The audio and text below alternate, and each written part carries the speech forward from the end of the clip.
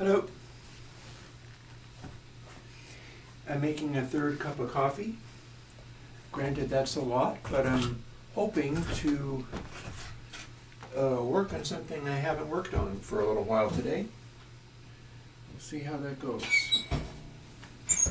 So I've got the coffee draining. Anybody who's following my blue sky knows that I spent a little extra time this morning doing a weird, silly thing, which I'm going to tell you about. Right now I'm going to fuss with the large amounts of coals here in the fire and throw another log in. There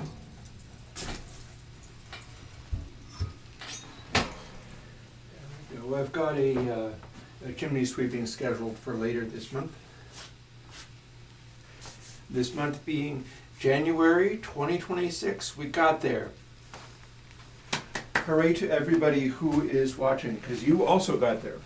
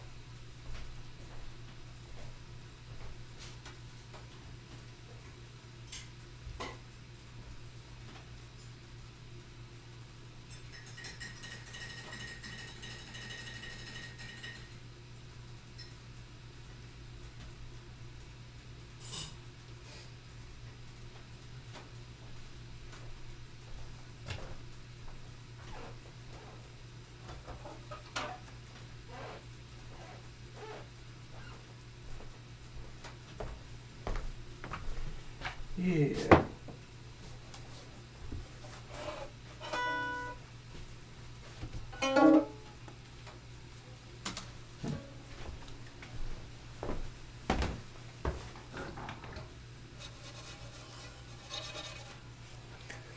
So I'm going to tell you a story about a guy who showed up in Scientific American, I think while I was a kid, who I read about and who I've always found kind of inspiring, although I couldn't tell you whether he's actually correct or not. And has to do with this sort of thing.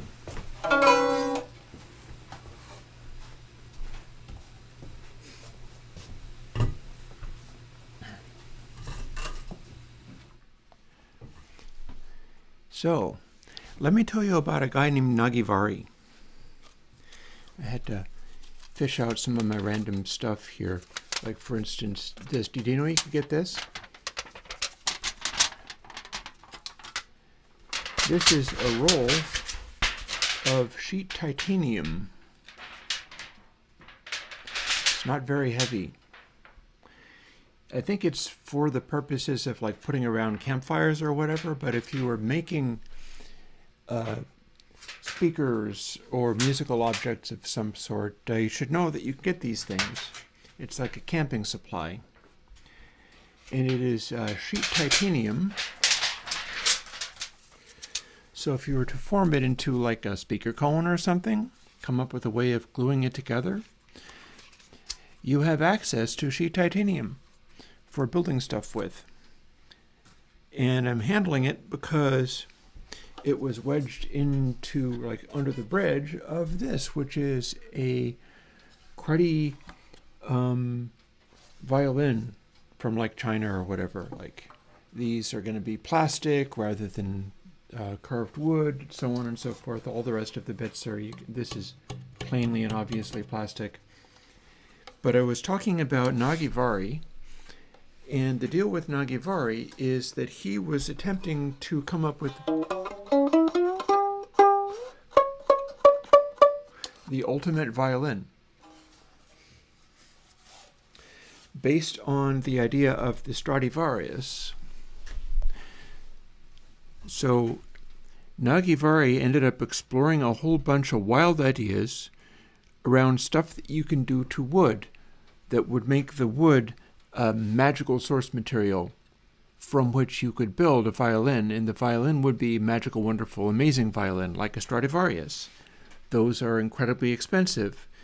Garbage violins like this are worth next to nothing. So what's the difference? And people have analyzed, like, the varnish. Is there mineral deposits in the varnish or something? Nagivari was interested in the wood because he had got wind from somewhere.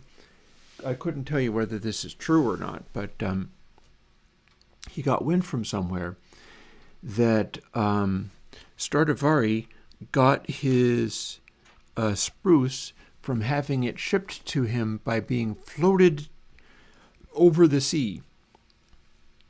And what this means is he would have had to work from spruce that was soaked with ocean water and then dried out. And you can do that. Like, you could float a giant spruce log over the ocean and it would get saturated with ocean water. And then you take however long it takes to dry it out, and there you go. And you do all the rest of the stuff, like, for instance, the shape of the bridge. The bridge has you can't really see it that way, can you? The bridge has these little carvings in it. You can kind of see the shape of that is a little unusual. There's a little saw notch in the edge and then a hole in there. And all of this stuff is kind of designed in particular ways, but also deeply traditional. And we've been making things like guitars and violins and such for a really long time. Something like a violin is very much on the traditional side of things, where they've got the shape for the bridge and they've figured it out, and it's not being altered at that point.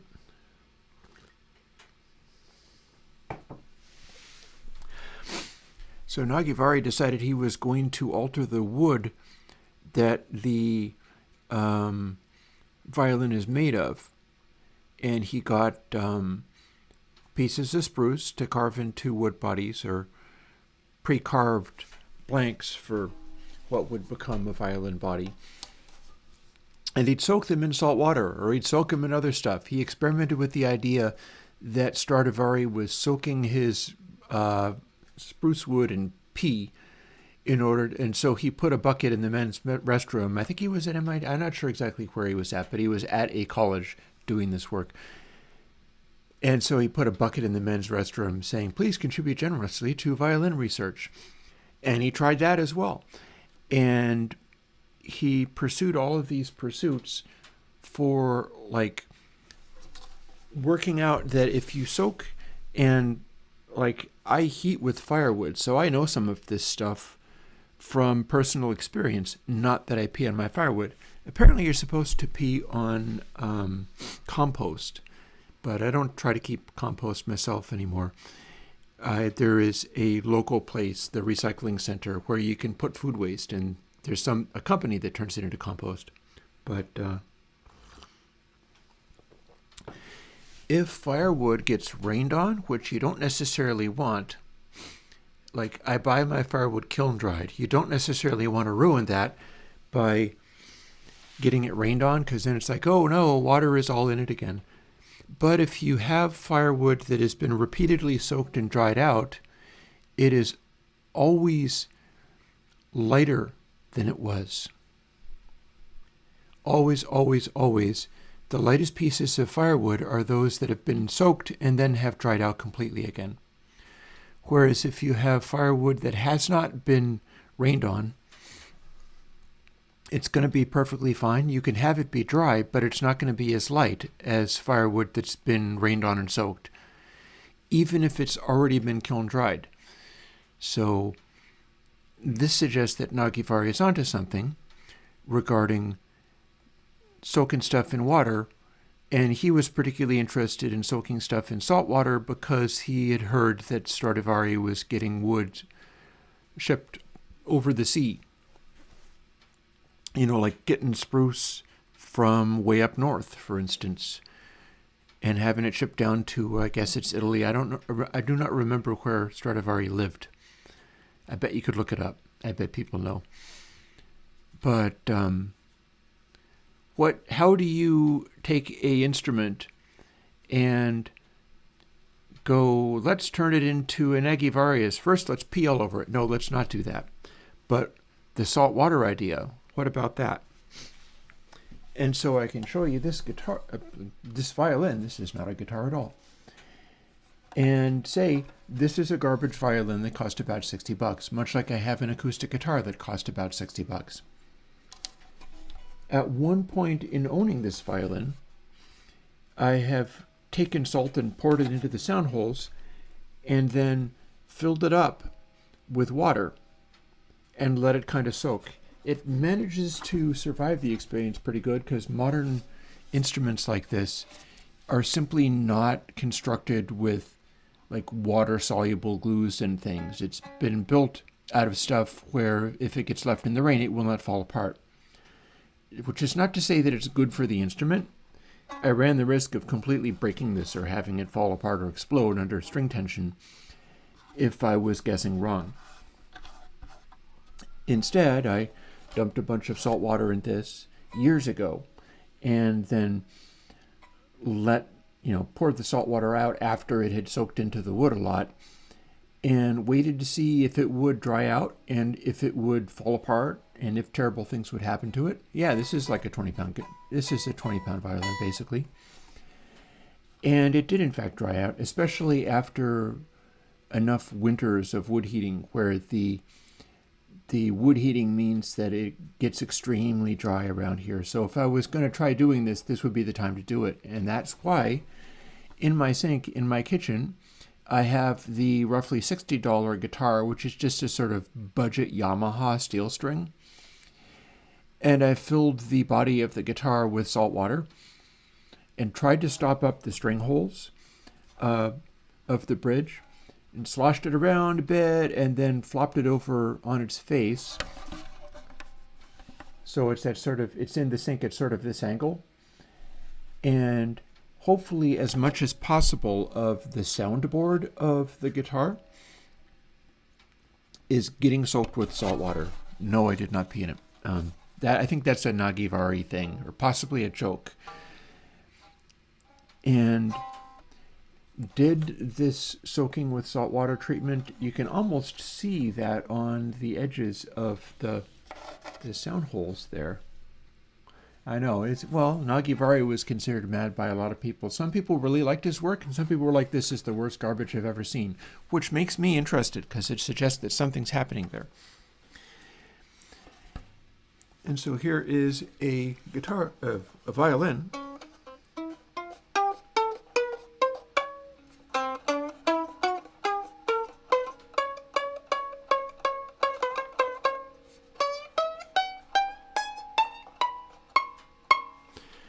And you could not tell me, I have no idea what a good sounding violin or not is.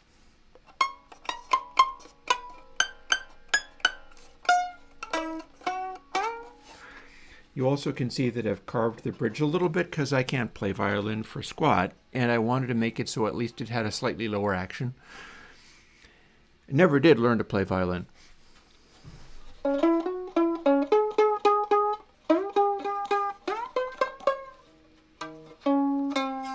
Oh, it's gone out of tune.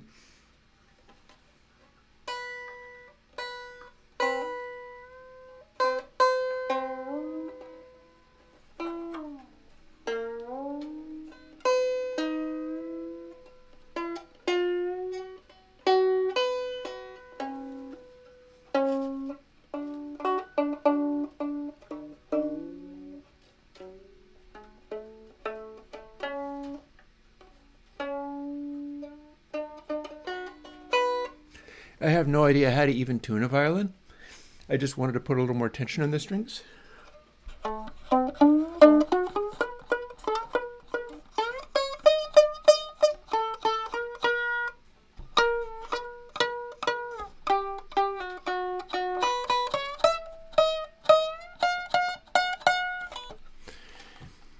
And yeah, that's the nonsense I'm on the first day of 2026.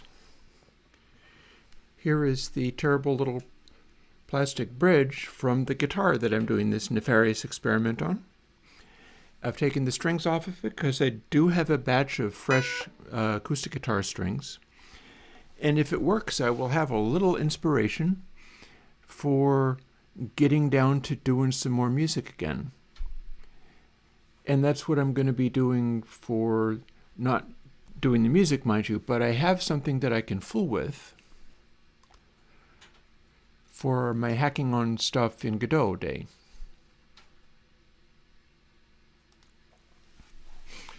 So I will briefly bring you up to speed with what I was doing before this point, but then it's going to be the Wild Music program, which is another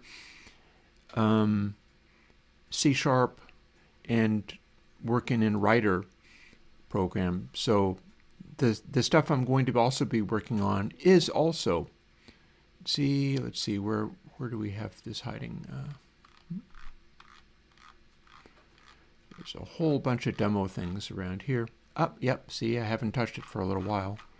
I haven't touched it since Godot 4.4, in fact.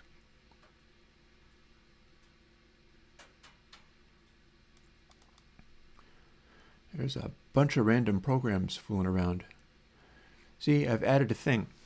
Let me put this violin that I keep calling a guitar by mistake, and let me put this titanium sheet, which is just camping equipment. Again, if you want to do some experimenting with things, and you feel that you would like to build something out of titanium because you'd like to build, say, a speaker, you can do all kinds of cool things. Like, for instance, see how this is? If you had a line source driver, you could fold this over and make a sort of double loop driver that pushes upwards like this on two panels of titanium, or maybe even fold it. I don't know whether titanium would fold or snap or whatever if you really stressed it. Yeah. That is the theory, and that is Nagivari. It's not necessarily proven. He's another lovely mad scientist, but he was working on violin construction back in the day. And you can, in fact, buy Nagivariuses. He made a bunch of violins. You can get them. That doesn't mean that they're great. He was doing different stuff to try to make that result. And yeah, imagine hearing that conversation. It'll be great if it works. It'll probably also destroy the guitar if it doesn't. Maybe you want to do it on cheap guitars. I am nothing if not fond of cheap guitars. So yeah, this is titanium sheet. It is definitely light enough that you can make a wonderful little tweeter out of this or whatever. If you have a way of driving a line up and down rather than just a point up and down. Point, you could do a cone and just shape this into a cone. Cut it in whatever way you need to. I'm sure you can cut it with scissors. You could cut it with Fiskars or whatever because it's thin enough that it probably will just shear. And then you could do, say, a long vertical tweeter by creasing it here. There, how can we see this? There we go.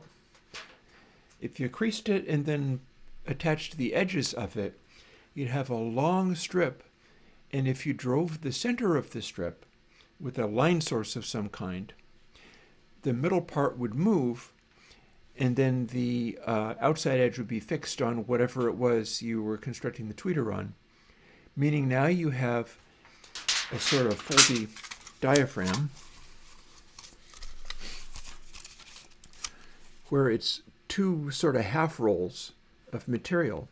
And if you move the center, not only are you moving a lighter thing than just the full area, But if you have two of these half rolls attaching to each other, it would also be interesting to see if you could make some kind of little driver that was just a line source in some very light material.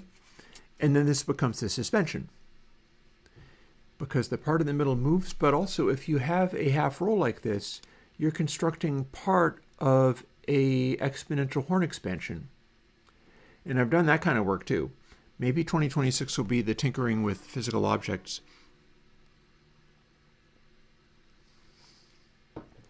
That'd be kind of cool.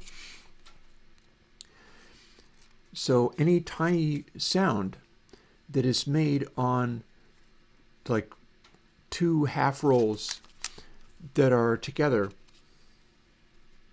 Well, actually, come to think of it, hang on. Let me bounce back to main cam. Actually, let's bounce back to wood stove cam for the moment.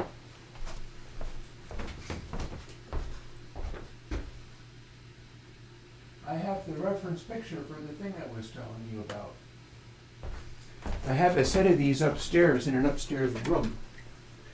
They're too large to actually use, which means I also have a large number of speaker drivers I have available. So remember when I built this? I built one of these. This is a paper model of what you can do with a series of wooden panels. Like, see, I've got yay of a width of the panel, and this is from like 4x8s of plywood. You get the plywood cut into smaller pieces, and then you have two panels that are, this is literally half of a 4x8, carefully calculated out so that you'd cut it in half along this diagonal, and then you construct the rest of it by just making other panels to fit between. And this is my isolation cabinet. It's an interesting, weird sort of isolation cabinet. It's not that great at isolating because it's very live on the inside. And there's kind of space for the sound of the speaker to get through some ports in here, and also in this panel to get through to where the microphone lives. Because I figured the microphone being directional, it probably wouldn't hurt if there was sound just passing through. It would lower the resonance of things maybe by not having it so... Oh, interesting.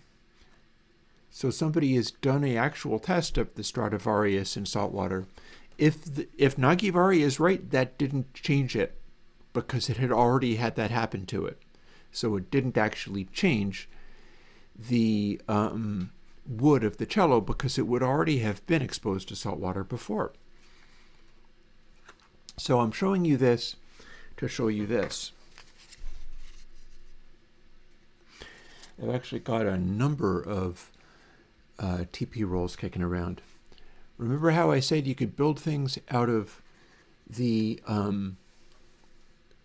titanium sheeting? Because you can get this at camping supplies.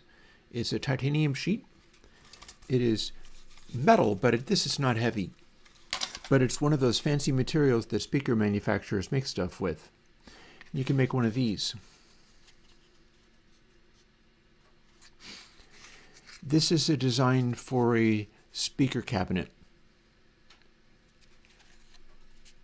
The tube it's made out of is 3 feet wide. You can buy cardboard tubes that are 3 feet wide. It costs a bit. I did this years ago.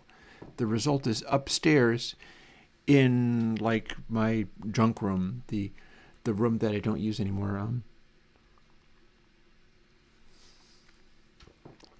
And when I show you this, this was the original design. You're supposed to put speakers in lines at this inner point facing each other and bolt them together with like threaded rods and nuts. Bolt them together so that they cancel out each other's vibrations. The back wave of the speaker drivers go into these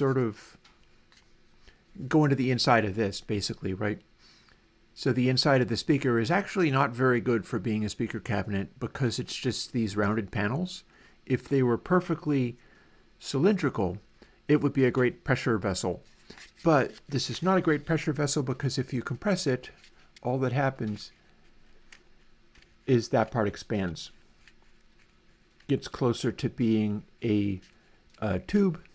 The closer it gets to being a tube, the better it will contain pressure. The closer it gets to being flat, the even worse it will be for containing pressure. So these are not actually good pressure vessels at all because they're not cylindrical. But they're very good horn drivers. So the speakers inside, along this vertical slice, which again, this is about 5 feet tall. I've got this upstairs in a room. I've got 2 of them. I tried to do studio work over these when I had built them, thinking I had built the most amazing speaker for fidelity. Turns out what I did was I made some PA stacks, and they're pretty respectable PA stacks.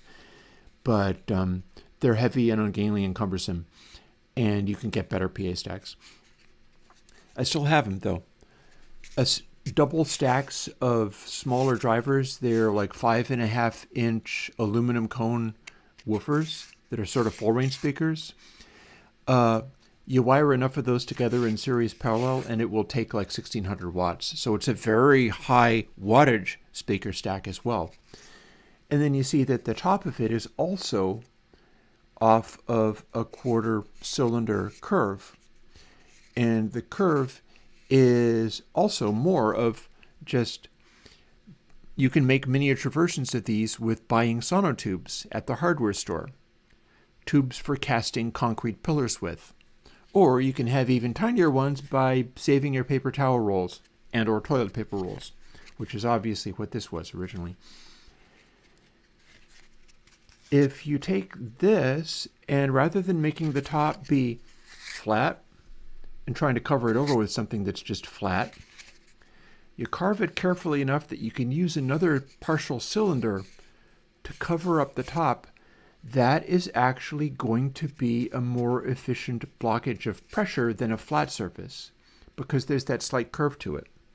Like titanium, you can make there be a slight curve to it. And this is actually an extremely limp, this is foil. But if you make it be a partial curve, it's going to resist pressure more than just it being on a flat surface. Doesn't resist the pressure at all. This is just physics stuff. And then if you have made the sealing off of this container, and the container being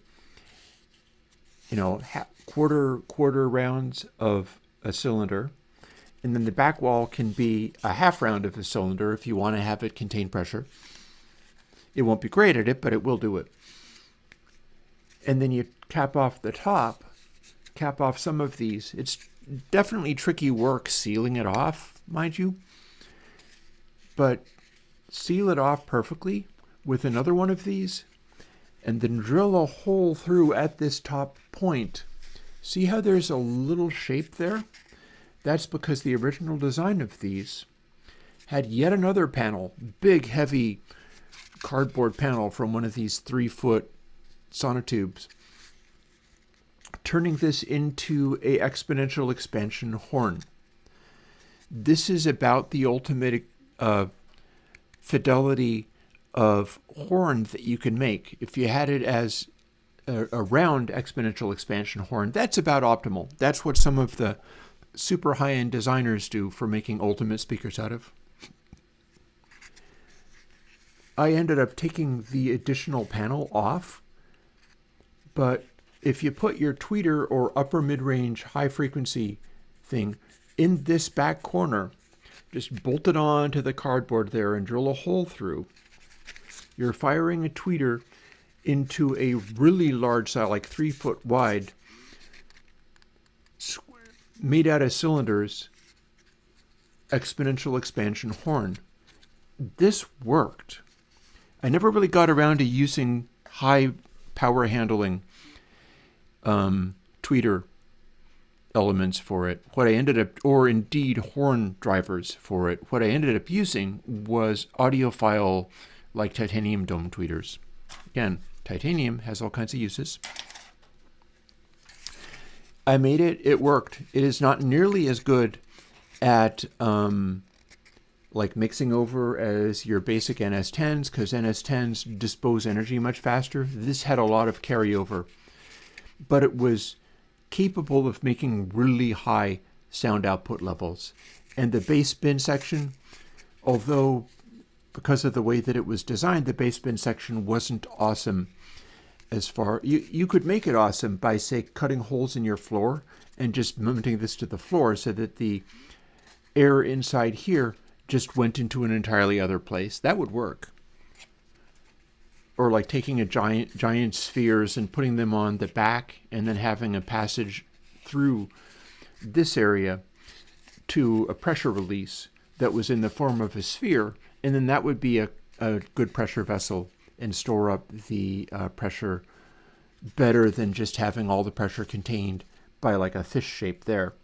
Because again, the pressure of that is going to modulate like this, and so it's going to let out all of the contained energy. Plus it also is a little bit weird.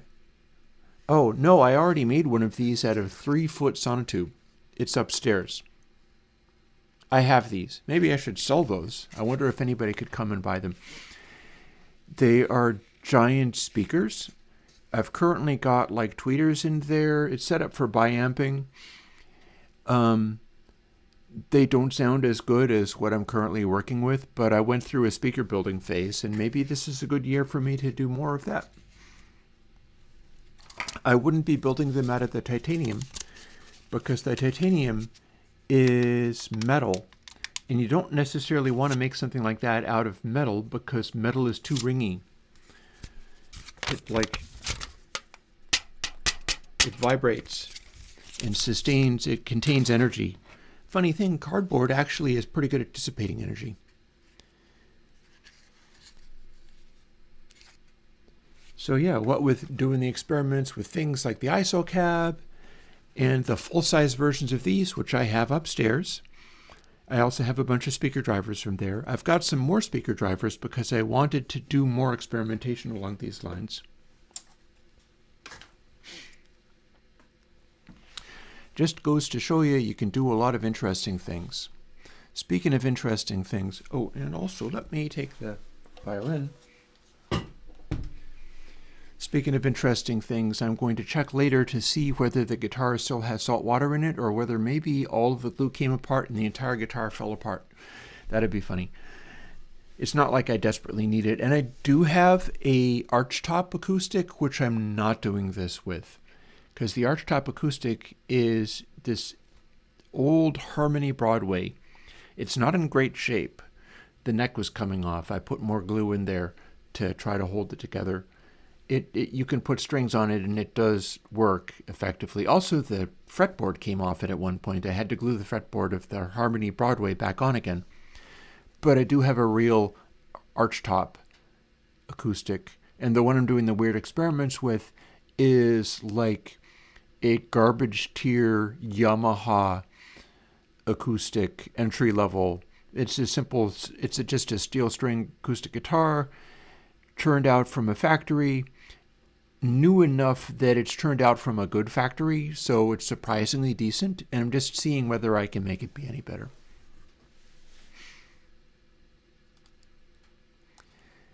Back over to here's where we left off.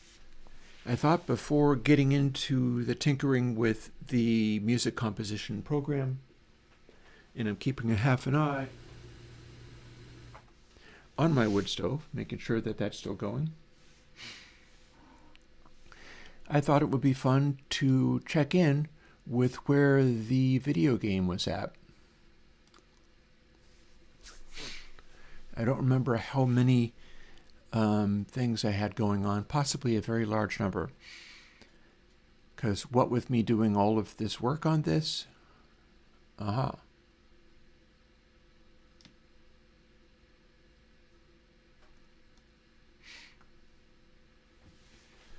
So this is a little hard to see. I wonder whether maybe I can put in the zone for setting this up, could I make it so that it zoops this section down? See, if I go close enough to one of the big rocks, there will be light in there.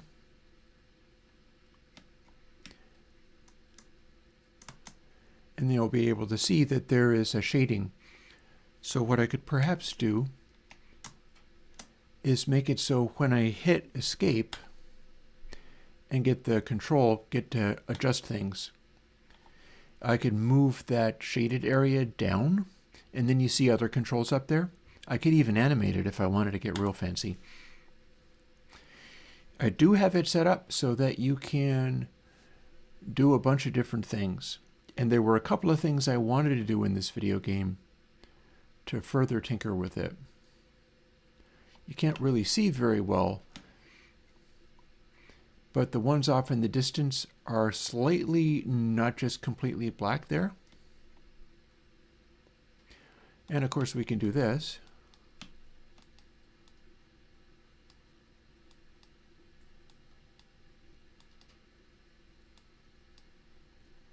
And we've got one of those little guys. So the thing that blew me away was the fact that this turned into a actually fun game when it returned more to the original concept. And that is pointing the direction of where I should go to find the real one. The very first version of this was done by my brother Dan, because he wanted to do a video game and wanted to participate with me in making some kind of project, doing something that we could do together. And he basically tried to do a thing that was, let's just make asteroids the way asteroids is in 2D except for 3D.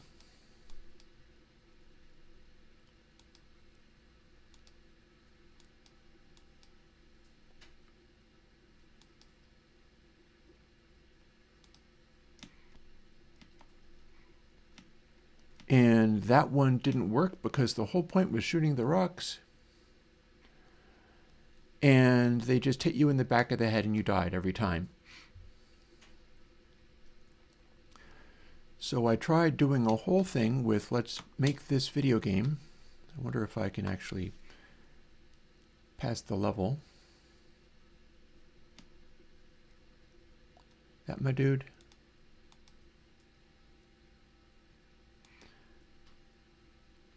No. I left my dude behind. He's hanging around here somewhere. See, having balancing game points is part of what makes something be good. So what I've done is made all of this generating new rocks. You can see that I've now got a counter. The thing that says left is going to be a score. And you've got two modes of firing. If you fire using the right click, it's a stream of shots. And those will get rid of a lot of these rocks real quickly. You got a pretty much unlimited fire hose of shots. But then if you do that, what'll happen is you have many rocks coming out. See, now we are up to 526 rocks, where we formerly did not have as many. And if you fly around all willy-nilly, one of the things that can happen is a rock can whack you real hard. If they are close enough to you, they are not dark. You can see them. If they are far enough away from you, they're more like this. Get close enough, and you can see them. But there's an awful lot of firing at rocks that you have to do in order to make them actually start going away, and they start filling up all the space. Now we have 643 rocks. If you destroy all the rocks, you pass the level, even if you haven't found your goal there. And I will demonstrate passively.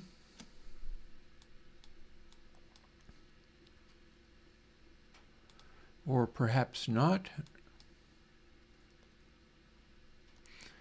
I said I would demonstrate passively, but then I shot at this and nothing happened. Here's one that's coming closer.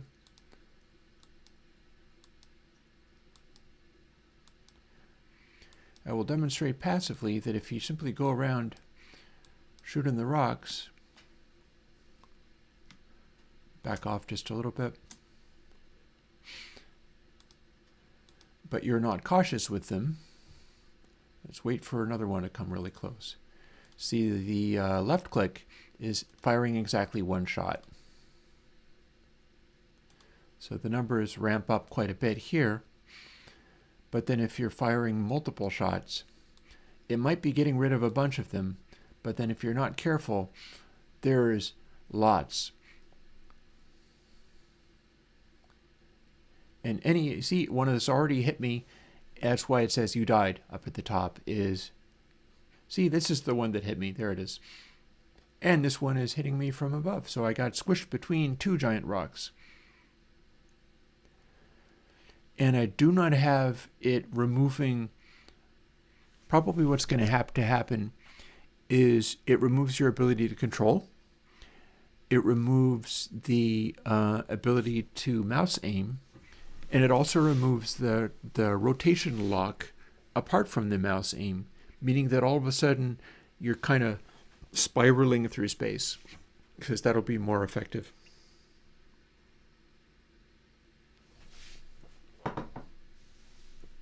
See, you died because this giant rock came and hit me, whether I was looking directly at it or not. Mind you,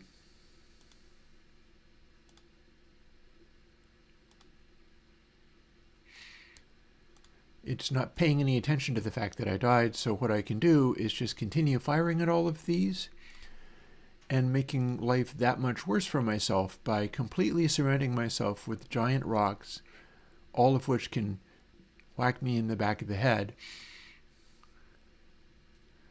Another thing I need to do is, rather than having the new ones appear in the same physical space as the others and gradually go apart from them, they need to sort of teleport out a little bit in each direction.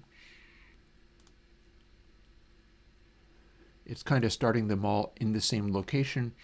That's not optimal. They don't have to be wildly different locations. It should look like it's bursting from, like I can probably position, oop, here comes another one. Maybe I am too close. The other issues here are that I am at a boundary of going off the side of known space. So if I do that, I'm shooting these zaps, but they are disappearing as they go past the boundary of known space. So I can shoot at this guy and then probably not be able to hit him. Yeah, see, I can shoot as long as I want. It's not doing anything. It's supposed to be able to do something, but it's not doing anything. I honestly don't know why that is either. But this one, it should be able to hit.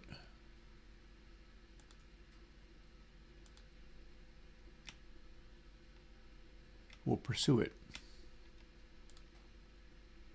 Yep, and I was able to hit that one, breaking it into the smallest possible ones.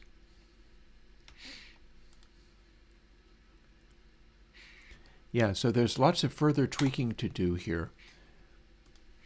One of the tweakings to do is overall gamma.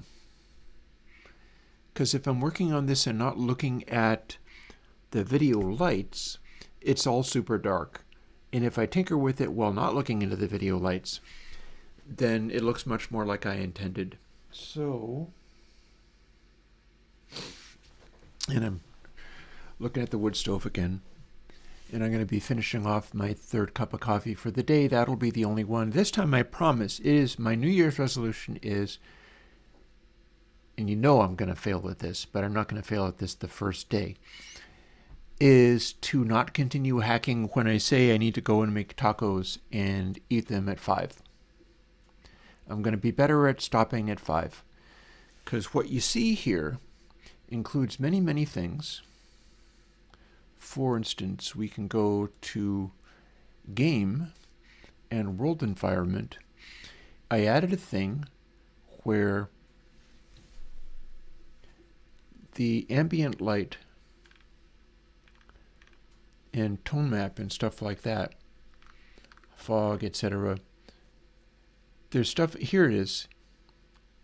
It says aerial perspective. What this does is it makes it so that the rocks in the background become a lighter shade of purple rather than just being 100% black when there isn't any light on them. I chose 0.4. Let me show you what happens when we do a much larger number.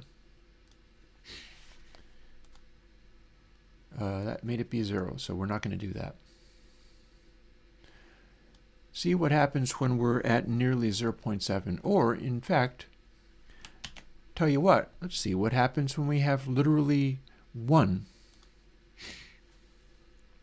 And I'm going to dial the game back because I believe I am testing it. Yep, I'm testing it at level 900. There's stuff I'm doing with regard to trying to make the level difficulty scale up. And I'm also making the world size scale up. Ah, interesting. And part of it is making sure there's lots of asteroids in here. But see off in the distance there?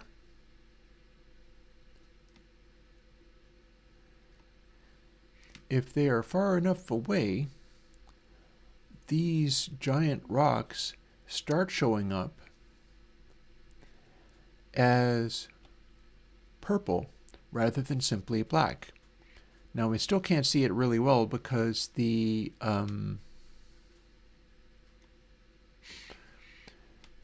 way that's affecting things is not really strong enough. The color, it's taking the color of the backdrop. In fact, it's going to be trying to take the color of the backdrop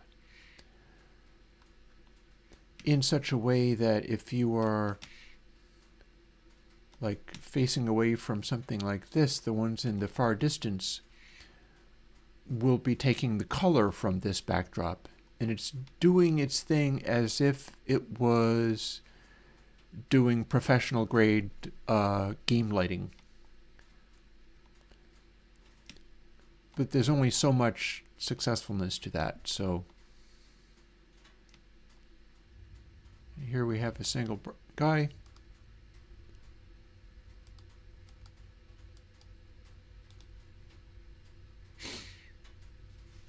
So one of the things I've tried to do, and I think I've successfully done it, is make it so if these guys cannot see the target, and it no longer matters whether or not, ooh, and look, I think I'm down at 0.0 because that is a visual glitch that I never actually succeeded in solving. This is essentially all of the textures overlaid on top of each other, and it doesn't have any physical reality to it. Like we just go right through that. I don't know what to do about that, never solved it, but that is all of the textures at once on a visual representation that doesn't actually exist.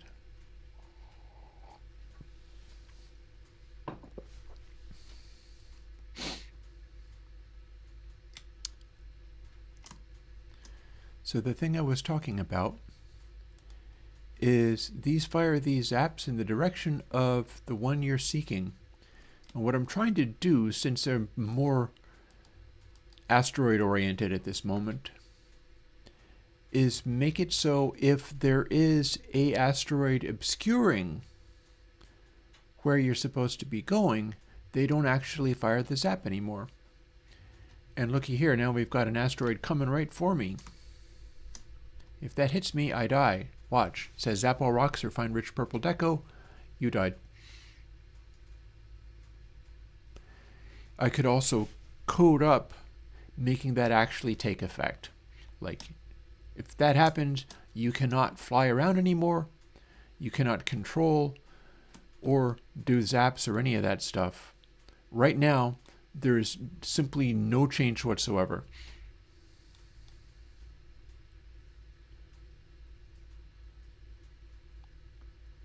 So it's supposed to be doing a thing where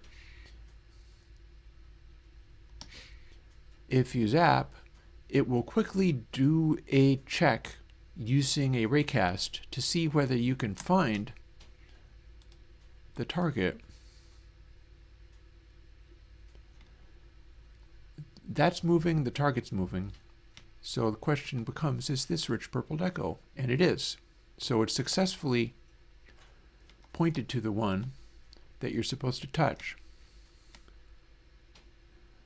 And I've just zooped past it as quickly as I could, so now I've lost track of it again. No, I didn't. There it is. It's moving about. See, I died, but I can still go to the next level. Because I haven't implemented the death mechanic, I just changed the text, is the only thing that happens. So here's where we're at with all of this nonsense. Also, these guys are jittering because they're what makes them move around is more of a direct assignment to velocity than it used to be. Well, we'll get into that. We'll get into that momentarily.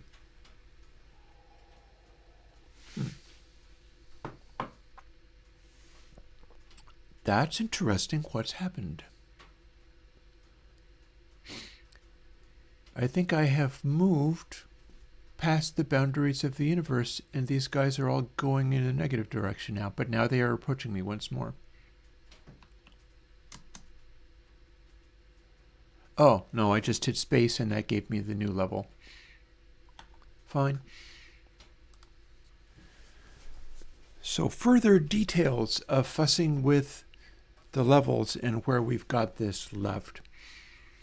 I just did a change here, which caused it to do the fog more, or not even fog. The thing that I just changed wasn't fog. The thing that I changed was aerial perspective.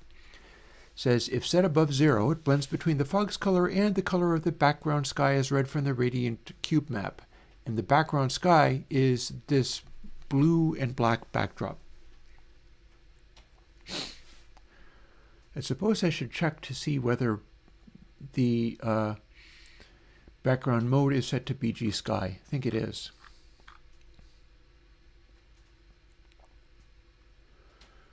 Sky material, I do have, yep, sky resource. Here's my FOV. Here's the source for ambient light.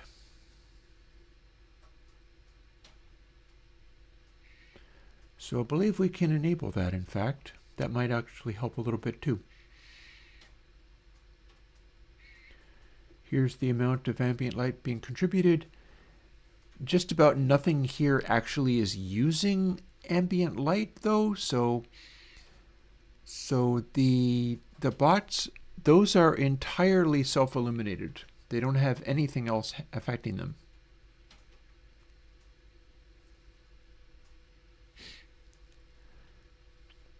These things, yeah, sky contribution. So all the light is provided by the sky, so the ambient light doesn't have any parameter. Reflected light. So that's a specular light source.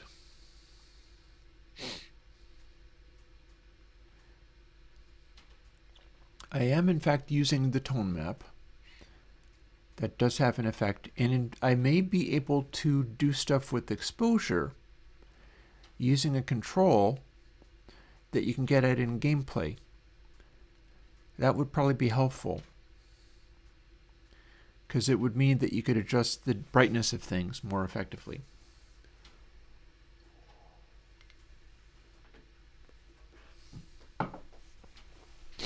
Because currently what we've got, not really doing that. And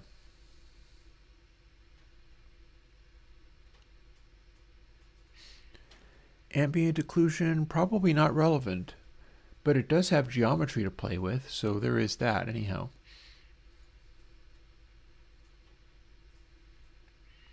Also, we don't have reflections going on, so that's moot.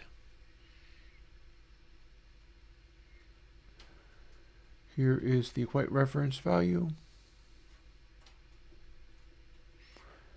Technically, we can play with this too. If we have the tone map, but white is 2 rather than 1, it then looks, I can use a larger number for this, surely, 400. It then looks more like this.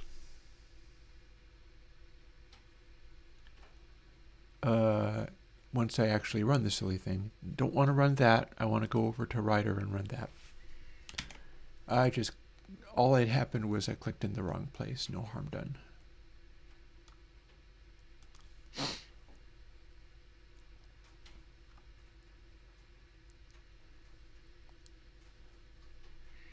So I just changed the tone map, but it doesn't seem to have done much. However,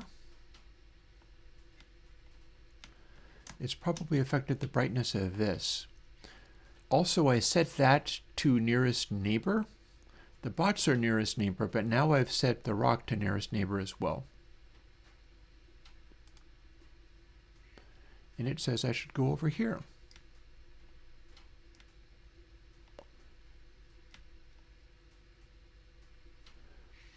But in fact, it just missed the bot it was aiming at and instead hit some of these larger ones and broke them into smaller ones.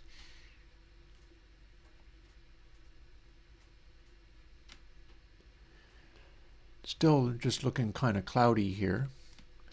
I can keep an eye out for where the sparkly bots are, because where they are, the rocks are not.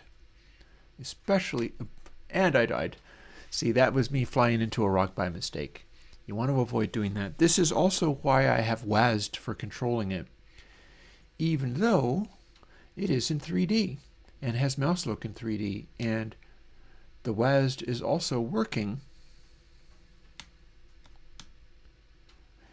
in 3D no matter which direction you're pointing. You can look down, and WASD still has an effect, although if I rotate, no, it's doing a fairly good job of dealing with things. And that's because if you're used to doing like first-person shooters with WASD, you might have quick reaction times for seeing something coming at you like this and going, I need to dodge. Might be possible to deal with the fact that we're not actually having 3D controls, but we're having WASD, so we have kind of like, we have closer and farther, and we also have dodge to the side. And we're also close to the boundary layer. But anytime you collide with it, that also means you can shoot it. So you can, in fact, go up against something like this and be like, ah! And just fire a blast of zaps, which will hopefully make all of these things get out of your way, and then you don't die. That's a really bad idea, though. Because what you're going to do is make a bunch of guys out of the way, but then the rest of your shots will have gone off elsewhere and created many more rocks to hit you out of very big rocks like this one.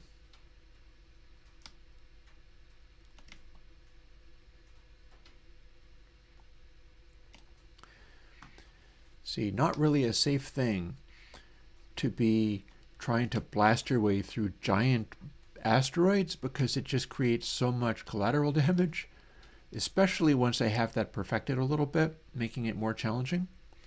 What I'm probably going to want to do is impart speeds to these things, but then also offset that by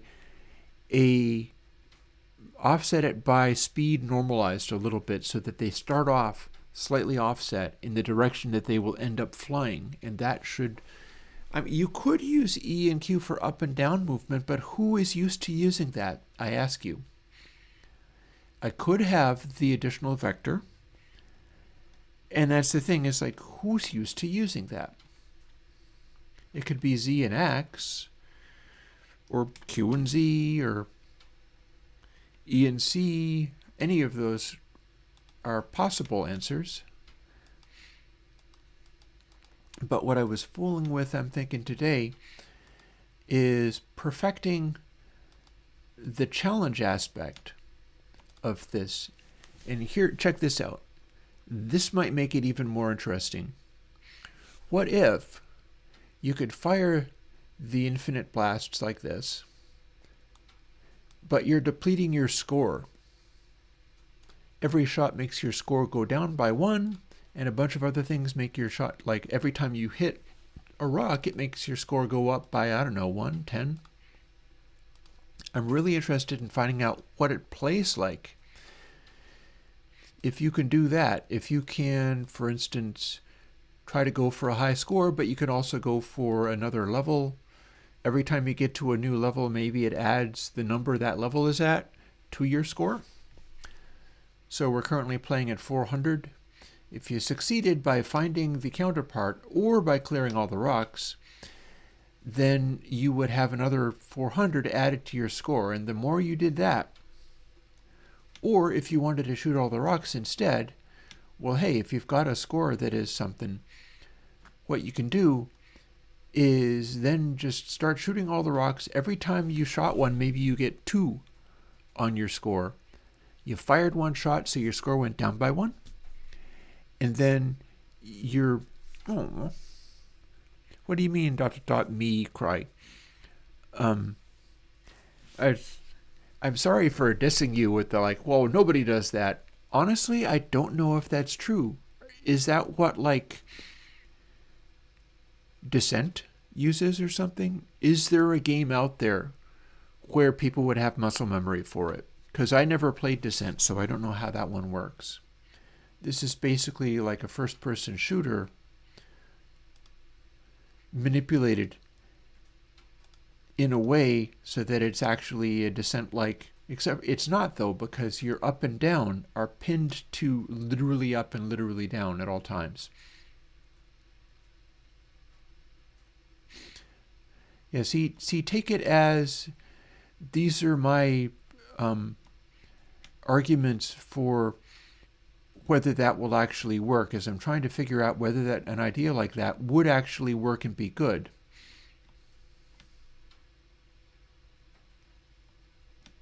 Oh, if it feels comfortable to you, maybe that's not a bad notion. After all, if your fingers easily go up to that, I could see that being, like, if you're doing WASD, you are correct that you've got a couple of fingers that could go up. So maybe I spoke too soon. Maybe I spoke too soon. And I'm pretty sure I'm not using Q and E for anything. Do you find that Q up and E down makes sense to you? Real question. Because I tell you, what we can do is immediately go and try to set it up. Yeah, I see. I could feel that. I don't think that's going to happen right away, though. Also, I am out of coffee. Although I still have some water left. And I could probably throw another log on the wood stove. I'm going to do that and rinse out my coffee cup. And then come right back and we're going to try the thing that you suggested. I feel like I spoke too soon. And although it's a reasonable argument that I gave, since I haven't tried it, I don't know. Maybe that's a fine idea. Again, feels like if you have 3 fingers on WASD, it's not hard to move those fingers up one.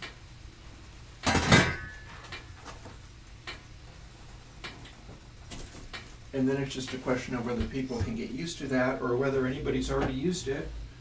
If not, who's to say that you can start with WASD, and then if you needed more agility in the 3D space, those would also become available. But you don't have to hit them if you don't want to. Maybe that's a great idea. I will be right back.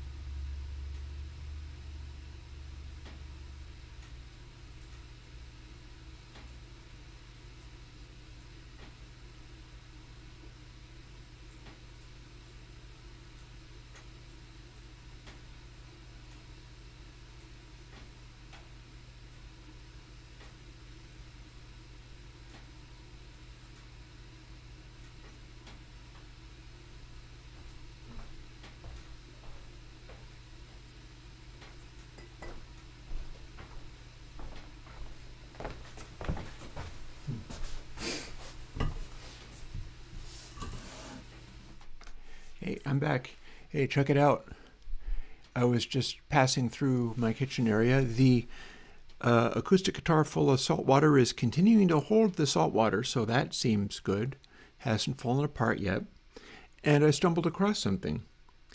If you were building a weird speaker cabinet out of like cardboard tubes or whatever, and you were simply trying to do various things, such as, remember how I said if you had the a pressure vessel on the back of these, you'd be able to make these contain more air pressure if there was a pressure vessel that it could escape to? I literally just walked past this. This is a light fixture. It's made out of glass. You could cut a hole in a cardboard tube, which you were trying to use as a speaker cabinet, or indeed anything else that was your speaker cabinet, and glue this into the hole, and then you have a pressure vessel. And it would act like a Helmholtz resonator, so that would tend to remove a one particular frequency. But anything that you find like this would work.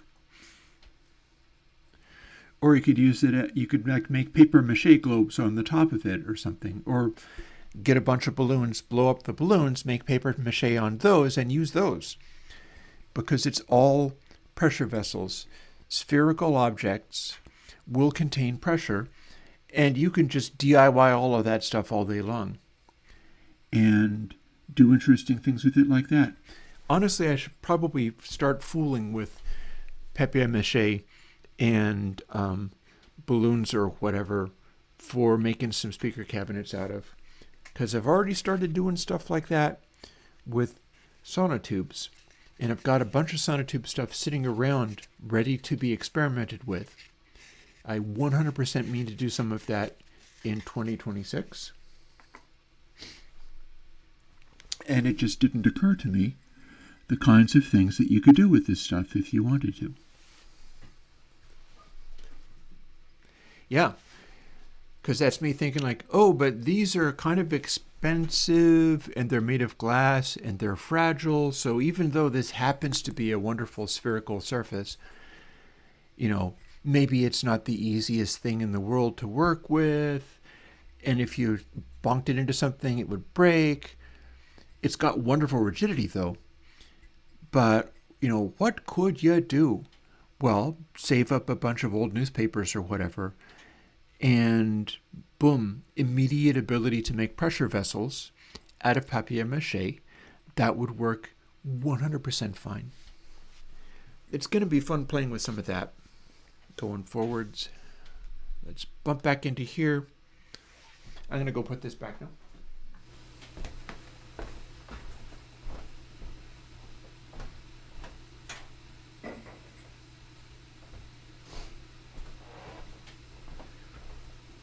Also, the great thing is that if you were building speakers and having them be relatively low wattage, like an NS10 is pretty low wattage, if you're making them relatively low wattage, you can simply start using those dual cone low wattage, just generic speakers and doing wild experiments on those. And I believe that will produce many useful effects. Because see, those sort of garbage dual cone driver low wattage full range speakers, that is a voice coil that is small enough to be able to go right up into the high frequencies, and it's being held back by the fact that it's got a heavy cardboard cone going out to about 8 inches, and that is limiting what it's able to do an awful lot. One of the things I was going to do experimenting with this is experiment with taking those, and again, they're like $8 drivers. These are not expensive speakers. It's not going to break you. You don't have to go buy Lauthers or something. But carve away that cardboard one and replace it with something. what I'm going to be trying is replacing it with much lighter white paper cones, like from a sketch pad that you can get at the dollar store or whatever. It's a little bit heavier than just typing paper, but not much. And trying to design a paper cone like that, you can even have it be a glued seam. NS10s have a glued seam. They're just a paper cone. That's not an accident. And then support that paper cone by resting the inside of the cone against the flared inner cone of the dual cone driver, which is a sort of curvy cardboard thing, a little exponential expansion there. That's physical structure. It's kind of flimsy, but it's strong enough to project high frequencies.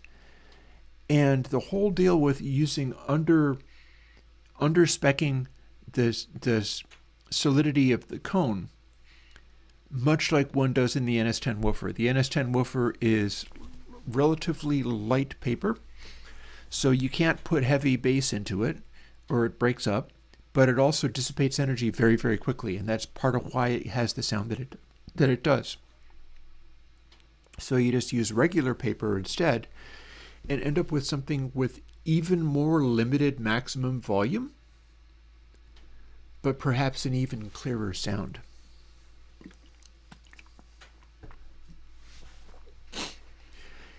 Currently, I am literally using Yamaha NS10Ms. I am pretty much sold on the idea of the NS10s being your magic mix speakers, because when I started using them, I was able to do stuff that translated. I'm pretty sure I've also figured out why. And I'm looking forward to experimenting with whether I can make speakers myself that do similar things. That'll be real interesting. Let's bounce over to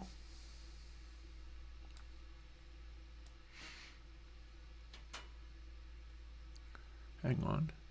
Let's use up more of the screen by this. There we are. And there we are. We're going to go into the controls, and I'm going to follow that suggestion, Chad Embro. I scorned it way too soon. Maybe nobody has muscle memory for this, but that doesn't mean it's not a good idea. There's our WASD. Now we're going to add additional controls. Left, right, forward, backward, up, and down. So what were you? You were thinking E up and Q down, huh? Could be swapped.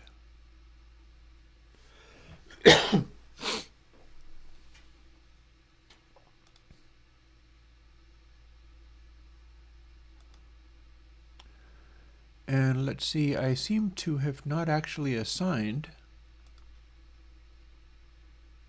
the key to it. So maybe let's see whether we can make this work this time around, okay? Do up. Presumably you do hit add, and then I guess I find out later. Oh, I bet I double click it? No? Now what's up with that then?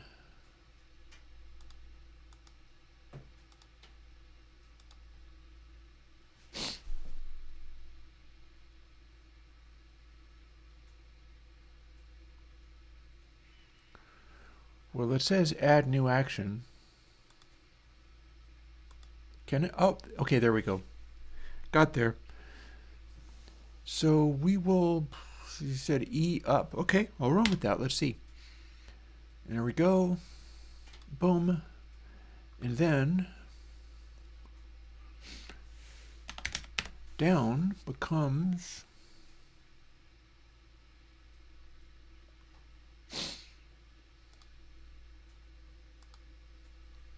W.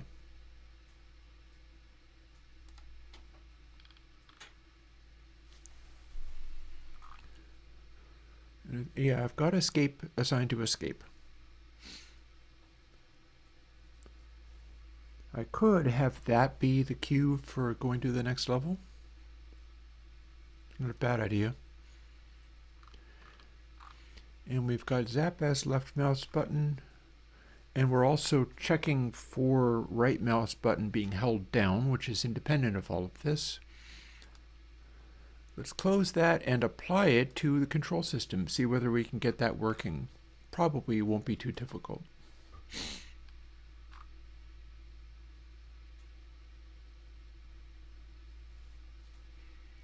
Might be more difficult than I think.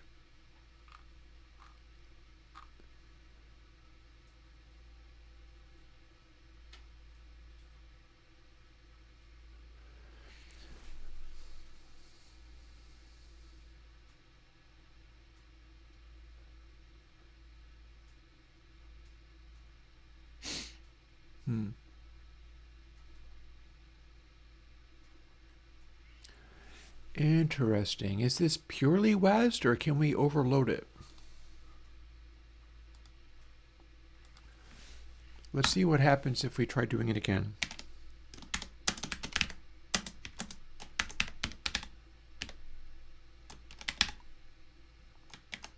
I want to see what it suggests. Okay, it is suggesting WASD.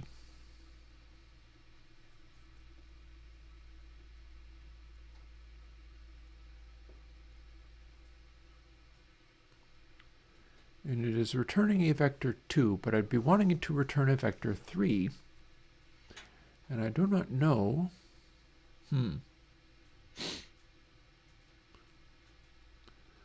So we get to do this, but this automatically returns a vector 2. What do I need to do to manually do the stuff that made this happen? R for up and F for down? Well, that seems legit. Thing is, we've got Q and E handy. Which is not to say that you couldn't do stuff using Q and E separately. Yeah, no, this is pretty straightforward.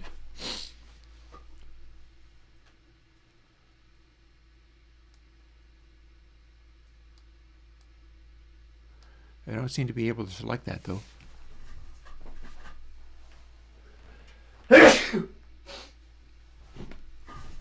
Excuse. So left is positive x. No, left is negative x, and what right is positive.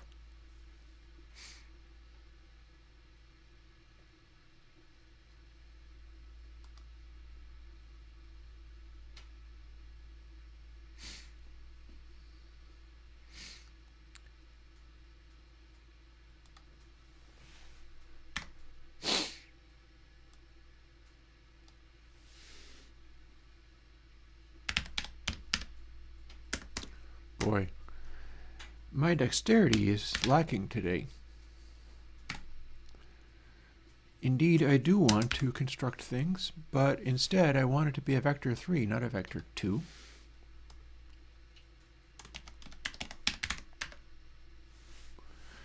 Yeah, I can't spell today. It's fine.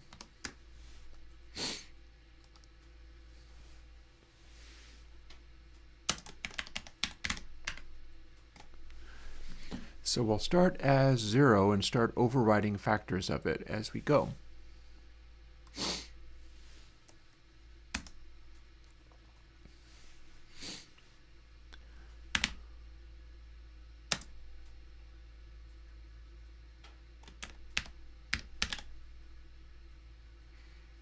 And we're not going to do get vector. Instead, we're going to go through these individually.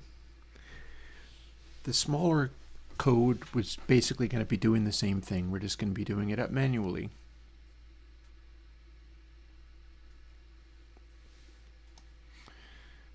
So what kind of language might we be using?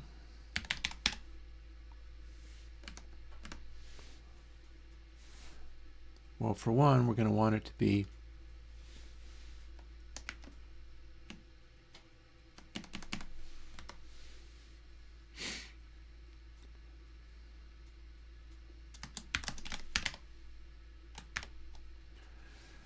Okay, it doesn't like that.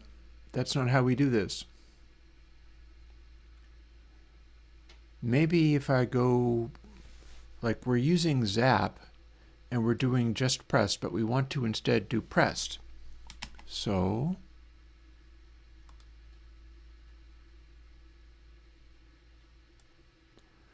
we'll override that, but then we'll make it be left. And then we'll take the just out of there.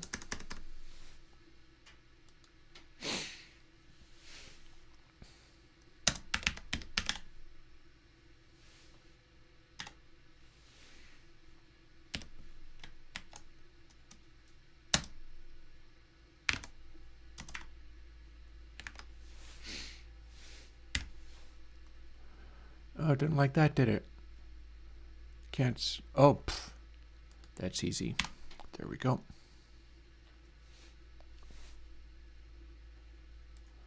And that's going to be input dir z.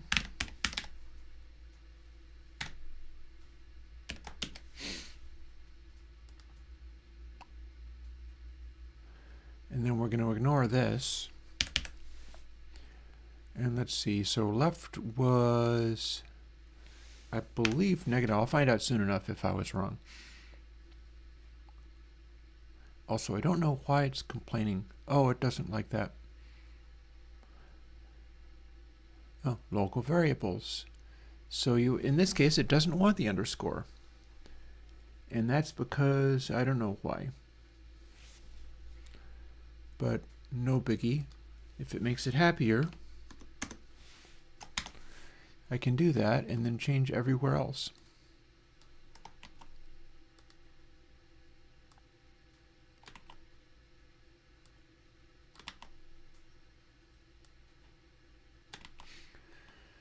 This also means we can store input dir and have it zipping around among these various things, giving it a little more sensitivity.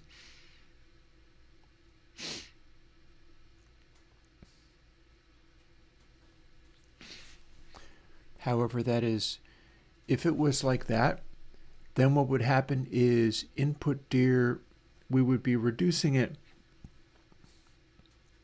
We'd be storing it, but then we would be reducing it by going like input dir times equals 0.5. And that would dial everything back down rapidly. And then we'd be adding according to what else is going on. And that works kind of like this.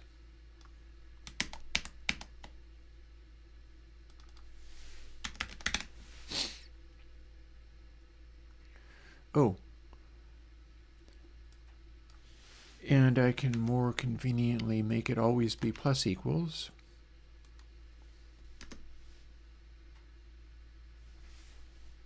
If you have both of them pushed down, no effect. This will also let you do diagonals, which would be more amplitude, but then what we can do after that is normalize it. There's a problem with normalizing it, though. But we can make it so that it, like crab walking, won't get you extra speed. Actually, no, we're already normalizing it here, so that's probably fine. Actually, that is fine. Don't need to do a thing about that.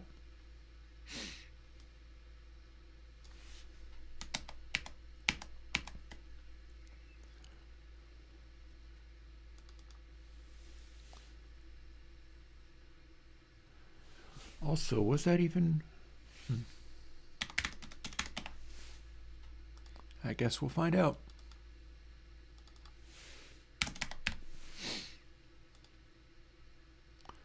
Hang on. Yeah, it was back what it wanted. Then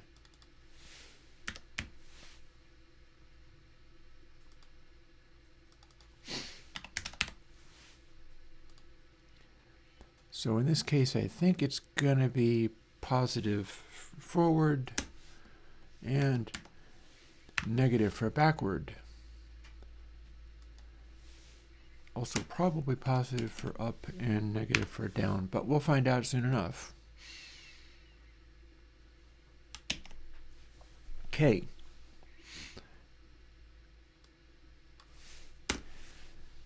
That's probably going to work.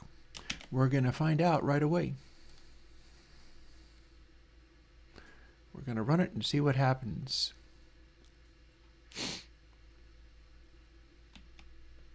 Okay, back didn't work. Back is apparently now side. Forward is also side.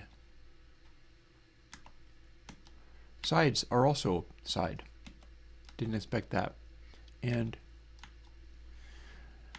okay, I think I have failed to update the X, Y, and Z properly. Let's test that assumption. Ah, sure enough. Sure enough. Everything says X, that's why it's doing that. So when I had it previously with the input dir coming in, what ended up happening was it was automatically assigning on X and Y. And I know it left Z out.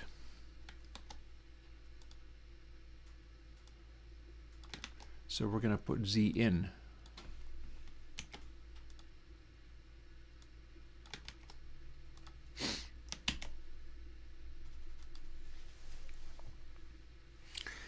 Now let's see whether it works the way I expected.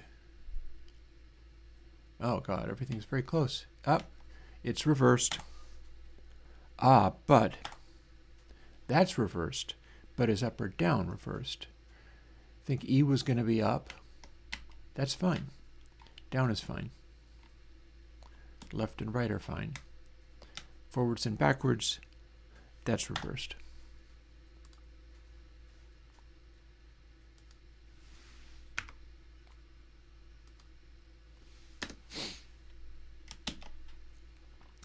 Okay, we've got the Chatembro version. Oh God, and we're being surrounded by giant rocks. Let's go up to one, or go up to one of these bots, that's safer. Forward, side to side, up and down.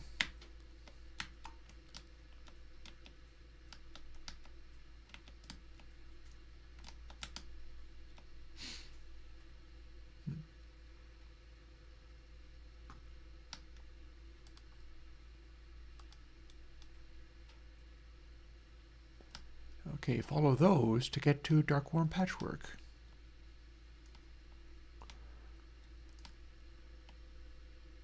The bots don't actually fire very fast.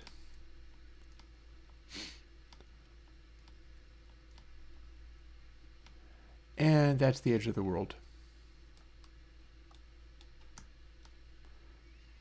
So I failed to get near dark warm patchwork, but that's probably because it moved out of the way. Let's see whether this guy has anything useful to say. Up, I am past the edge of the world again. It would be nice to solve that problem at some point, I would say. See, there's the 0 point. In fact, so it doesn't respond, but when I zap this up, and it disappears. And it's got a weird looking glittery effect there. So this is a problem that also needs to be solved, but I'm not yet able to solve it.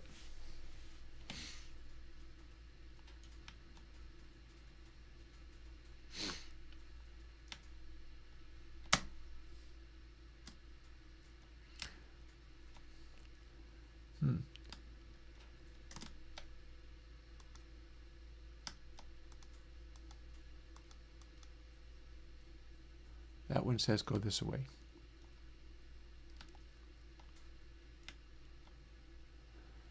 And the shots that it fired have just removed one of those giant rocks. So here is the side effect of doing this, is that you can just be asking for directions and end up causing yourself to die. Let's do a further thing. I feel like I should be able to make that "you died" part have teeth to it. It's in player, and I've got a game over.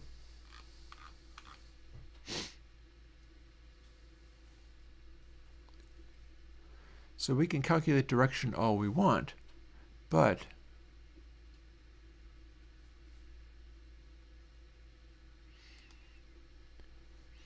and that is a thing where it is trying to steer you in the direction of where you're pointing. Like we'll crank it up a little bit, or we'll crank it up a lot. The idea was to make it be a little easier to move around. And I will show you how that works. Oh, I did it a little too much. It has made me stop dead.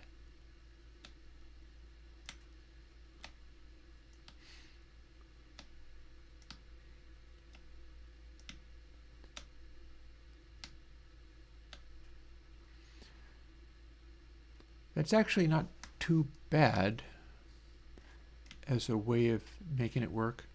It's restricting my top speed quite a bit.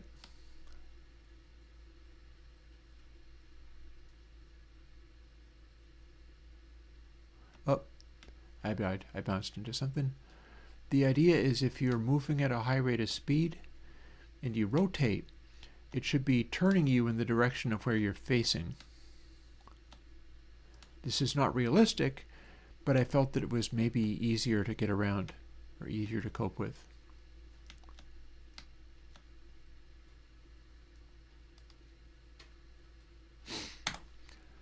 That said, I exaggerated it way the heck too much. So instead, if I take it down to 0.1, see it's lerping linear velocity. Oh, it's taking linear velocity and lerping it by itself times normalized dot direction. So if you just straight up took it, it would exaggerate your speed, I think. If your direction is straight, then you get to amplify your speed significantly. Let's test that assumption. And then plus direction. And both of those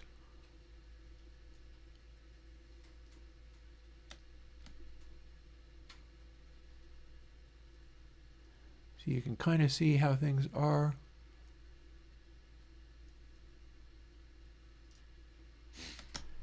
It's supposed to let you accelerate in a direction, and then there's an extent of drag if you've actually reversed direction in some way. Because otherwise, see, if we go forwards, and then it's grinding to a halt a little bit more slowly, or turn, and it's supposed to hit the brakes more aggressively. It's like it doesn't want you to slide backwards into things. It wants you to point forwards wherever possible. Maybe if I exaggerate that further,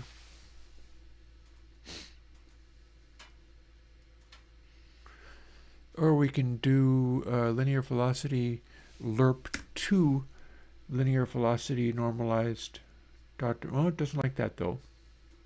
Why? Oh, that's why. Because you're lerping to linear velocity normalized is... No, this should all still be 3D objects.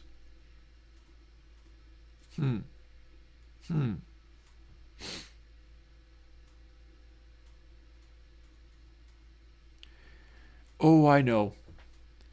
Linear velocity normalized dot direction returns a float. That means we could substitute this. Not that.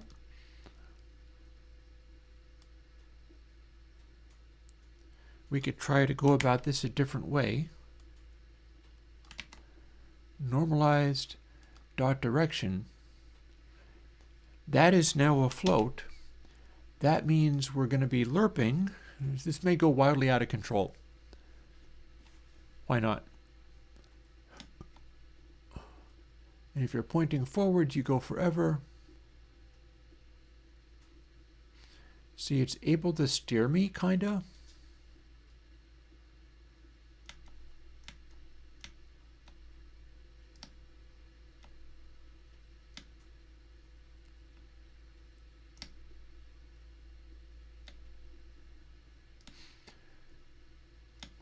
The idea was if you were applying acceleration,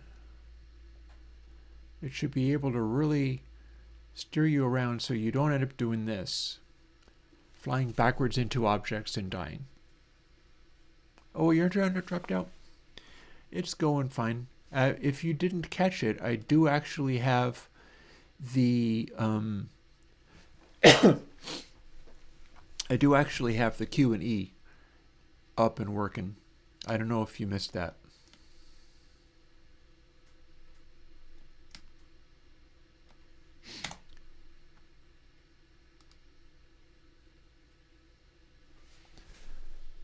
So linear velocity, normalized dot direction. And this is the lerp.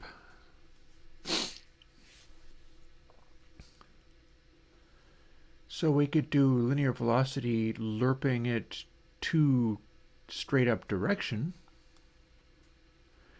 This is all me trying to find, like ideally, you could have the 3D space and you could have your mouse control and it would just start following around the direction you were pointing like it was on rails.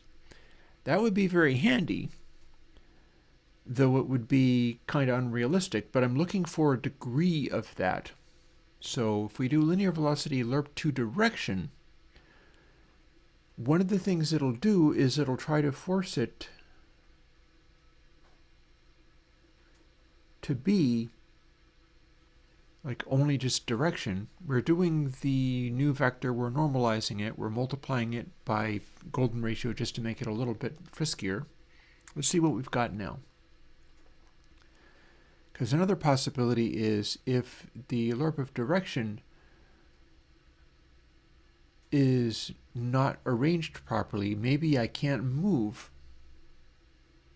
Haha.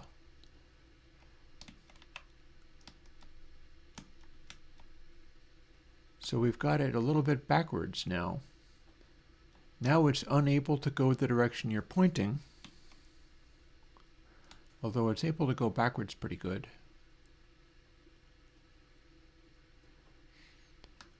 And when direction is 0, nothing's happening at all. So we've got a super uncontrollable aspect here, where if you're applying a direction that's actually useful, it can't actually behave with that whatsoever.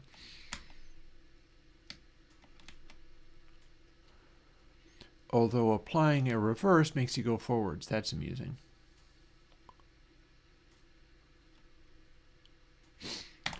So we've got a behavior that's kind of like what I'd like to see. It might be one of those things similar to some of the plugins where it's like, okay, let's try 1 minus this.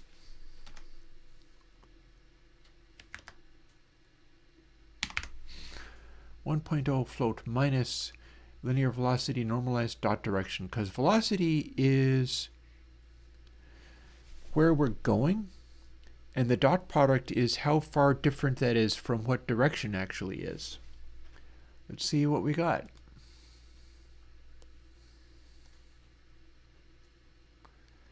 Also, dot product of 0 might not be what I expect it to be. Can we move?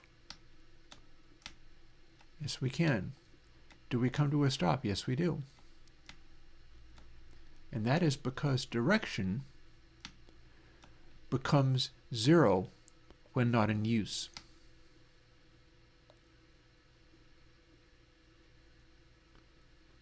So it's behaving a little weird.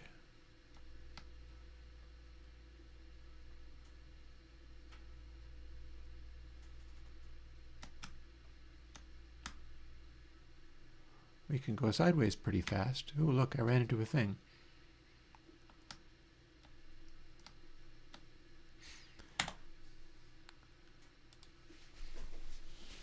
So what that means is linear velocity normalized dot direction is basically 0 when it is at its most effective. So if I had it at just trying to use it directly, when I was pointing in the direction of what direction wants to go, and the linear velocity is the same as that, I got nothing.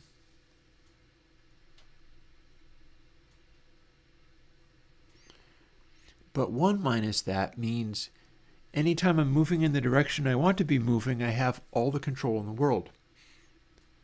And then it instantly stops when I don't. So one of the things that can happen here is we can retain a little more of input velocity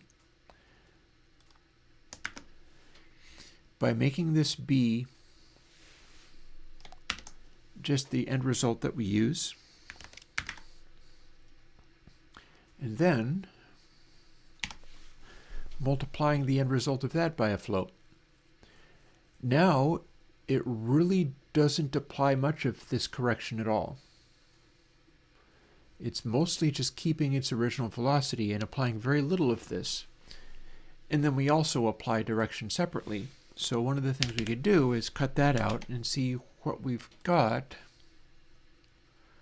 on the basis of this. This is probably going to mean I can't get moving very well. And in fact, I think that is correct.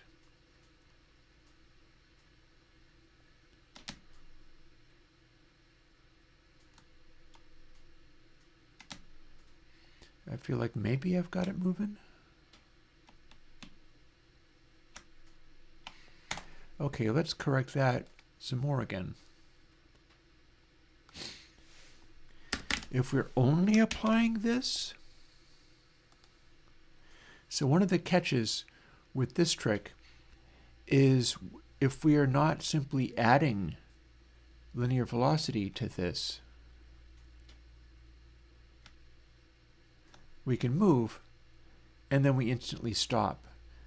We're not adding the thrust other than as part of where we're facing.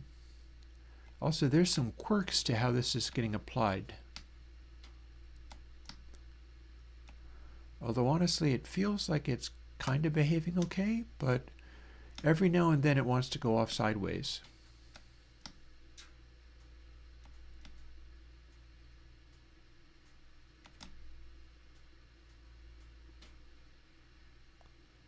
The point of doing it that way is I should be able to steer and then it's going the direction I'm pointing, but it's not really quite doing that, is it?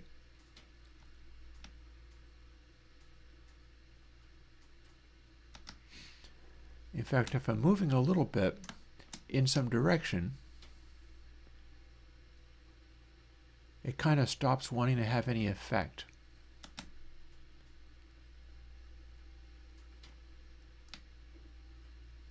Here, see, moving that way,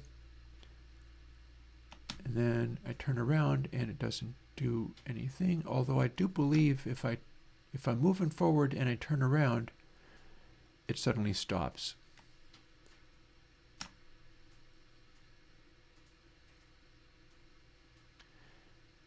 That's not bad. It's not great, but it's not bad. If I do it properly, it means I'll be able to go towards things and then steer in their direction and have some of my speed scrubbed off.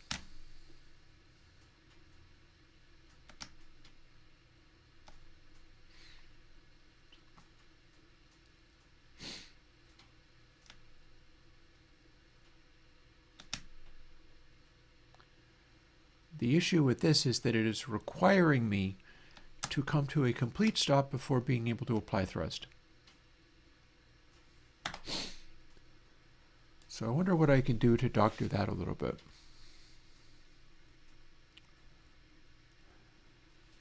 So if the lerp becomes larger, then we rapidly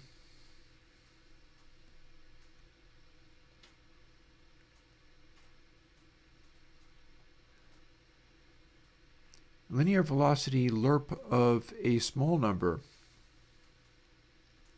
means we retain linear velocity.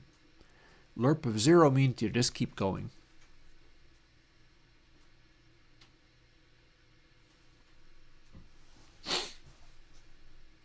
Continuing to point in the direction means that linear velocity continues to be the direction you're using. It's when the velocity and the direction depart from each other that we run into concerns. So here's a thought. Let's reverse the order of applying these.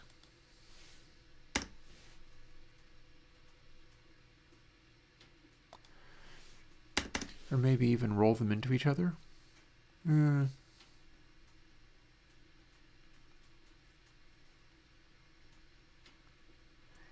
No, it should be fine.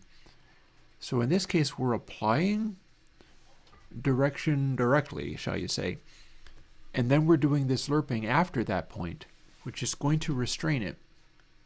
But if we have direction happening, then we're always updating it. We're always increasing by it.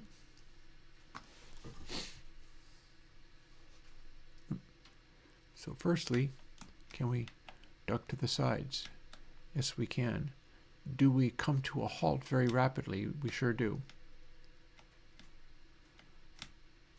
So that is arguably... Oh, and then if we are moving, we come to a halt instantly, but then if we turn sideways, we don't immediately transition to the new speed, do we? In fact,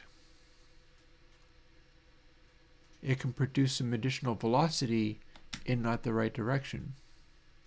See, we're going sideways, but we end up having a fairly high velocity. And as it continues to add velocity, it's adding velocity in the direction that velocity is pointing rather than the direction that... See, I had linear velocity plus equals direction, but what's happening is we are ramping up the velocity in the direction that it's already going.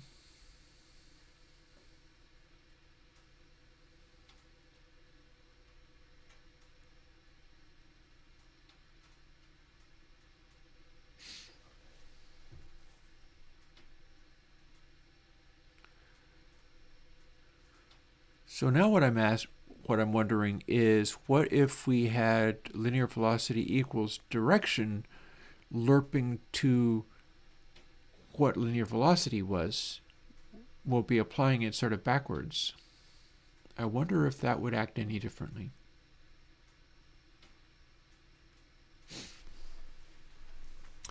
Also, I can do with a little more wood in the wood stove.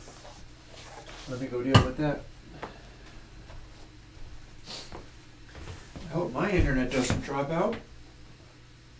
If it does, I won't know what to do about it because I won't see it. These are the risks we run, I guess.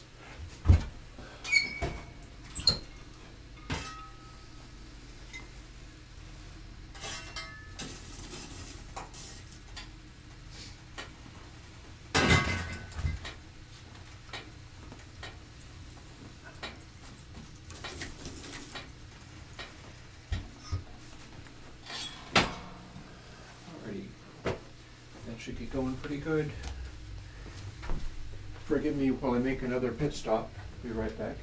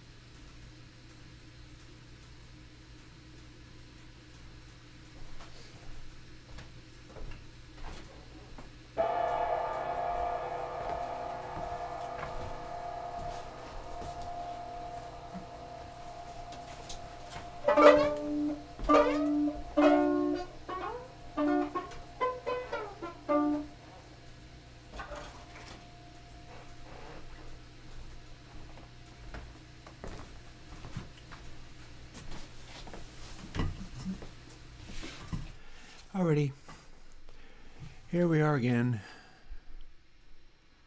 So where are we doing? Okay, so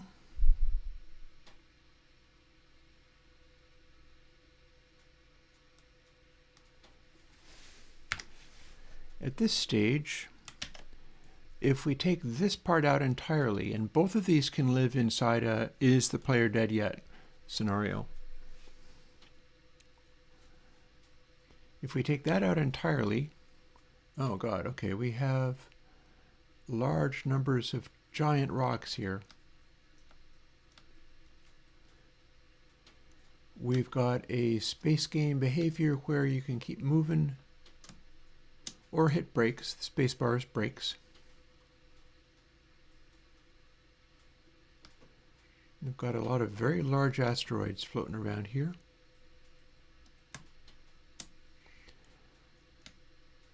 And it's applying real world space behaviors in that if I go towards this, lets me go, and then go to the side, it is not steering me in any way. Like I can go like this, and then I continue to float past those, and I could float directly into a giant rock if that's the direction I'm going. So that code that I had in there was for the purpose of making that not be the case. So we're still drifting. I can come to a stop. But say if I go in this direction,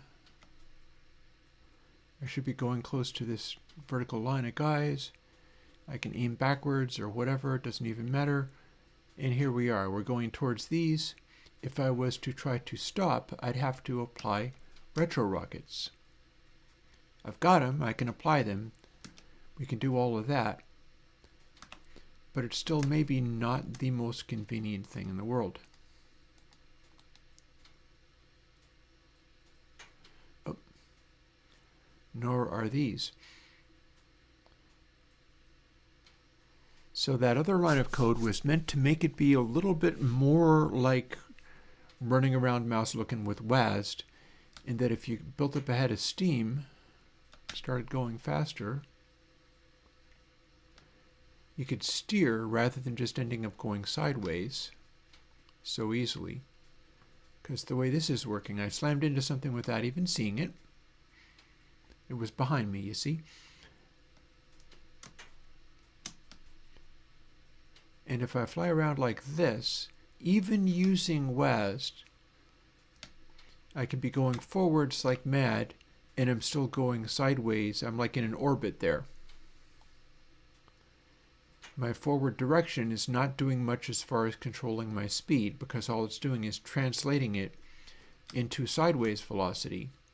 And I'd have to be really using WASD properly in order to manage that. So the idea of this code is to doctor that and make it act a little bit more like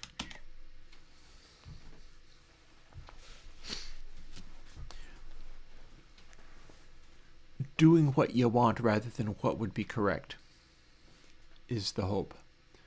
So I'm going to try it. Again, this is 1 minus linear velocity normalized dot direction. So what this should be doing is lerping. It's mostly being linear velocity, but the more of this dot product there is, the more it will try to lerp towards whatever direction is, which could cut down on the velocity very aggressively. Like if I had it at 0.5, one of the things that happened is, oh, I've just realized something.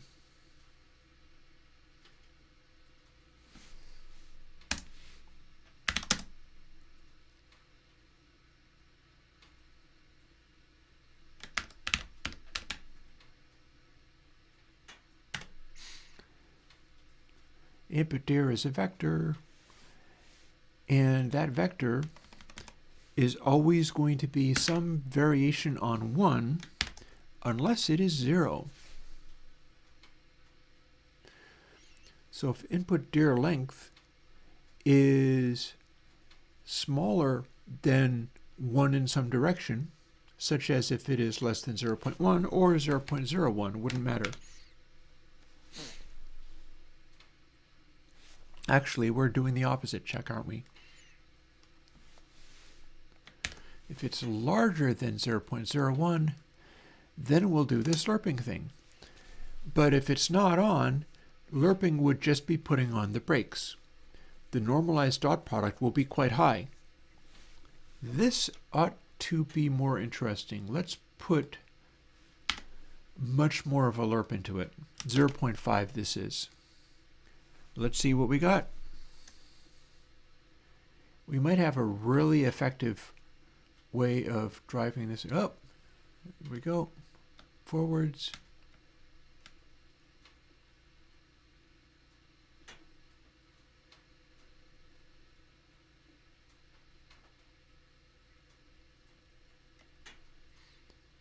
So do we have hyperspeed if we're just only going straight? I don't know. It's very effectively hitting the brakes when our dot product is not perfectly forwards.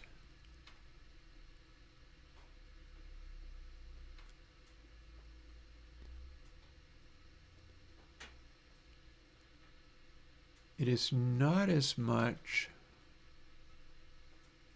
Oh, I bounced off of something. I died.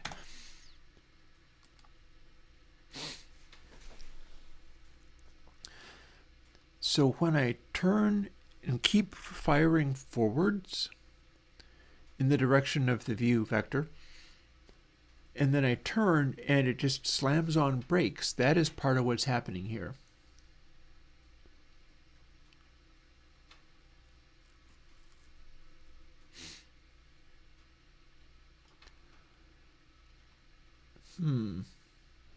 And I think I see a way of improving it. So you know how linear velocity is how fast we're moving, and we might very well want to ramp up to being able to move really fast, but that means linear velocity can go way above 1, and yet we're lerping into direction, but direction is a unit vector.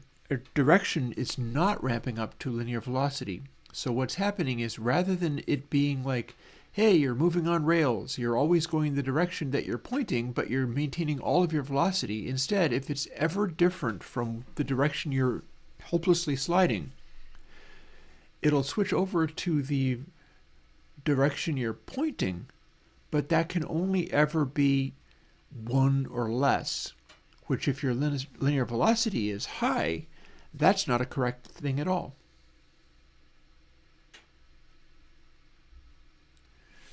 Instead, we want to retain direction normalized.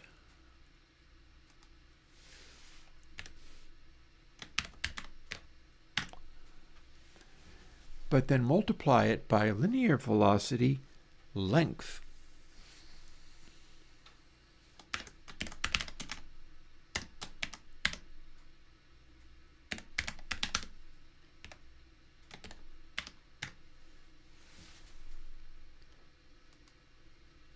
If we do that, then as long as you have the power on, it'll be turning to the direction that you're moving, but it's lerping to that at the same high speed that you were at. Let's see if it worked. Because we are doing the lerping based on normalized direction. We can even have it lerp fully over to that based on the dot product. I don't know if people do this. I'm doing this. We'll see whether it works. Forwards.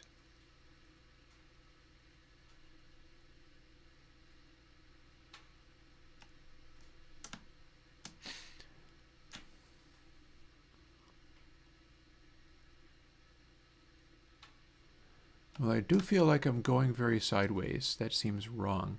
But I wonder whether maybe it's feeling... hang on. Hang on. I'm having a tendency of going sideways when I push forwards. That's unhelpful. Oh, look, I can go even faster in each direction when, that is, we're not actually pointing in the direction. So I have a hyperspeed side-to-side motion, which is not working entirely properly. Let's start over.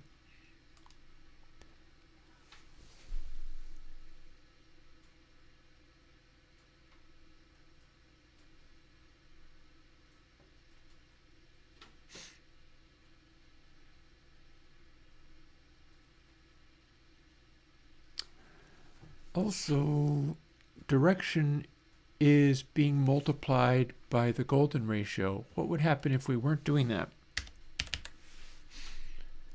Then this is actually normalized after all. Hey, you might have seen me on that app modeling video. I bet I know the one you're talking about. So now we're not ramping up direction. Direction ends up staying normalized. Can we go forwards? Yes, we can.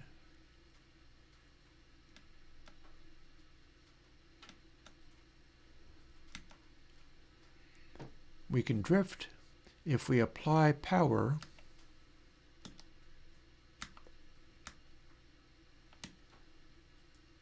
It's way more aggressive than it really should be. I'm willing to believe this is unit vector speeds, but it's a world of trouble waiting to happen.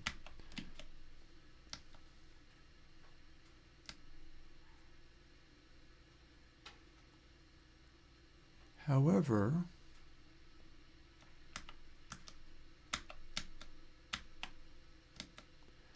yeah, see, it's always applying the direction you choose. And that's because our lerping is extremely aggressive. And it's caring about what the direction is relative to where you're going. So I can hit forwards and just keep teleporting to whatever forwards means under the circumstance. And because side to side is in perspective, it looks much more aggressive. In fact, I can ramp it up real aggressively. Whereas going forward, if I go forwards but then tilt to the side, that's the same velocity that we see for the side to side. So, interesting. So it seems like it kind of works, and I shouldn't need to do this times golden ratio because I'm getting enough velocity out of it. Because we're always applying direction, but then we're lerping. So what happens if the lerp is actually staying purely as linear velocity?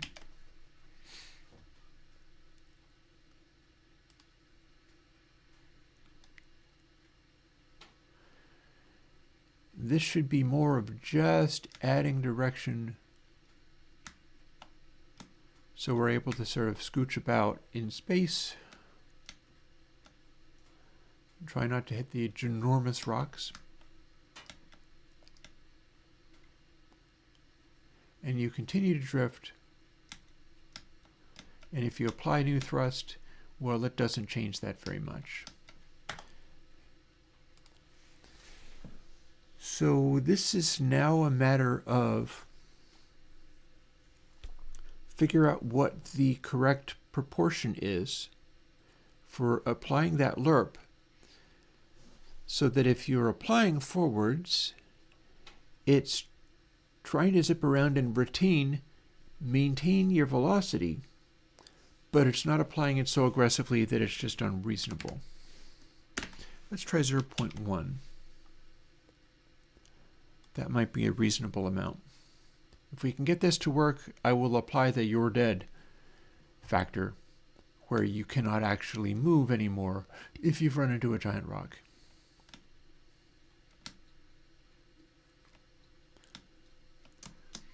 The hope is that you can zero in on one of these guys, and then it's not so damn hard to catch them.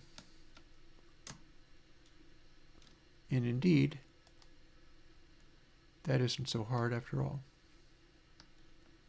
Ah, that's going to hit the rock and blow it up, isn't it? It sure did. So we are searching for fire bits.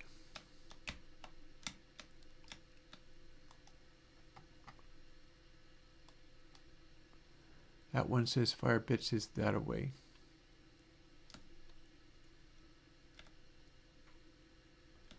I think I recognize something which fire bits is this one. Oh, getting away from me though.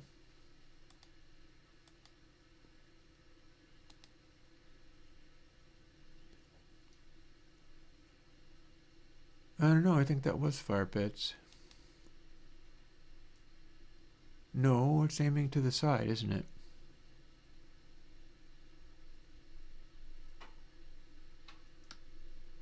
Well, then does it mean that this one is? No, that's not. I know what fire bits is supposed to look like, and it ain't that. See, now it's directing me to there somewhere.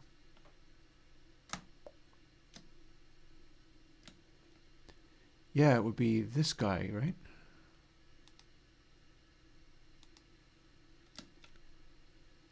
You absolutely are Firebit. See? So it was firing back, but it was missing me somehow. I'm not quite sure what happened there. But I successfully got to the next level.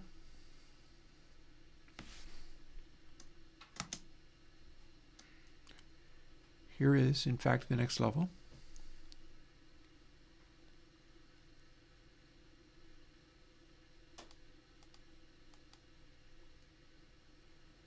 That one says, go that way to find splashy water.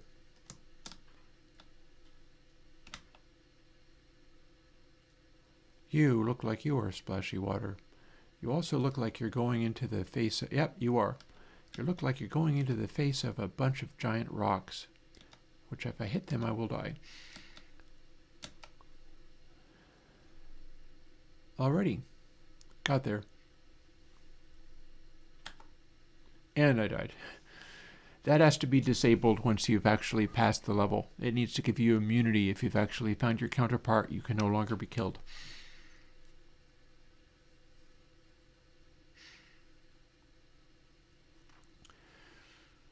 So if we had it more aggressively lerping to the direction, it is still not doing this so... Well, hang on.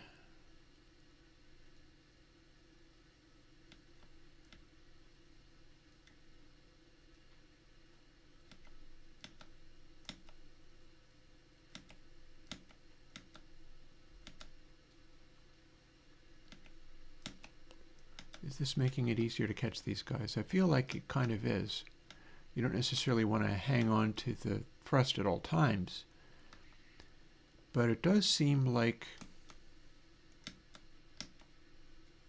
there's a degree of responsiveness, and it's working out fairly well even at 0.25. Like if I wanted to catch this,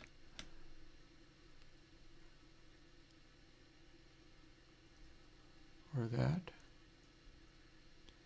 See, it should be steering me in the direction of where I'm pointing as if I was in a plane of some kind, which I'm totally not, but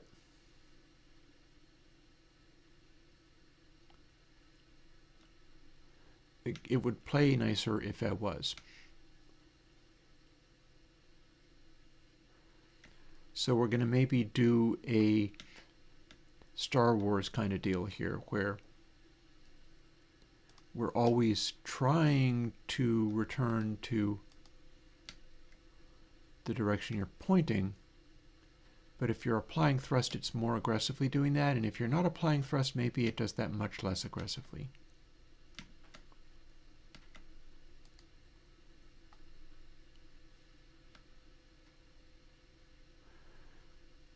if it works, I'll be able to build up a head of steam and then be steering away from one of these rocks.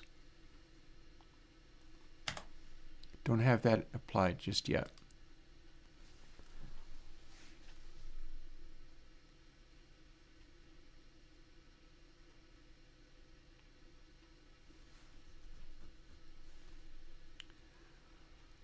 So how about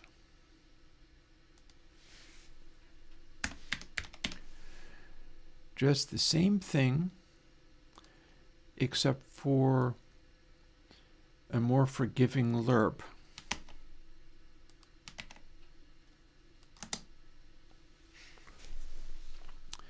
So if you're applying power, it steers it much more aggressively.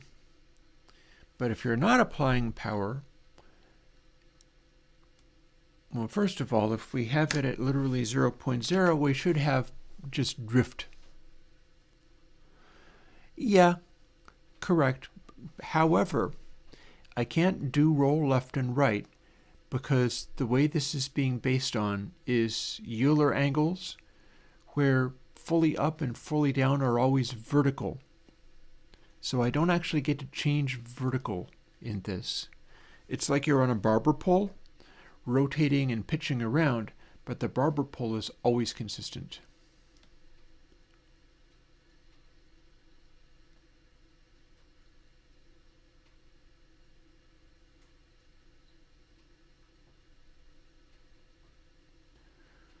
So here's our drift going.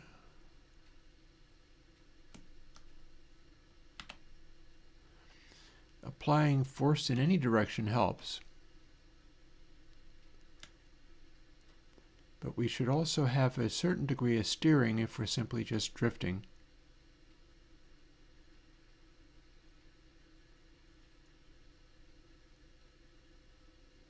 Actually, no, I don't have anything happening right now. I say that, but I have the lerp be 0.0. Yeah, everything has its own compensations. There are many questions regarding all of this stuff.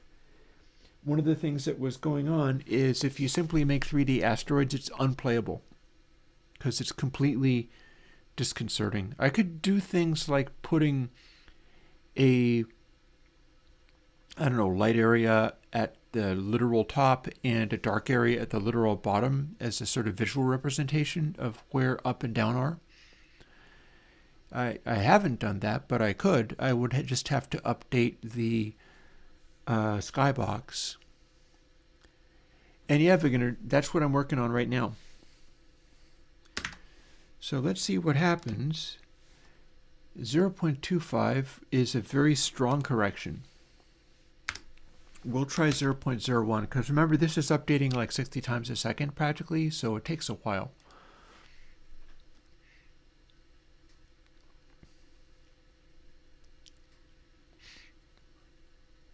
Oh, sandwiched in between a bunch of rocks here. So here we are going forwards.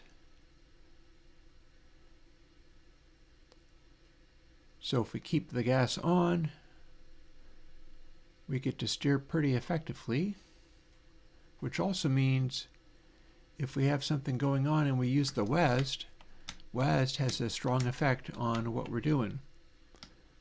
But if we go forwards and don't,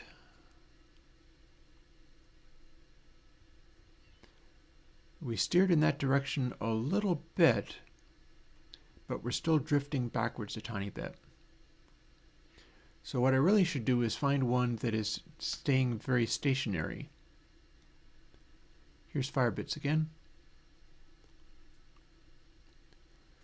So if I'm sailing past this guy, I mean, it's still going places.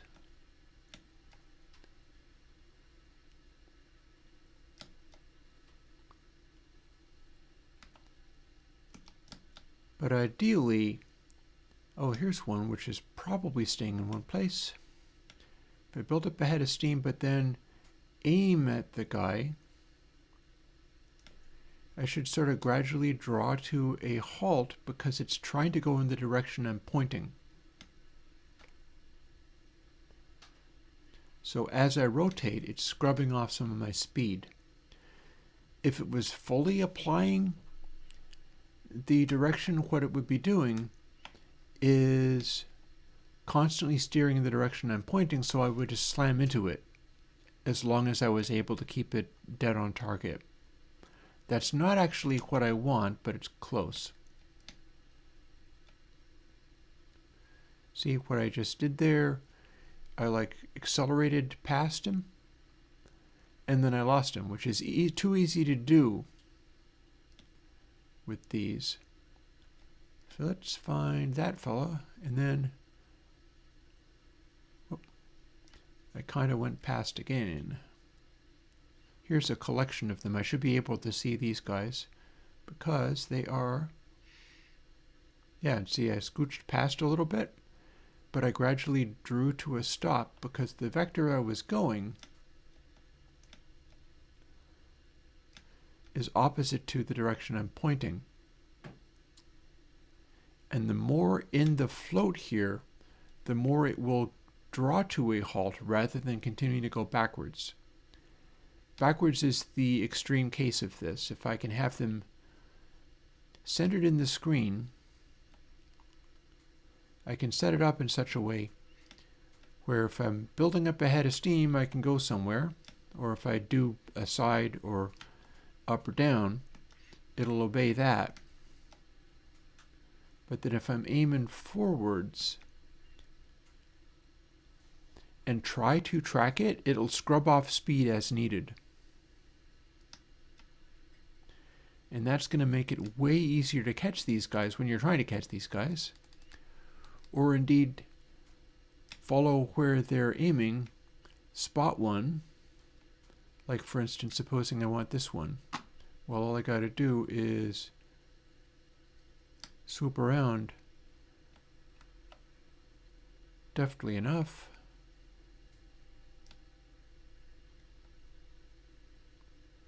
And then it'll scrub off speed and it'll end up being there without too much struggle.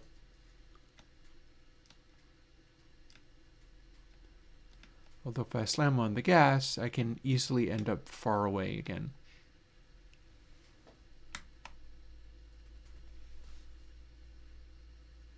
But I should have ended up in the vicinity of that guy. No, that's it over there. See, they are moving, they are following their own path. But basically, if I'm looking around wildly, I should end up in the vicinity unless it's moving real fast, which they can do. They can do that, but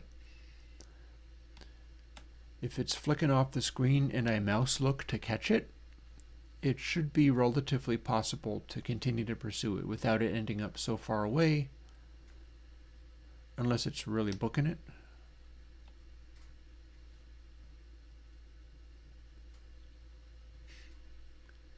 Because there's the challenge. Is if the mouse look is so aggressive that you just moving around real aggressively. So let's see. So that was 0.01. If I double that, even though it seems like a small number, it's twice what it was, and that should affect it a little bit more. I have a different game in mind regarding a home base like thing, which I look forward to trying to do something with.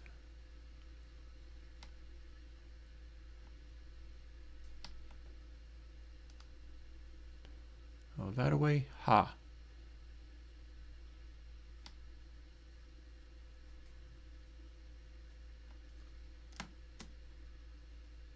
Oh, it went past the edge of the world. So whatever it was I was seeking, I missed him. Here's two guys that I can try to locate, and indeed that seems to have worked well.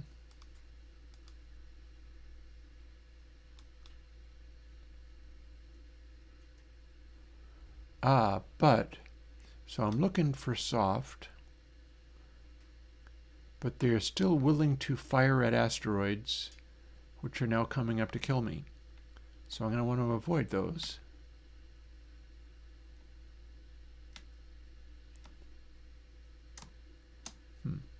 Is that soft? That's bouncing on the surface of the asteroid. So one of the things that's happening there is it's pushing that rock in that, oh God. Okay, I have issues here. I'm having trouble getting this guy. He's in the middle of everything. Oh no.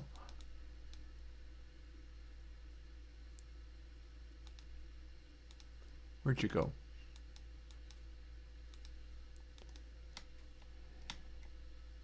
It's getting a little too busy getting out of there.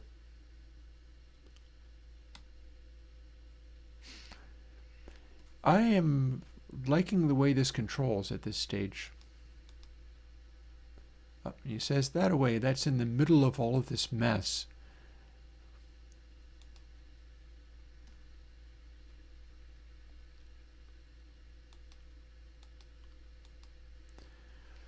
So I need to implement the thing where it does not fire this app unless it has a clear shot, which still may end up leading to making millions more asteroids. But this is the gameplay situation I was trying to produce, where you are hoping to go in search of the one you seek, but it can be kind of tricky and dangerous. Oh, that one says that away. What about you? Are you the one?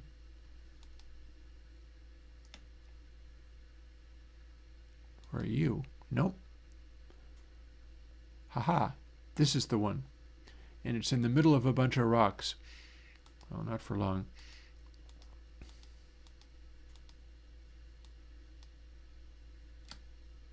Here we go. Soft, I presume.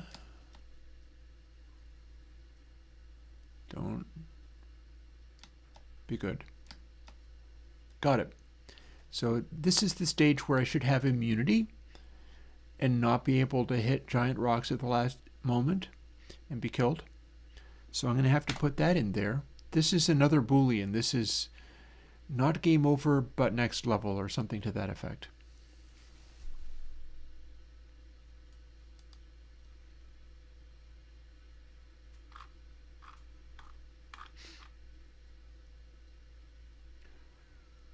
So rather than game over being there, this needs to be another and.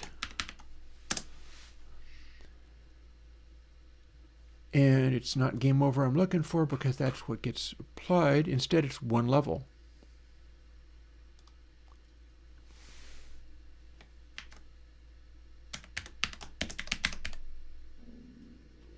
Oh, we don't have that directly, do we? Well, collided one level will have it because we're making collided be an instance of player. In fact, we're making collided be the instance of player that we're working with.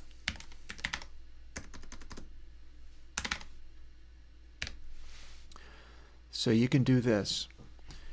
So if player is in fact the player and collided is not null, then we have to test whether we've won the level, at which point you cannot die.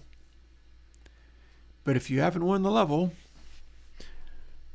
you're up to no good and are going to be obliterated. So, oh, now we can't do things, right? What's up with that? Oh, because we can't do that directly, but collided. That should be legit. And I don't know why it's worrying about this. Merge into pattern, you say?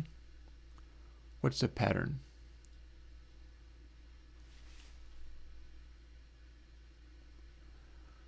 Okay. I think I can hit undo to undo this. I'm not certain, but I think I can undo this by undoing it. Let's see what it has in mind.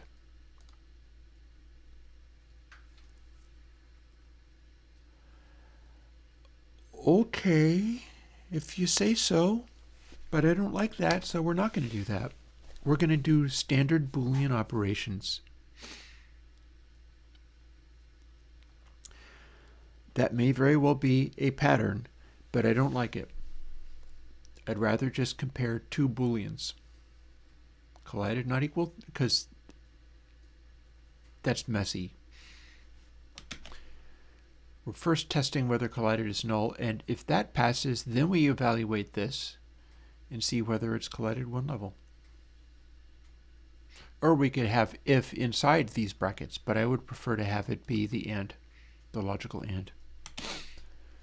So now we're going to test that assumption. First, and after that, we're going to put a bunch of additional stuff into the UDIDE. Here's UDIDE. There are not that many objects there. I bumped into something, I don't know what.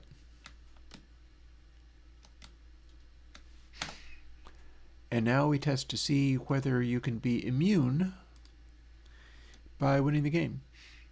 Or winning the level, rather. So firstly, let's get clear of those. Then we do a couple of queries. Oh, it says that way. That's bad news. I'll get myself into trouble if I do that. Instead, we're going to take advantage of the way that we're able to... I don't like aiming at these guys against the backdrop of enormous asteroids that are definitely going to be hit. So that just fired a zap, but I didn't see where it went. And we sure have a lot of giant asteroids in our face. Here's our Deco Stucco Parrot. I recognize that one.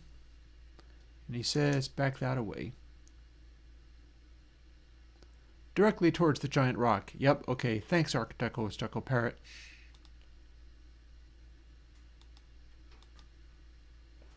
Yep, and he says, that away some more. And that's going to make even more tiny rocks. So tell you what, how about we just query you until the path is cleared. Because you have solid areas, meaning that you're going to stay still slightly more than the more busy textures. So I should be able to aim at you. Hey boy, okay. Venetian glow is on the other side of all of that mess. Well, let's approach it from the other side, shall we? How about you? Have you seen? Ah, that's a different direction. Okay. Lovely. How about you? Are you Venetian glow, perhaps? Aha. Did you see that? That fired straight back at me. Sir? Yep, that's Venetian glow. I don't think it's meant to be like Venetian blinds. I think it's meant to be like stained glass windows. But that is Venetian glow. So, boop. Found it. At this stage, I should be immune from running into rocks. Let's test that assumption. Whee! Bonk. Yup. And that is the light that's illuminating all of these things. The reason that I'm seeing it is that I moved camera back, and normally this range of view is enough to cover literally the entire field of view, including all the rocks in visibility. But since this is now up, I just hit space for next level, so I should probably make it be hit escape for next level. Or something else, like a different key that hasn't been hit before. But that worked. That worked.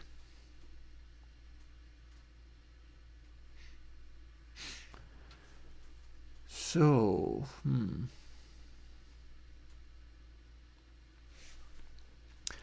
bot contains the code for bumping this back, camera 3D position equals new vector 3. If I do the same with light, then our viewpoint continues to look the same. Let's see whether we can do that. I'm going to look up what's in player, and player has camera 3D, and player has spotlight 3D. So I'm going to duplicate that line of code, but instead of saying camera 3D, which is keeping all of my frame and stuff visible, we're also going to do spotlight 3D.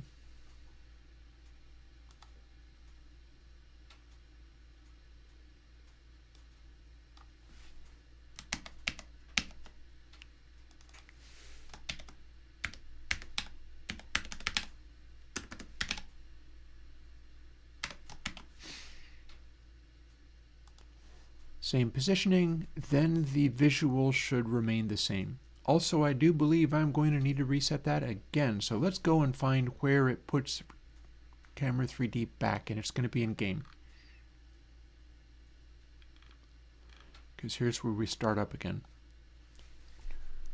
Boom. This is the line. So we apply the same thing to the light.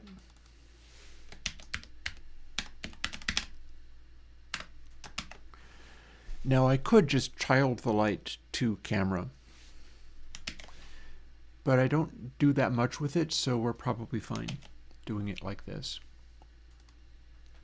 Let's quickly check and see if it did the thing I expected. It did not. Hi. We have not launched correctly. Where's our error?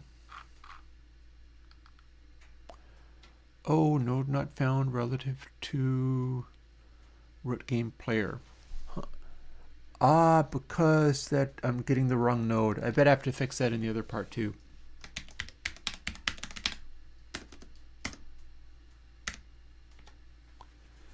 We do need to get the correct node to update the position.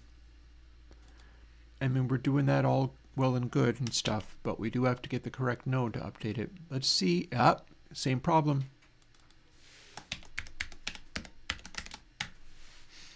There. Now that should work. Also, give me a second.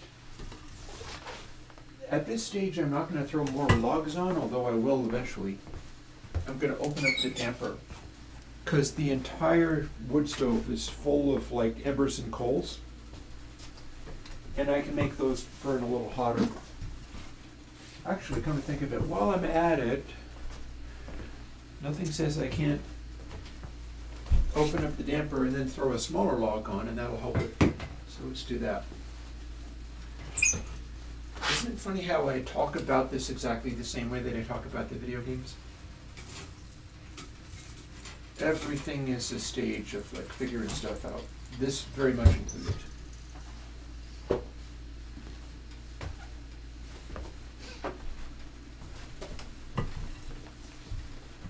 And I've just run the game again and it's still not working. Okay.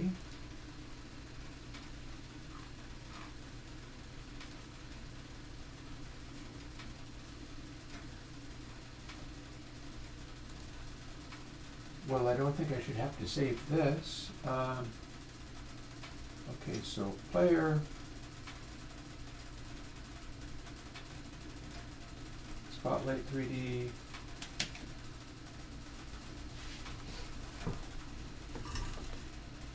that's at the same level as the camera 3D. Well, you know what? Guess what? If this is about moving the camera, I absolutely can simply attach Spotlight 3D to that.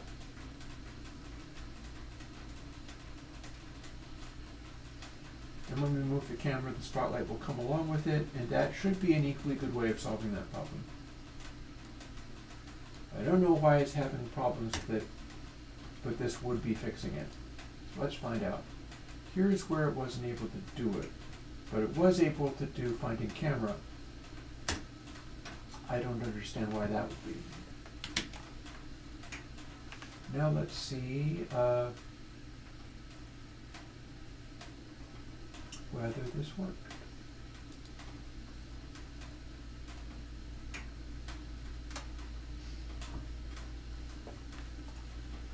It worked.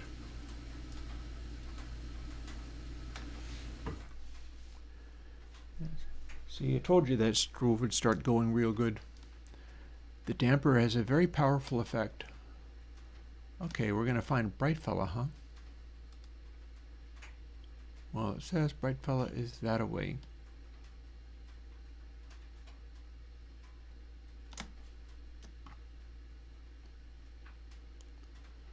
I hit the brake, but it didn't work.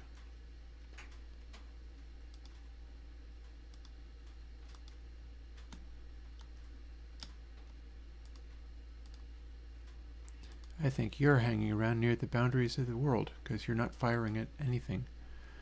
Unless I've already implemented the thing I was going to implement, where if it doesn't have a clear line of sight, it doesn't try to fire a zap. See, that one had a clear line of sight.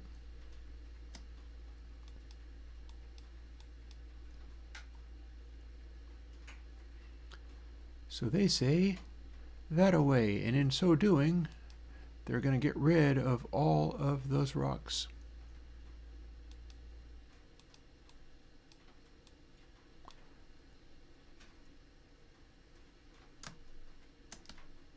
Now, what kind of mess have we left in here? They say it's that direction. Yeah, I do not think I have implemented what I thought I was going to implement. I was going to implement a thing where... Yeah, see, these guys cannot get hurt by the rocks, but in moving around, they will nudge the rocks around. In fact, I can even exacerbate that to some extent. So, do I fly into this circle of madness in order to try to find the one I seek? Perhaps. But what I really want to do is... Oh, look, more rocks.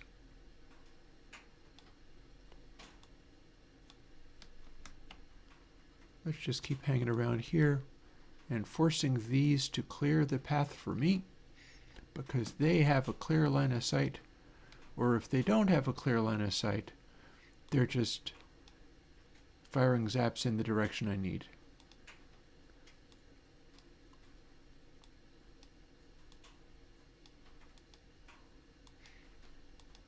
There's a bunch of further edits I need to do here, but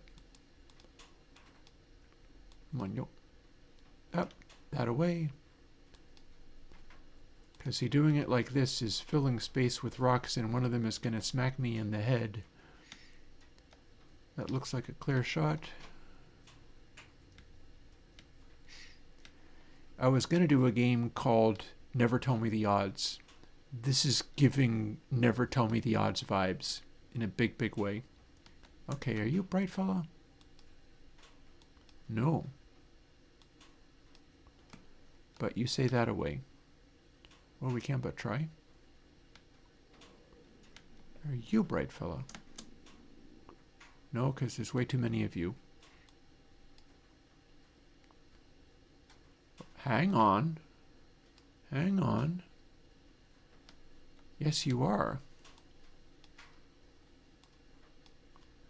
You're firing straight back at me every time. You're a bright fella. Poop.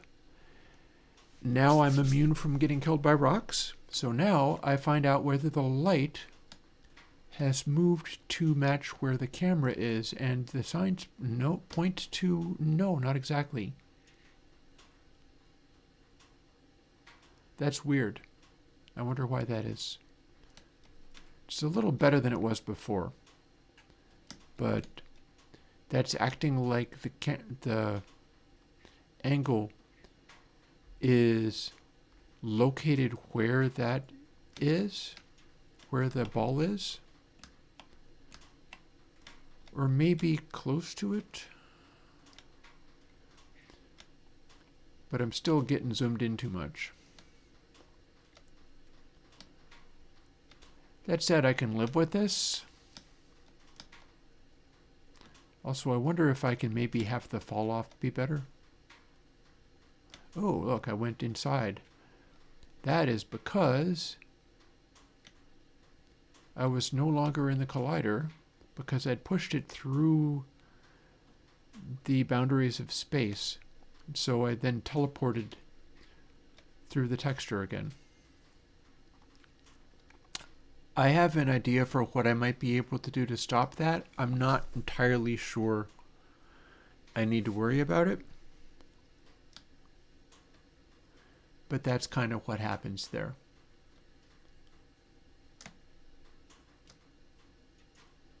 Ooh, and I hit space. That actually gave me the next level.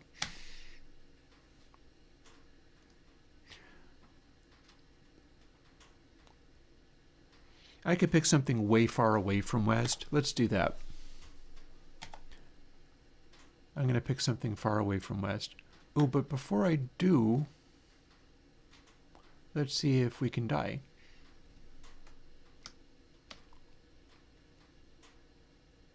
Yep. Because I started a new level, so I should stop being immune, and I did stop being immune, so it's all good.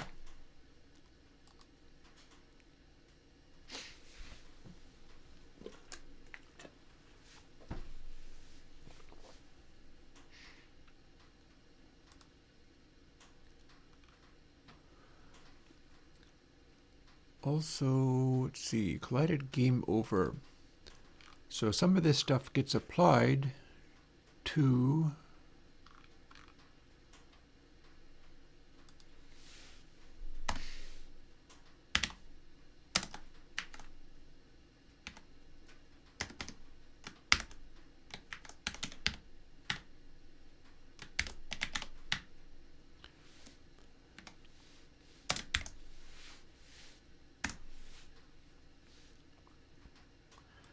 if it's not game over, then we can do this stuff.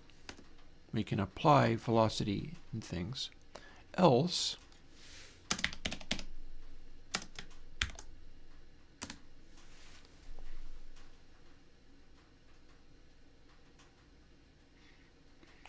so we're in player, so here's where we should be able to update things like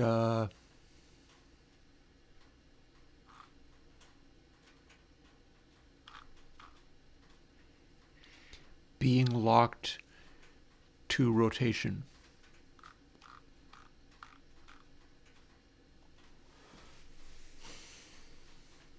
Also, I don't like the way that it has to have else in the brackets on the same line. That is I like having the bracket else begin bracket, but that's another story.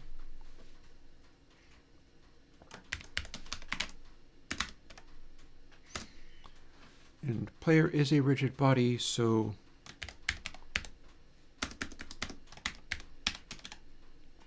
nope.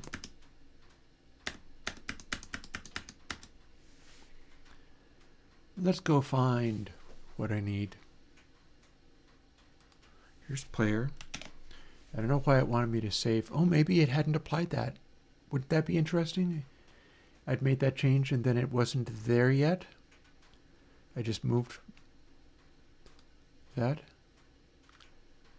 So physics body 3D axis lock. So axis lock and angular X, Y, and Z.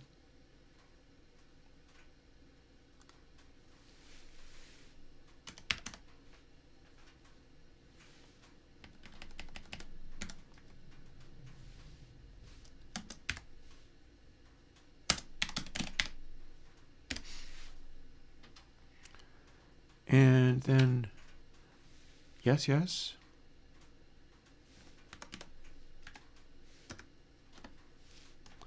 Are you able to figure? Yep. No, you are not. It got confused. Ah, that's what I was looking for. See, here's where I allow the autocomplete stuff to do its thing. It's doing an autocomplete, but in this case, as long as I poked it in the right direction, it was like, why, yes, that is what I meant.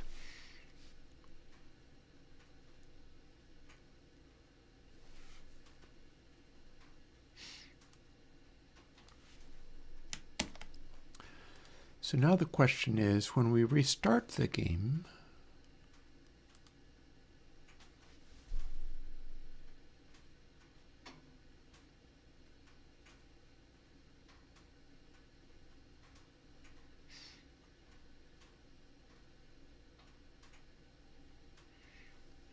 so player, get node player. We get to deal with its things, but I don't know if this is the way we get to deal with its rigid body parameters. See, we're doing world size, we're doing difficulty. Those are all stuff that are part of the player script. but we're not actually accessing stuff that is part of rigid body here. And if we wanted to do mesh instance, we have to do player get node, and then we can do it.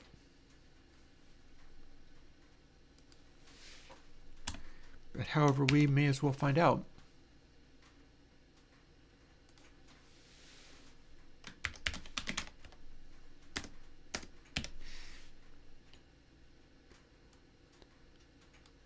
So this may work and may not.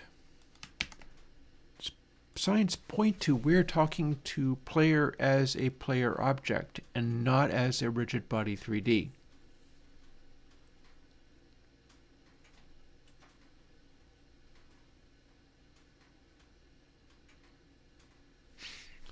However, we're at the end of all these definitions, so what we could maybe do is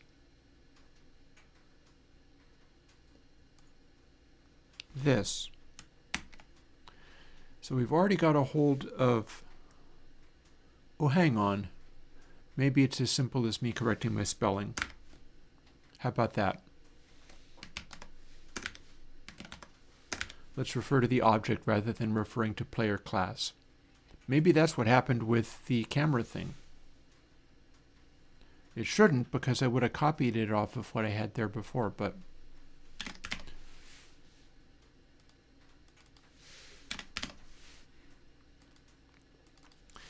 if this works rather than failing,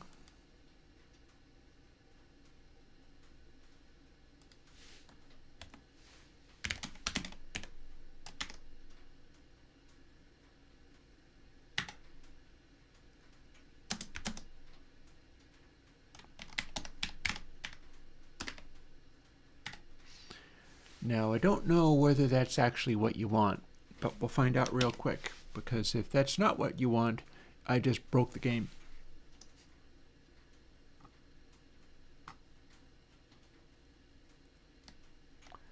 Nope, that seems to be working.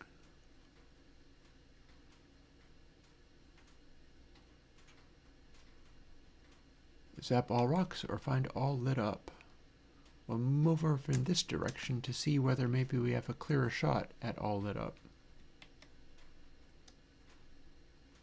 See, there are many experiments, and one of them is, how does this, see, the camera is part of, if the light is part of the camera, then we have full brightness even when it's like way too close and there's not that dark area. Oh, and I died.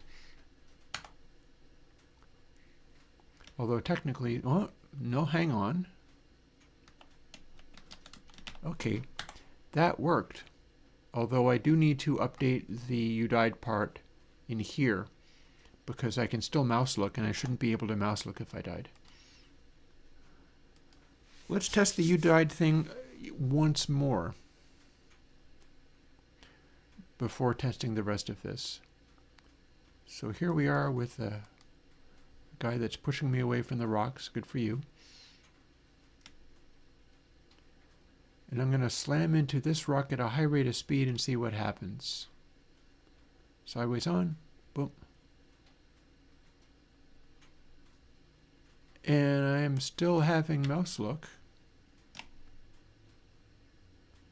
Actually, whoa, not only do I still have mouse look, I still have full control.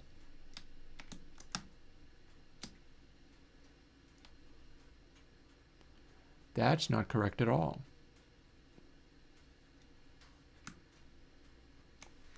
I'm testing something wrong. So the axis locking business is not even relevant here. Okay, so what up with that? Oh, here's what.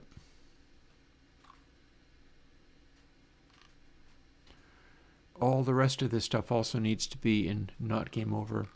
See, we got the mouse look, we've got all these things, we've got the zaps, everything. All of that needs to be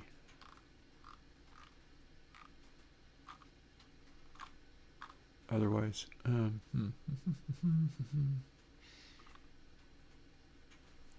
I was going to do one other thing. I was going to update it so that hitting space, which I have associated with breaks. Granted, you don't have breaks in space, but we're pretending that you do.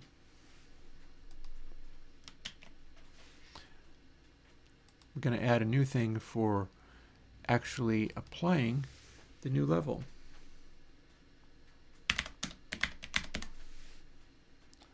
That's not the way to do that, is there?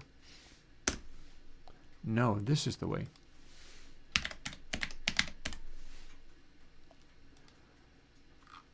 Add new level, N, which is well away from WASD, so that's probably fine.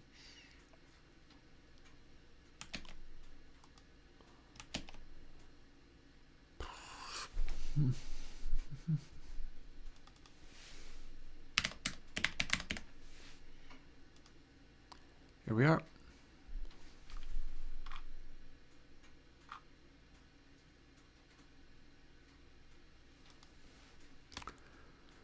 Let's maybe run some of this stuff together a little more. I'm going to move that elsewhere. I may still want to use this in some way. I'm just only not using it right now. So I'll leave it in the code, but not where I'm going to run into it.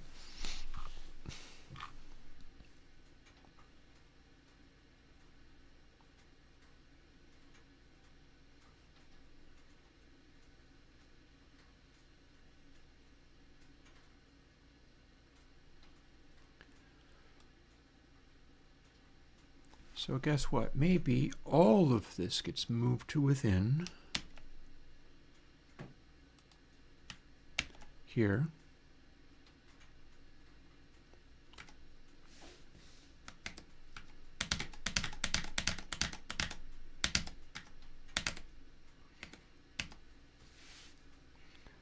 And then all of this gets removed.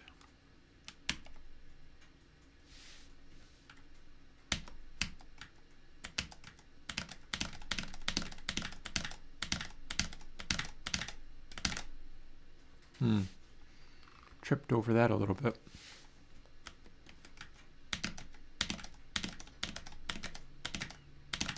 In my save buffer, I have the end bits for you died. None of this is going to work for you. I just haven't applied it yet. Oop.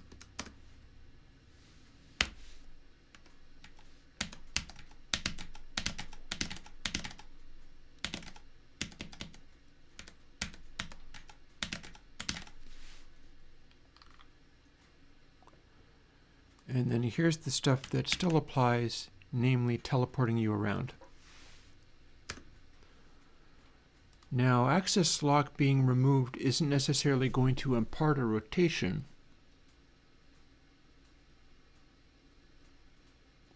But the next time you hit something, it will.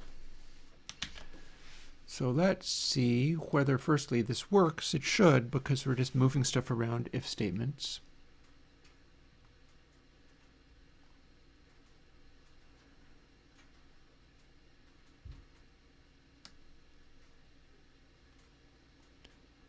Let's slam into a rock at a high rate of speed. Banzai! Bonk. Okay, now I cannot move.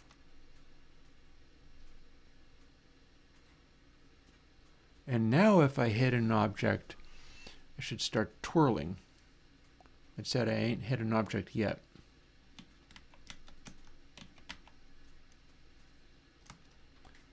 Also, there's no getting out of this stage, though.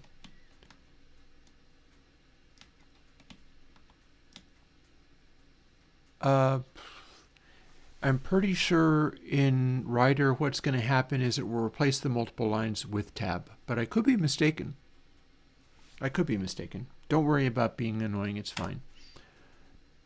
Ooh, I see a further problem. I can no longer hit escape to close this window.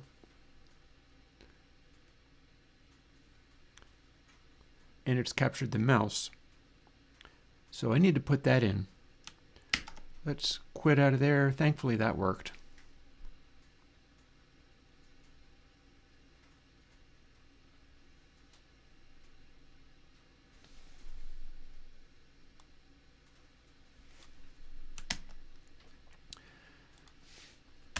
We're going to put that mouse cursor back if you got killed, because that is the only way I have for closing that window and starting a new game. There could also be a stage where if we're in the middle of doing this, you can still hit new level or escape or something, at which point you'll start over at the very beginning. That could work. But one of the things I wanted to do was rotation should be something, but not 0. Instead, I think we're not doing this from here.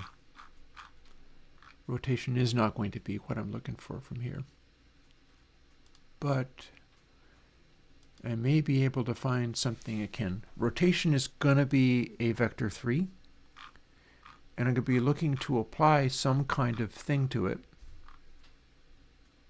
Nothing else rotates, by the way.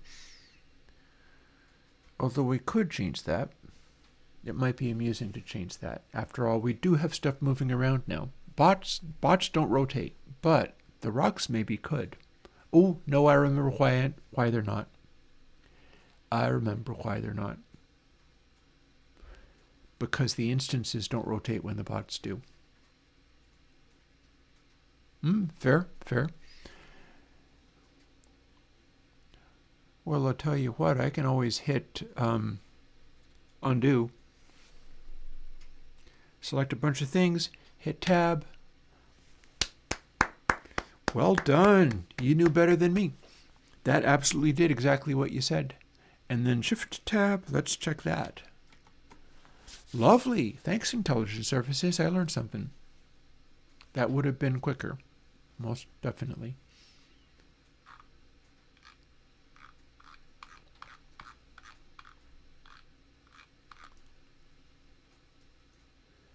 And here's the kind of thing we're looking for. We're not applying velocity, but we are applying a rotation, and the rotation can be pretty randomized.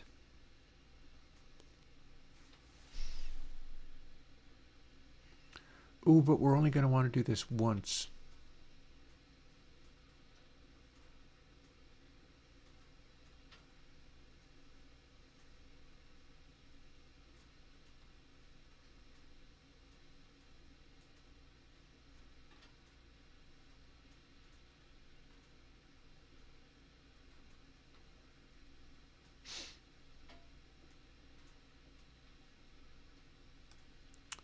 Well, up, and we don't have that here, do we?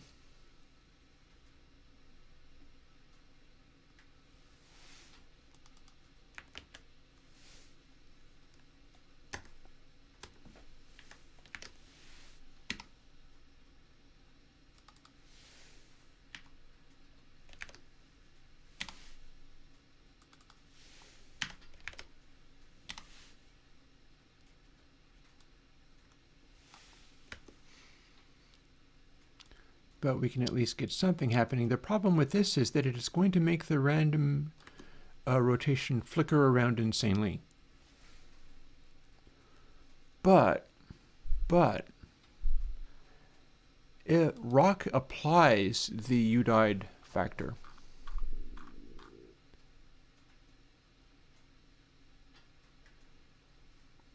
So we can apply this here, and then it will apply it once.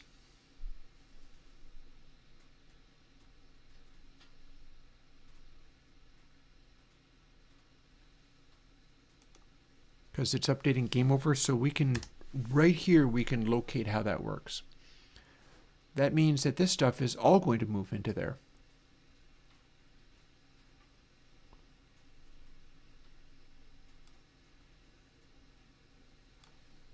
I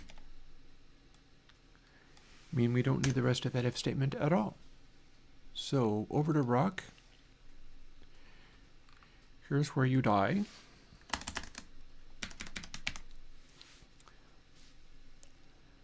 And it is collided.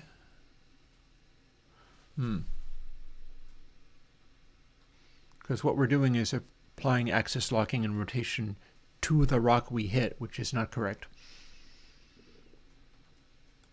But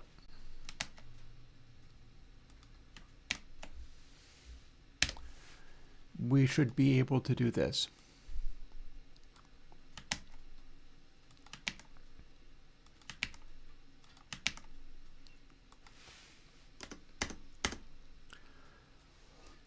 And then it's going to do it every time this hits.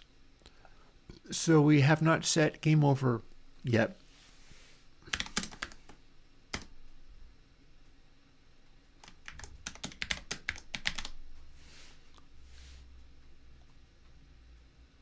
Oh, collided.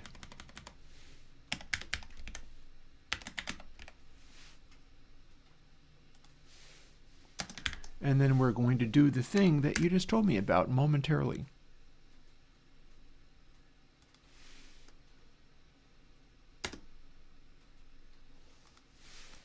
Actually, it might do it for me. Yep. It did. But I would have been able to do the thing you just told me about, so cool. So now, if we collide, but it is not game over yet, we apply these things, we apply a rotation, the rotation is randomized, and then we hit game over equals true. At which point we don't continue to do that upon hitting more bodies, because that would be applying a randomized rotation every single time. Okay, that's a bunch of rocks. Let's bounce off of this one. Whee! Okay, it let go of the mouse. I don't have any form of control. Or do I? I shouldn't. But I don't feel like it's twirling or tumbling.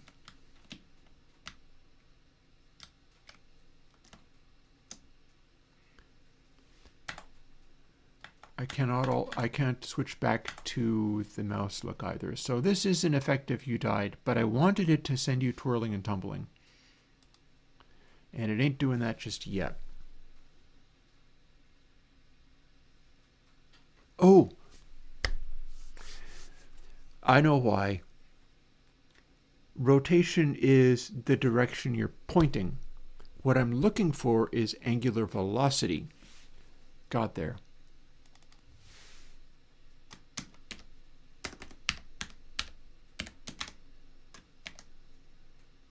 And that's going to be another vector 3. I don't know if these numbers are reasonable or way too high, but we're going to find out real quick. This should cause the... Oh, and I died, and I am in fact twirling. Cool, okay. Well done. I wasn't supposed to die immediately upon starting the game, but I guess sometimes your luck is just out. Let's see if we die instantly upon starting the game again. It's not supposed to... nope, we're live for now.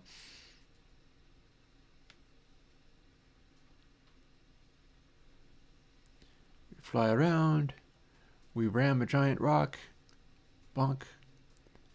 And yes, that does feel like not having control. Also, it should change if I continue to hit more rocks, but I guess I'll have to wait to see that. Because now I don't have the axis lock on anymore.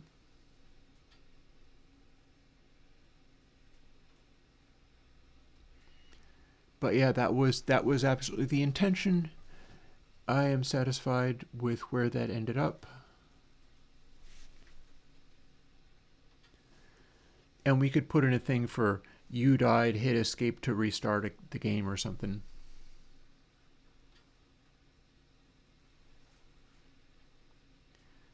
Because we don't have to hit escape.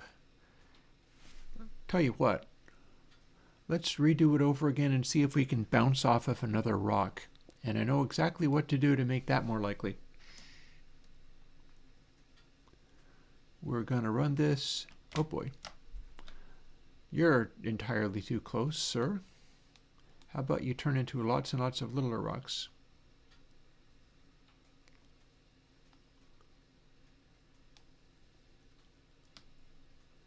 And then I fly away from that and blow this into lots and lots of littler rocks too. And then I crash into the middle of them all. Okay, I'm bouncing. I'm not sure if they have friction. Nothing else really uses friction. So in that case, what's happening is I'm bouncing off of these guys, but not actually in such a way that I'm showing physics.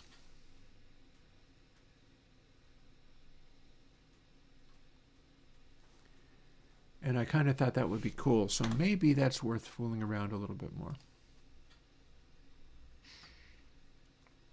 I also see what I can do to make it do the, if you want to start over at the very beginning again, hit escape. That'll be pretty straightforward.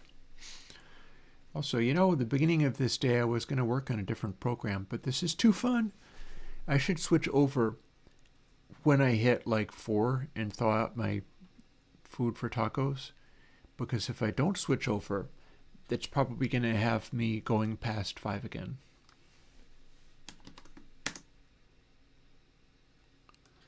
There are too many things to alter in a video game, and it ends up with you just getting far too caught up in everything. Back over to Godot. I bet you anything, yep. Rigid body 3D, rock friction is 0.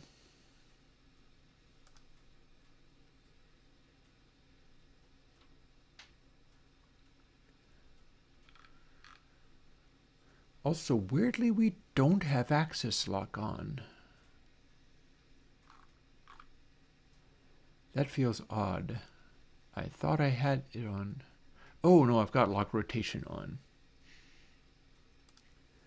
Well, we'll turn that off and see what we see. It might be worth making the other rocks rotate too.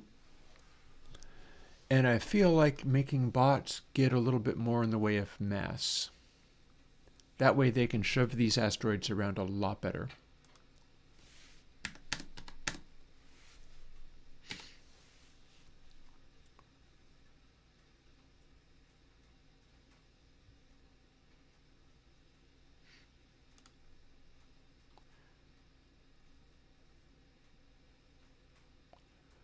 I guess we'll see what happens when we update a bunch of these things in the same way. Lastly, player can have friction. Well, actually, no, I guess player does have to have friction to do this. Axis lock.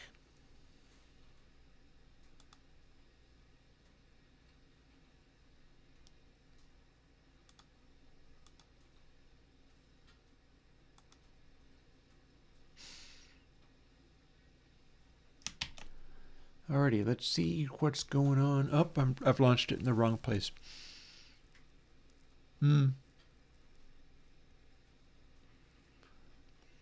See, when I launch it out of the Godot engine, it simply takes longer to run.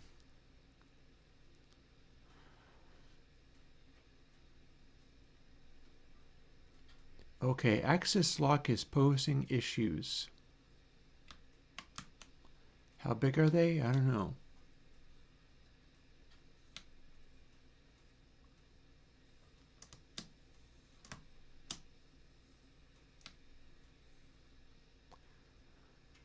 Let's do a bank shot off of this rock.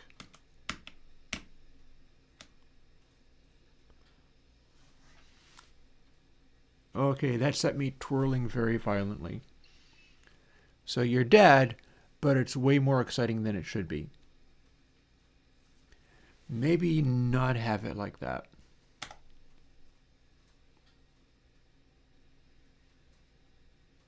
Although granted, it is slowing down. But that was still a little much.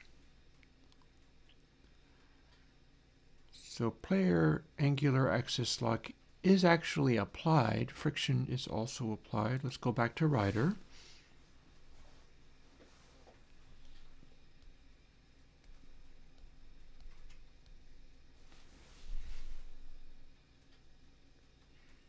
I'm wondering whether the angular velocity is what's causing that.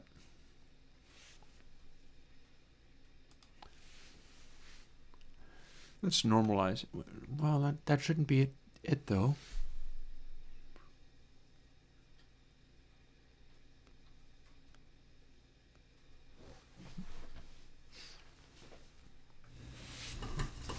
Let me keep fussing with my fire a little tiny bit more. It's doing pretty well as far as not burning through all of my firewood in a single go. That said, this is a very large pile of embers that need to turn to ash. But what they are now is charcoal. And if we can keep the temperature up, the charcoal will burn too. But if we don't keep the temperature up, I'll just end up with the stove literally full of charcoal and nothing else. And that is less of the awesome. So we'll kind of keep fussing with it. Again, the damper will tend to turn stuff to charcoal rather than have it burn hot. But the damper is also what we use for burning more efficiently, so. And there we go.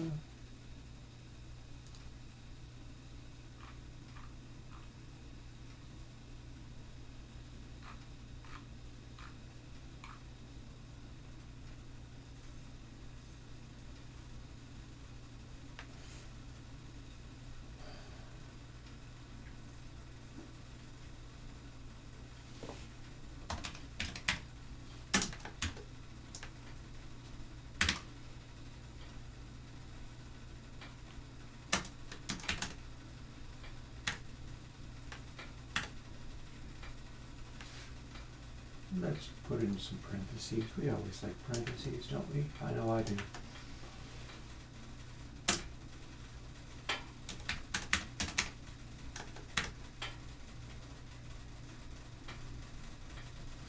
Oh, look, it's doing a statement which basically turns it into exactly the same as what it was. That's silly. But it's beginnings of what I had in mind.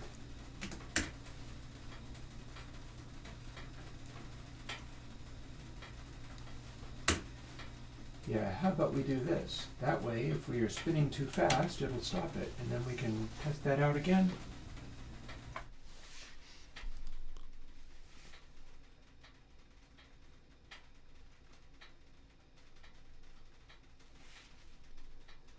Here we are, not insta-dead.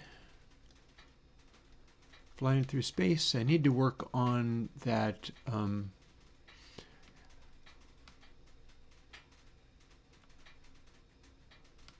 then here's multiple rocks in vicinity so we can bounce off of them. Boom, you died. Okay, that's gonna be angular velocity of 1. I think I'm good with that. It gets across the impression of, oop, you died, you super died.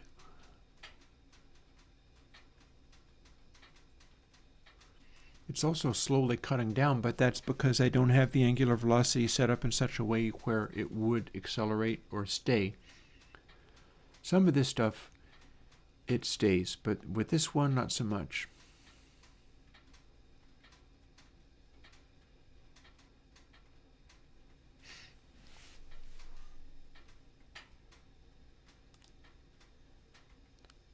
Cool.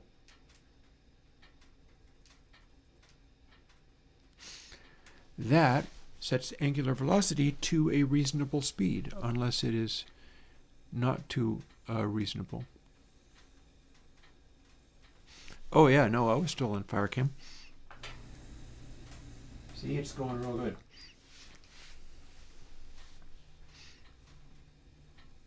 So you got another 45 minutes or so derping around with this before maybe switching to something else. Intelligence services, that is an amusing notion.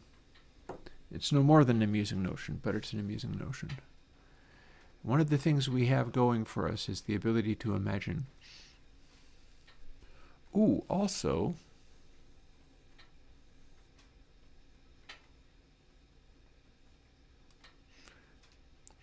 here's where we know that you are dead.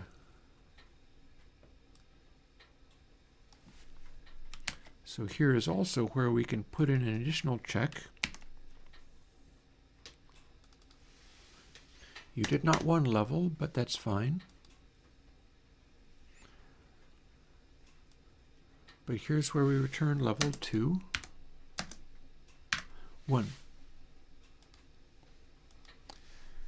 So you die, but you still get to hit N, meaning you get to start over. Or we could have escape be no. See, look at that. It's trying to not acknowledge that I have a legitimate control for it. Fine, we'll replace it with escape. If you died, you probably weren't in the middle of hitting escape, so that's fine. It's also a different thing than hitting new level, so that's also fine. And then there we set escape to off. We also have to set you did to something else. So I'm going to scroll up to find where it says that. Yeah, game over. Game over. Game doesn't have to be over, but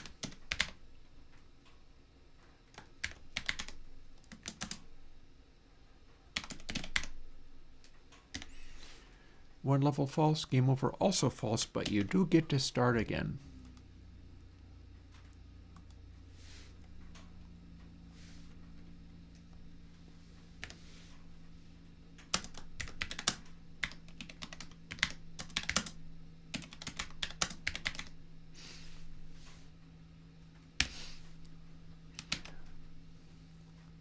Don't know if I need the period in the end.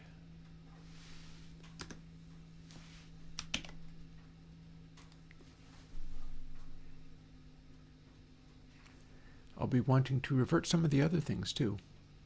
Up, zap all rocks, or fine, soft. Well, do we still have everything working is my question.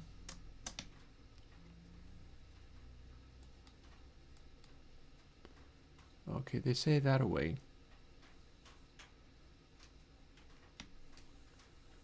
Is it one of these? Is it this?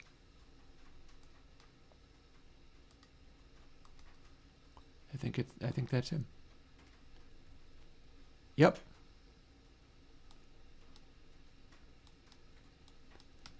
So get out of my way, rocks. Oh, this was a mistake. Oh no. Let me get away from there. Yikes.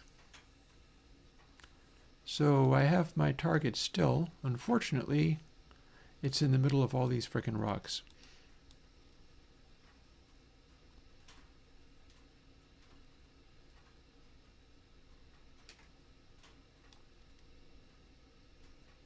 Oh, I died. So that I made my own troubles for that. Let's find out if it worked. Hit escape to start over. It should be on level 1 now. It is very much not on level 1 now. Or is it? I think maybe it is on level 1. I just haven't updated the code for how this is being done, because you see, one of the things, and this makes level 1 too difficult, so that's a problem. I have to update that in order to see what's up with it. If we go down to here, where we're spawning the rocks and such, we're doing level plus 256 here.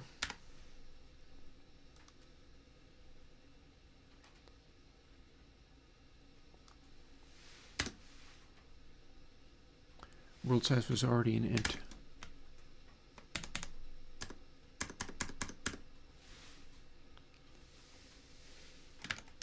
Or was it? No, it was not.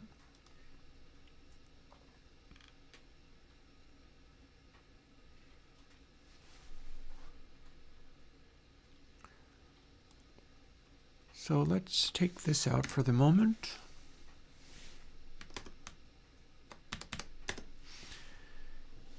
Because part of why... Oh, hello. Hang on, no, that does have to be there.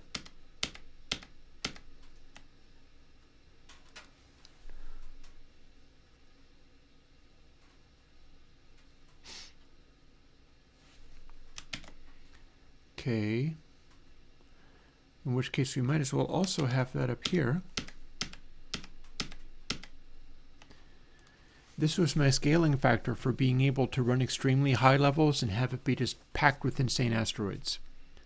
But I've also got world size scaling up with level as well now. And that meant it wasn't compacting until there was no room anymore. But I had added so many to the beginning. This should be starting on level 400 or something again.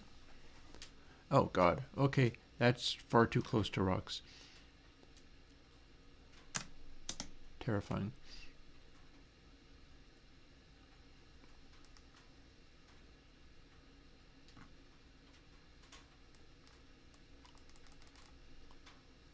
Says that away. But it won't be that one.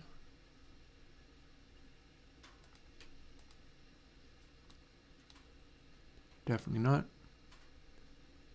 But I'm looking for something in green. I've also thought of having a graphic around here somewhere where there is indicator light, and the light is your position in 3D space. Ah, that is toned down to green. Okay, we can win. Hit space for next level. I need to update that because we're no longer hitting space for the next level. We're hitting N. N.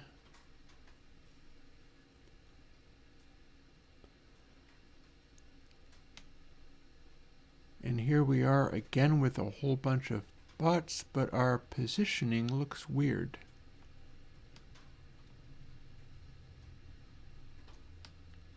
However, I'm successfully getting away from the... I'm trying to figure out whether my angling is what it should be. That is 100% up. That is 100% down. No, it's still cool. So now we find out what happens when we bonk into a rock at a high rate of speed, die, and start the game over. Bonk. At aid. Can I bonk into another rock? If I do, does it change the way I rotate? Yes. That literally was me bouncing into another rock and spinning a different direction. Cool. Escape. Do we get down to... And boom, there we go. Level 1. And it made 10 rocks starting from 16. There's one of the bots, and it is pointing to Lilac Goth. And we're going to see that zap disappear as it goes past... Well, maybe... No.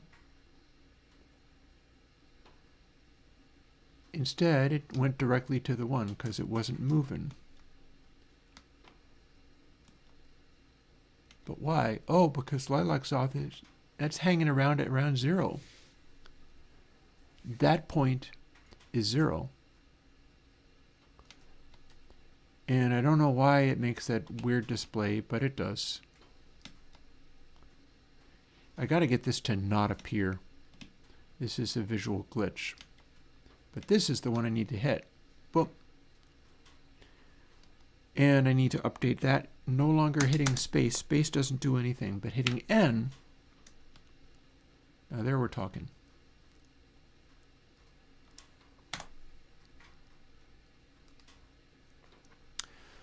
So let's fix the thing that was broken immediately. Or otherwise I'll never remember it.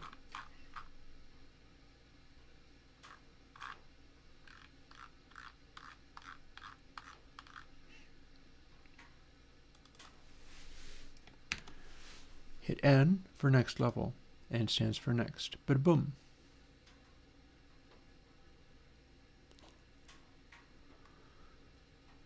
Don't need that.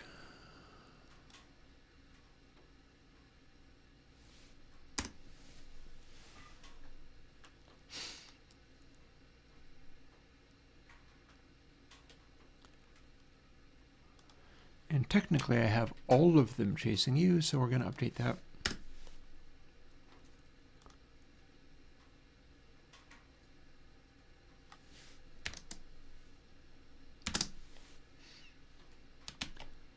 Cool, cool.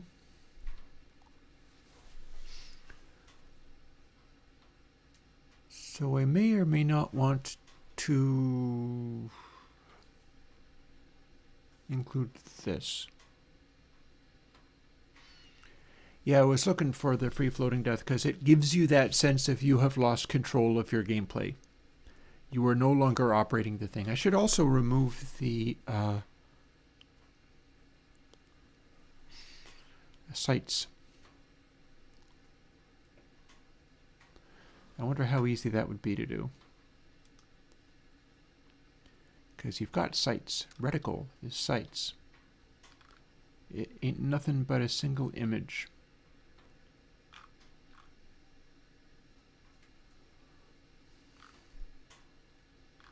Do I have a visible tag? Yup. Visibility. Alrighty. So that needs to be done in code. But this is not where we would be doing it. We'd be doing it upon, like, player death. So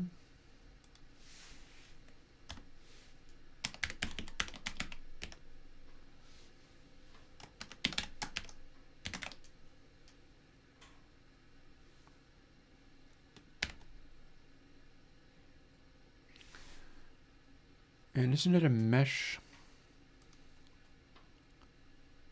Well, it's called reticle, but it's a mesh instance 3D.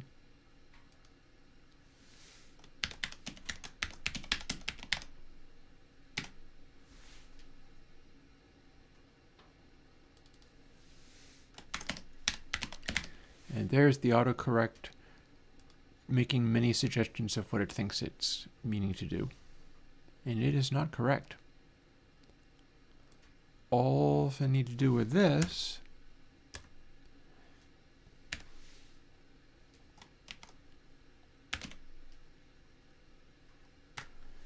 is set its visibility to false.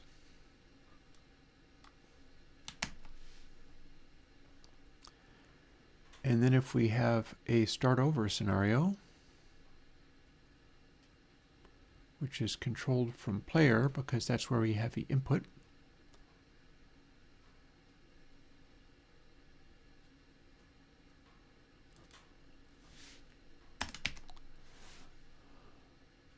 we are in player, so we get to just go direct.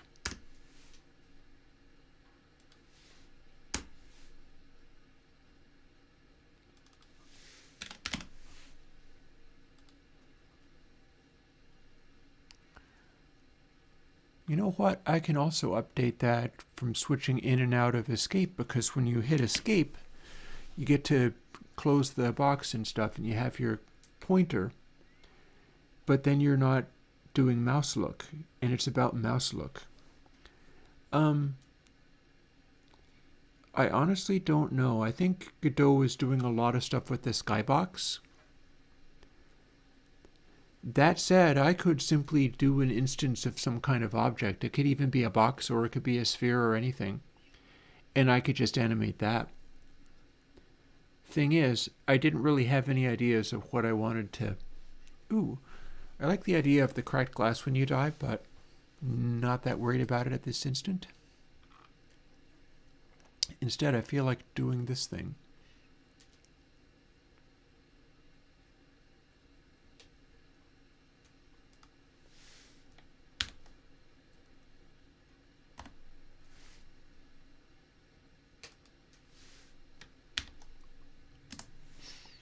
At least that's convenient once you do this.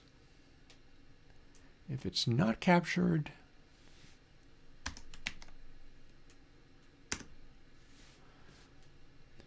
then it becomes captured and reticle visible is true. However, if the mouse mode is visible, then the reticle is not. All right, let's see if that works. Yeah, all of that stuff is fun and interesting. I would like to have a little more going. Oh, God. We are very close to this rock. Let's get away from the rock. Escape. Now we can click on things in the interface, including stuff. Oh, it's letting us shoot zaps. But then we hit that, and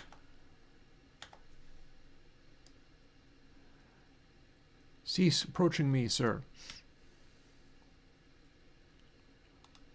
See, it's moving around a little bit more, and I'll tell you exactly why. Oh, look, that's the one I'm just trying to find. Crazy. What's up with that? Where'd you go?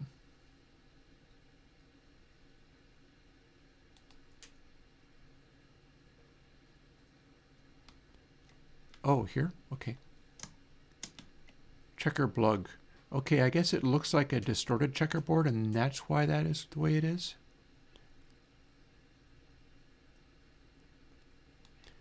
I should make them charge you harder when they are hit. I can do that. In theory, if it's close enough, it just closes with you. It's like, ah! My love! And then it chases and attacks you. But, oh, and look, I made it spin.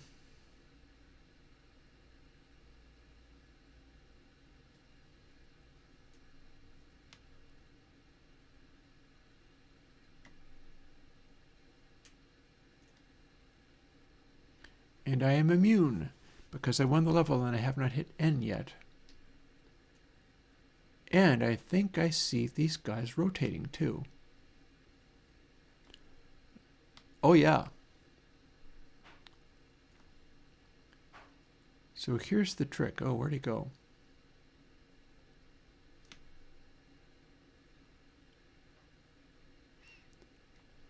Here's the trick. Now that I am immune and cannot be killed by running into rocks.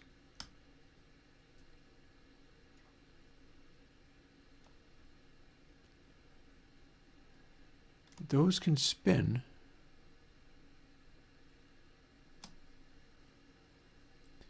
But I'm pretty sure that the instances are not spinning.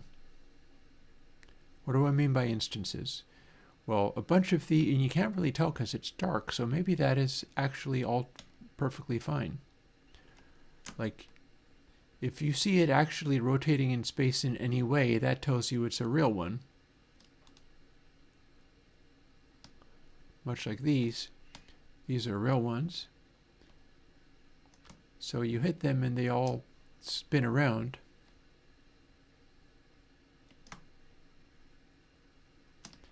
And they'll in part spin onto other ones that they strike, and everything is kind of too far away to see, so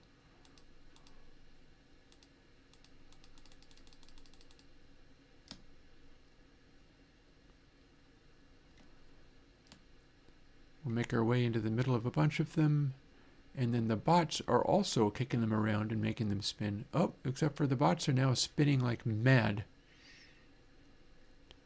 So what happens when they go for the next stage of their calculation? I think maybe we've got it set up so that they are twirling more than they would upon getting a new idea. Or maybe it's fine.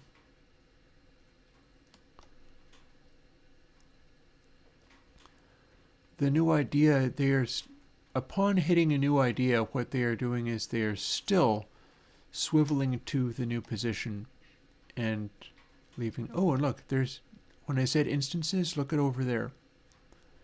Those are all the non-tangible bots, all kind of approaching me from behind. There they are. They're all heading in this direction. And yeah, they rotate, but they're not twirling like crazy things. And that is because as they try to come up with a new position,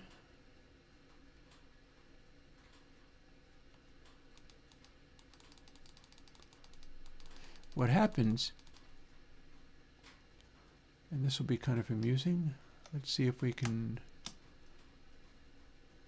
I want to see how much the bots knock these things around. They are coming for me.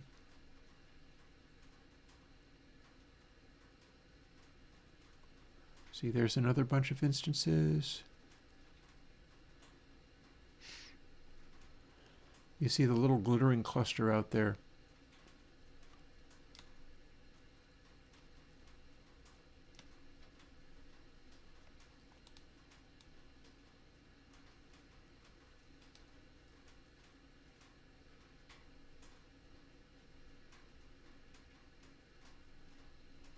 Oh, no, there they are. That's probably the set of them that's closest to me.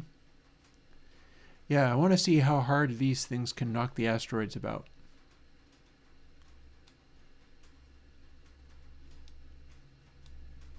They'll also still respond to shots, so that could be colorful. Oh my god, yeah, look at that. We've got something of a feedback loop going on.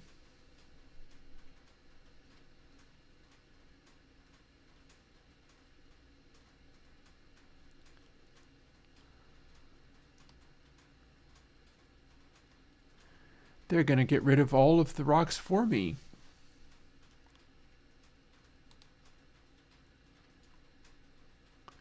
Yeah, look at that.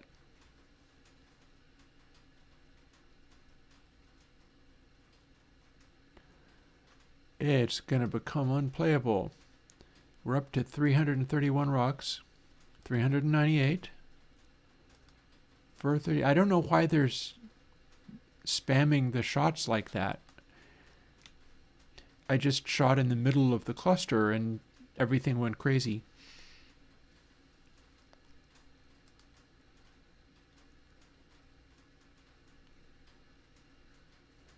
Yeah, these sick ropes of shots are making far too many asteroids in the asteroid field.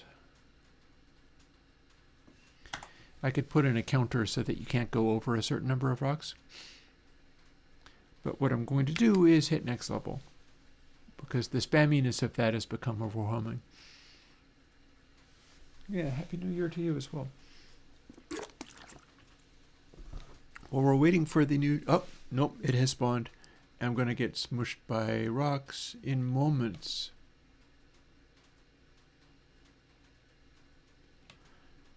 Oh, I am so dead. I have no frames.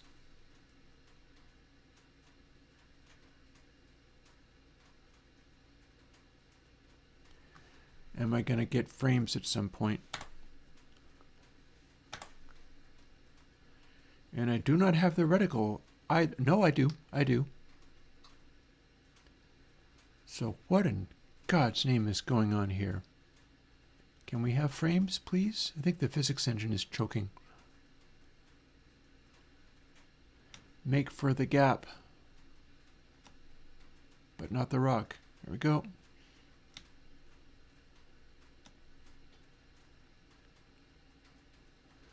Trying to make for a space between all these horrible rocks. Kinda see my way around this.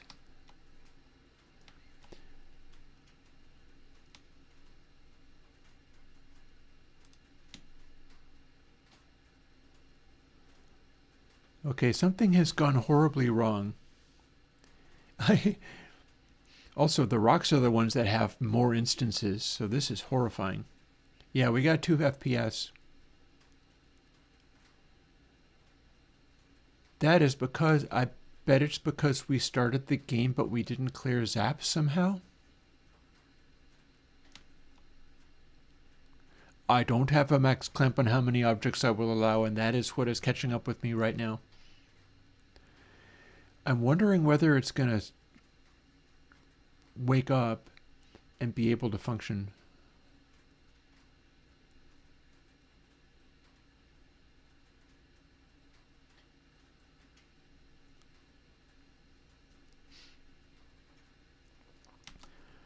Also, bear in mind I have hundreds of bots too.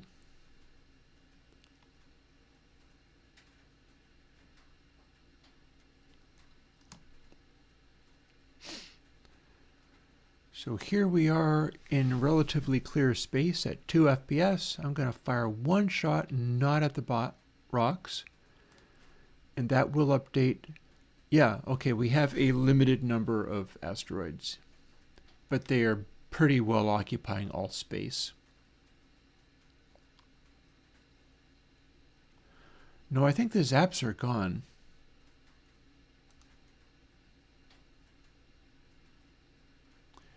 The zaps are gone, but okay, so 1924 rocks.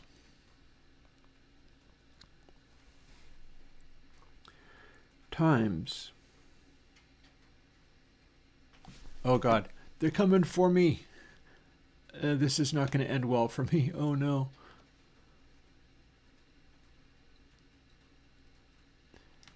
Can I find an area where oh, hang on. No wonder it's freaking out. That is absolutely a batch of zaps. What on earth is going on that we have the zaps lingering?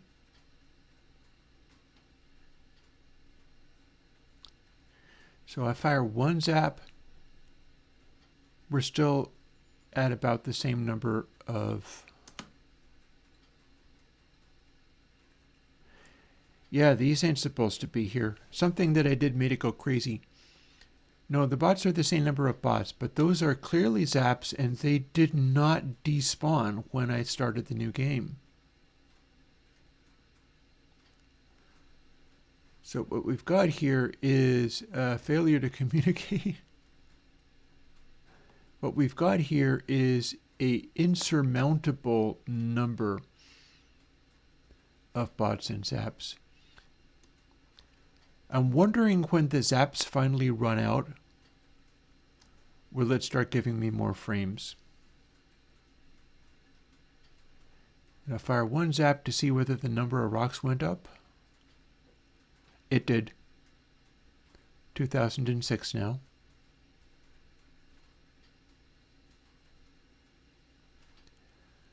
The asteroids are blotting out the sky. Okay, so I'm not going to continue to try to get frames out of this. Something went horribly wrong. Yeah. So the thing with the zaps, and that's not a bad suggestion. I kind of like that suggestion. I'm not entirely sure what I can... Zaps have a bailout already. Zaps live here, and I've also got phantom zaps which are not implemented yet. So they have exist. If exist is less than 1, the collision shape should be disabled, and then also it should free. If you hit Q free, that zap should go away.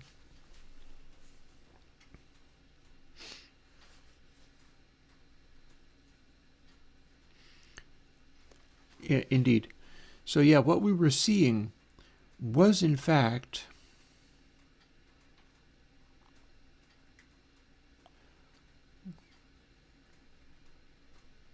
$31. We had 59,000 rocks rendered. A bunch of them were instanced. But that was 59,000 asteroids. There's a reason I wanted to name this game Never Tell Me the Odds. Imagine trying to fly through that. So let's go back to Game CS and see whether we have the section where you're supposed to be able to get rid of the zaps. Ah, there's your problem. Looky there. We're getting rid of the bots just fine. In fact, first thing we do is do this. First thing we do is we do that for rocks. We're not doing that for zaps.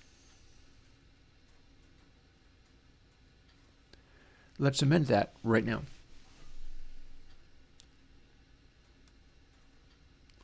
That is something of an omission. And then next thing I want to do is try to reproduce the behavior, which I will have to do by winning the game through finding the counterpart and then firing a blast of zaps at the mass of bots that accumulate.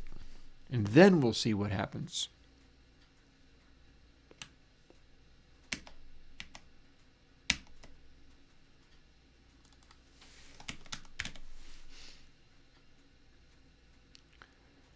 And don't need to assign rock gatherer. We don't actually have a zap gatherer that I'm aware of.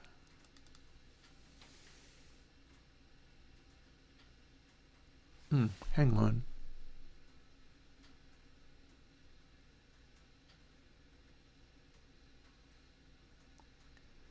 Hang on. I think so. Oh, I did that wrong. No worries.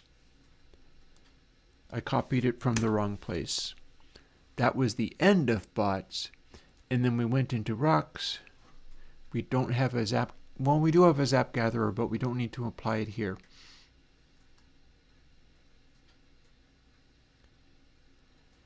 And then for each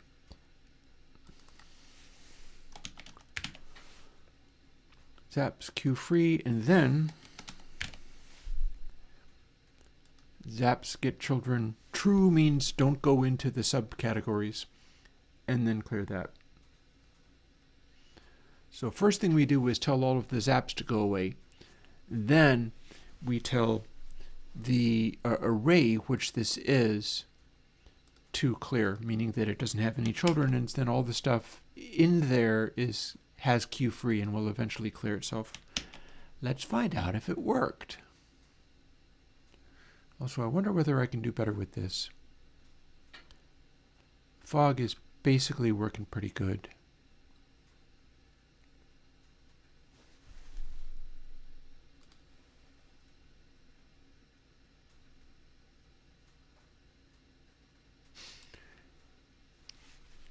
Here we are in the middle of a bunch of untidy rocks. And the reason it's moving a little faster... Oh god, I was aiming for that, thank you. Let's get the hell out of Dodge. Deco, Agro, Photo, Electro. It says it's that away. Through the big rocks, yay. That's okay. There is that... Yeah, see, it has a new idea, and then it slows down its swiveling a little tiny bit. Oh, didn't mean to do that.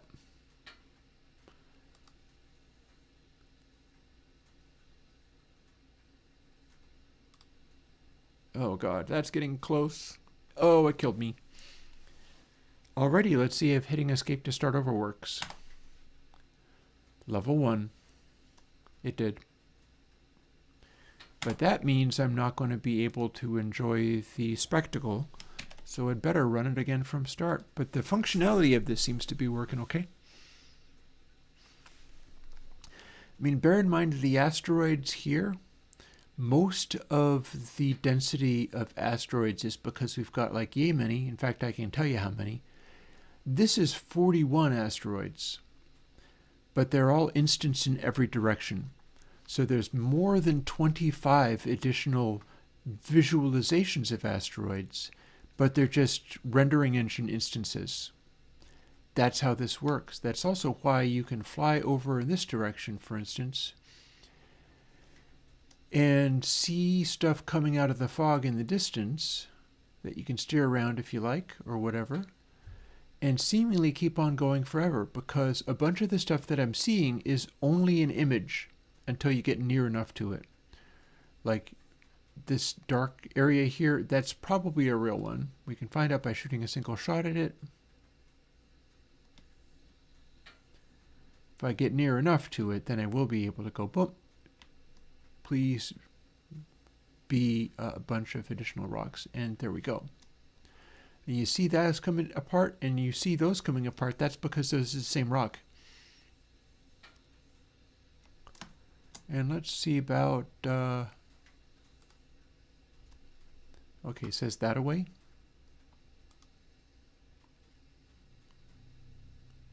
I believe you, I just missed it. Okay, up.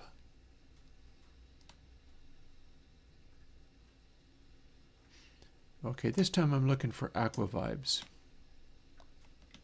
Are you aqua vibes? No. You say aqua vibes, is that away?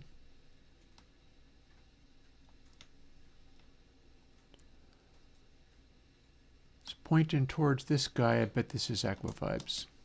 It'll fire at me if it is.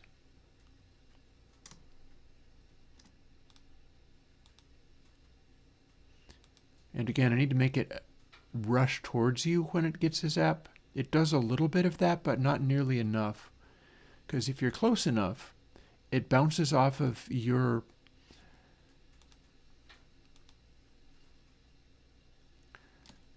If it's close enough, it'll bounce off of you and create a sort of feedback loop. In the absence of that, you kind of have to go and hit it, which is what we're going to try to do. Although that's a dexterity challenge.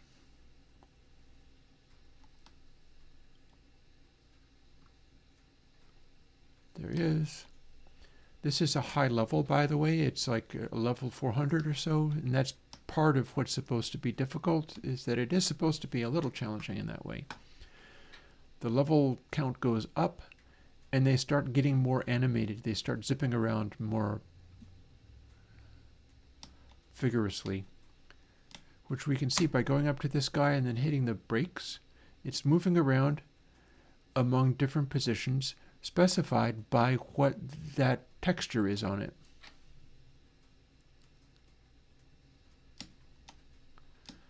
So one thing I can do, however, is hold down the brakes and just go in its direction. Got there?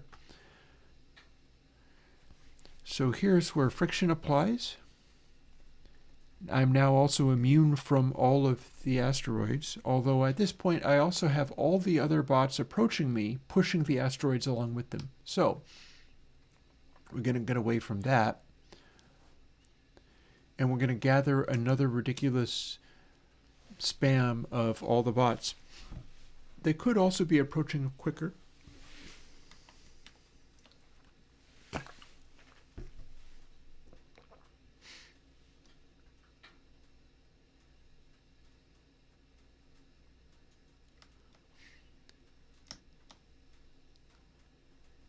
Wow, now that they can rotate, I like the way that they are approaching me more than I did.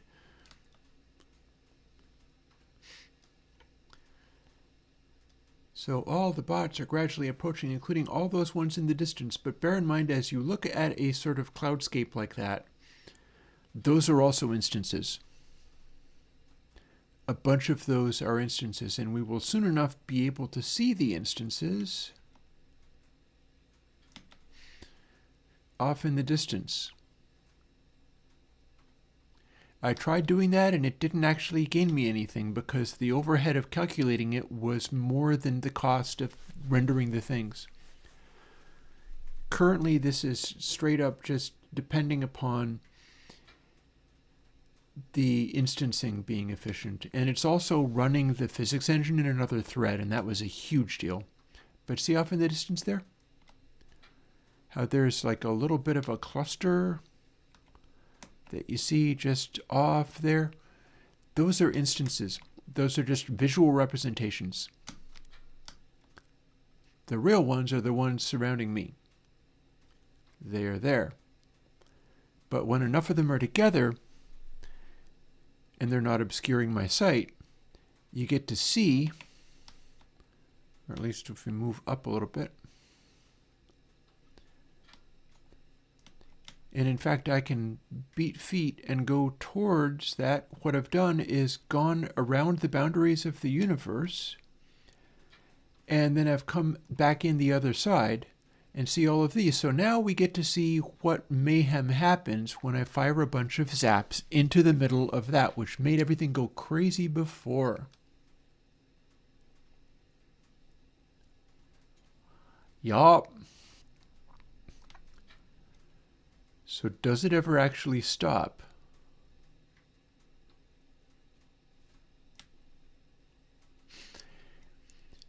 I might want to figure out a way to have a maximum number of zaps. This is a little excessive. And it's also hitting all of the asteroids, so all the asteroids are now blowing up.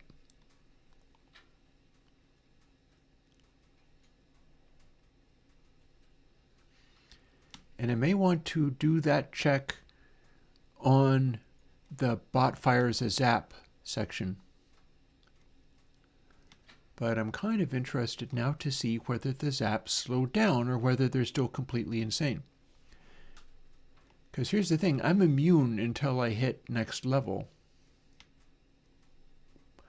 The zaps are supposed to go until they hit the guys or go past the boundaries of the universe at least once.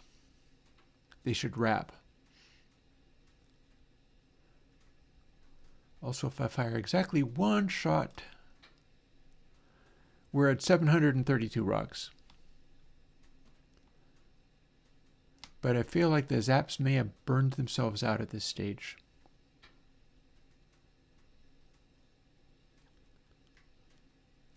And in so doing, have created an unreasonable number of asteroids. So again, okay, 839. I feel like there's still clearly some zaps hanging around.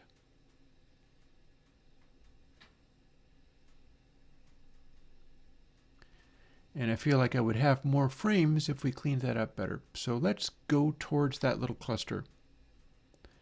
That little cluster is all the bots. I want to see whether there are any zaps visible.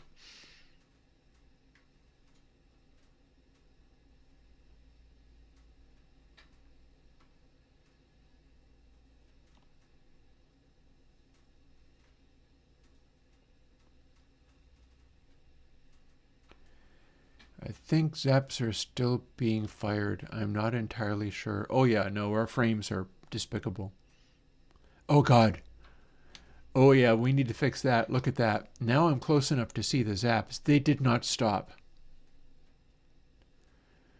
This is going to be in the hundreds and tens of thousands. Look, there's... Okay, we need to get out of zap spooge territory. Here's your problem. The reason we don't have any frames is because it is filling space with zaps that are obliterating the rocks. Let's hit next level. Let's see if it's able to get out of the jam it got itself into.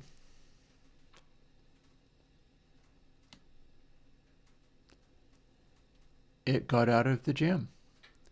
Now it says 1452 rocks, but if I fire a single shot in this direction, this is actually 41 rocks. Plus the instances. So technically it's 41. It's about 1271 visible things. We did it. We cleared the zaps. If we hadn't, this would be another slideshow. No question about it.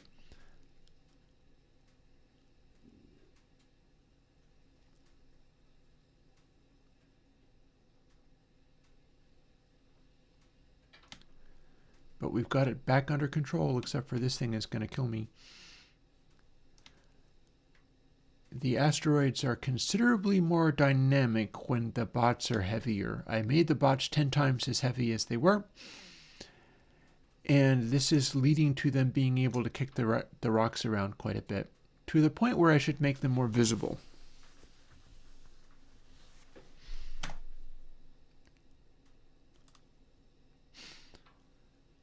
But first, Here's your problem.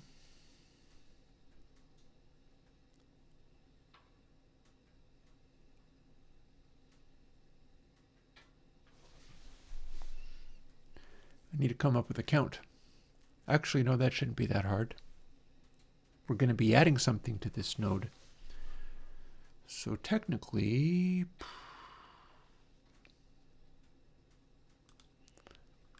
the code for it will be right there. Let's find out. Also, I need to put in the level name, so maybe let's deal with that.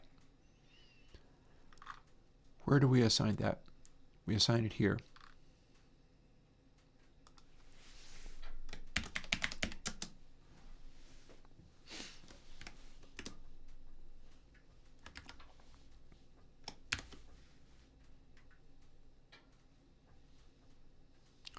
How do we do string?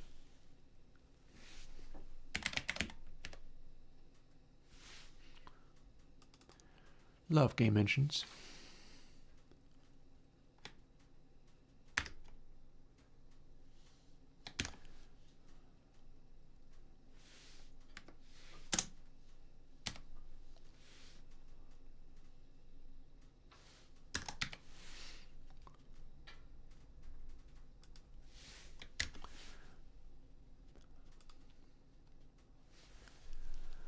I don't know why it's not seeing this. Text equals shouldn't automatically go to string, but I guess it does, doesn't it? That graying out suggests that it is not necessary. Well, we can find out. And then let's see. I was going to do the stop it from going completely insane business. So let's see. Here we have the zap firing.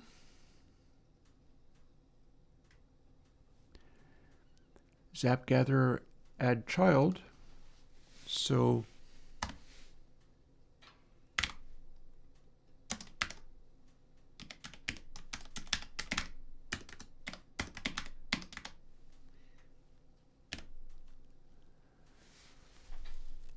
children.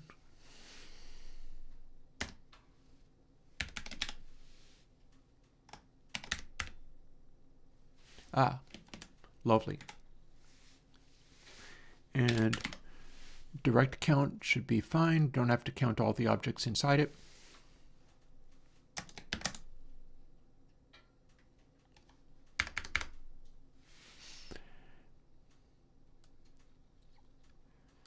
So let's just see how much is an unreasonable number of zaps. That will be working for both of these, and perhaps even my own shots.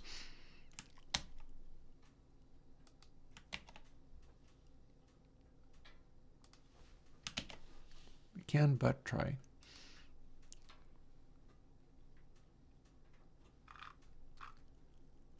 Here we are.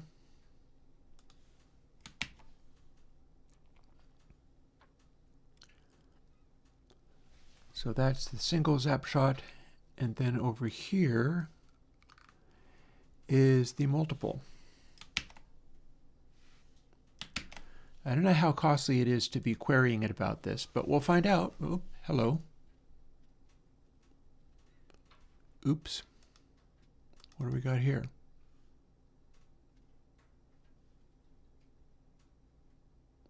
Oh, something went wrong.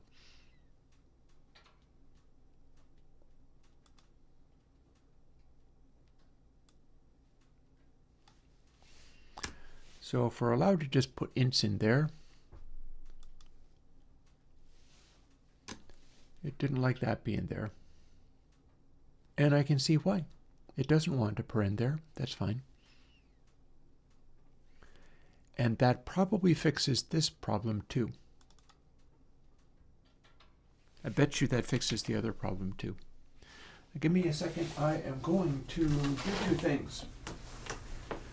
First thing is throw another log on here.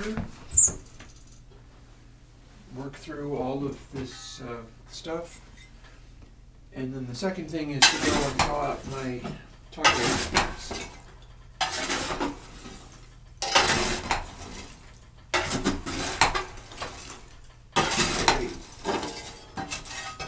Here's our next batch of charcoal.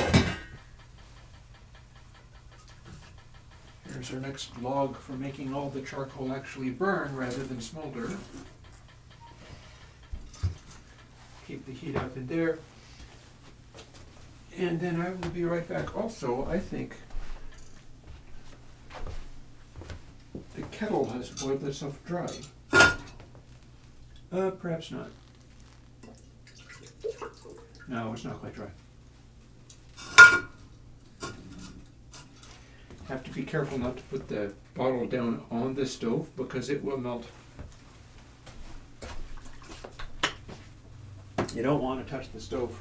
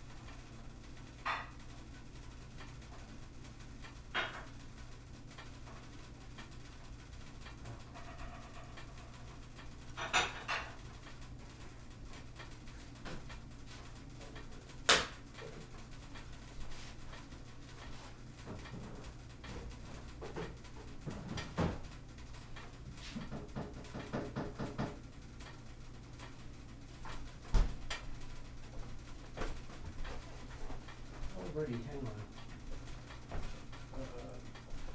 Yeah,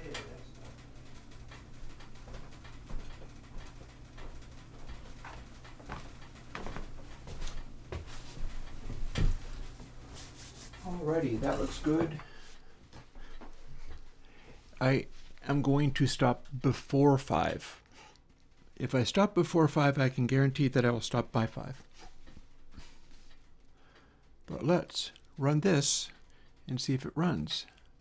Signs point to it is running. Okay, now it says what level it is. I did tell it to be 400.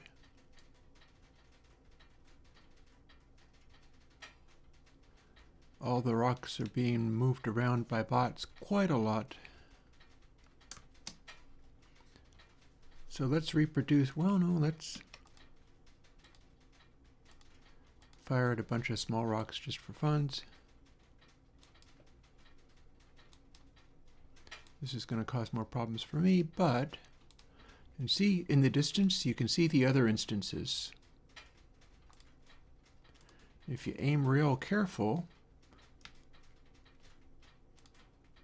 you can take out the smaller ones one at a time. Oh, that guy suggests that I need to go that way. I will trust you and go that way. Oh, and they bumped into each other, which makes them twirl. That's actually kind of cool. That one's twirling extra more because it's shoving the giant rock around. Oh, getting sandwiched. Let's not get squished. Oh God, squished between giant rocks. I think maybe they are able to push the rocks a little bit too much. That's excessive.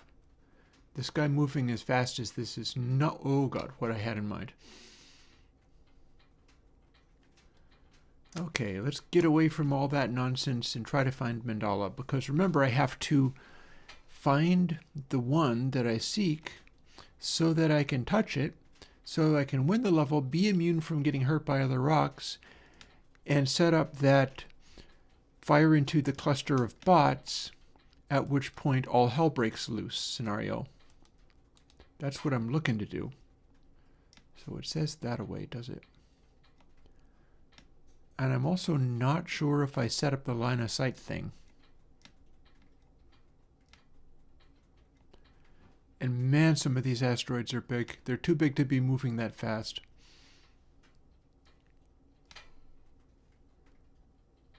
Let's scooch up to some of these guys that aren't moving that fast. and get directed. Okay, you are too near the boundaries of the world. You just fired in that direction and then they disappear.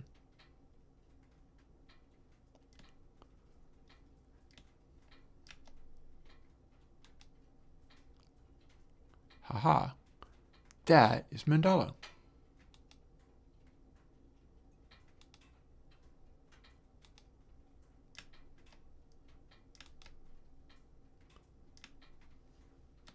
Got it. Okay. Now we allow all the rocks to be dragged in my direction. Oh, are you getting concerned about the salt water? The violin is fine. I didn't do anything to the violin. But I have actually changed the position of the saltwater acoustic guitar so that a bunch of the water drained out, but hopefully there is more salt water across as much of the entire soundboard as I could get. And when I'm ready to do my tacos, what I'm going to do... Oh, have we got a very small number of guys approaching me? Nah, there should be more. What's happening is they're all kind of trying to come towards me, so they are forcing all of the asteroids to come towards me as well. It's a side effect. You know, if these guys all have, like, I can easily make it so that if they have a line of sight, they come towards you, meaning they will not be shoving the asteroids as hard as this. Although now they're basically just shoving me around.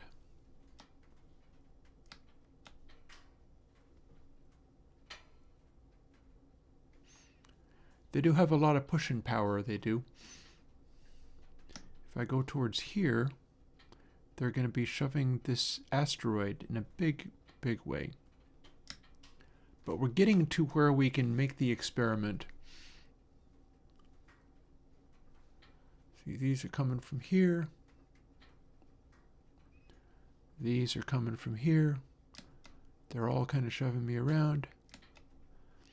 We're going to get a hilarious scene, but then we get to see whether the frame rate goes to absolute crap or not. Because I'm just going to soak them with zaps to see what happens. And that's probably it. Does that look like a good enough number to you?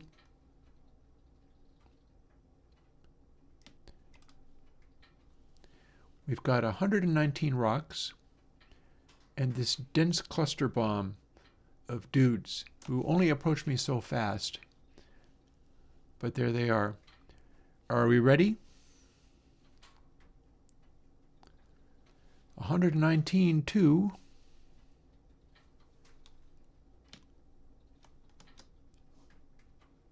lots.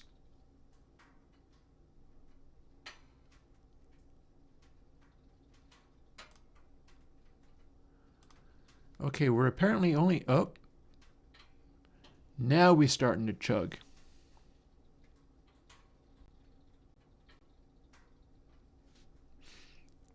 There's only so much you can do with spam like that.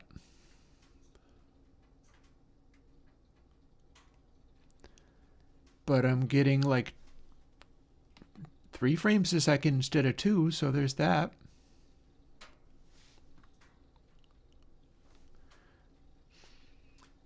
So very definitely what's happening here is that all of the rocks are being blown up. If I click again, we'll see that now we're at 1,000 rocks. And increasing, because the shots are still happening.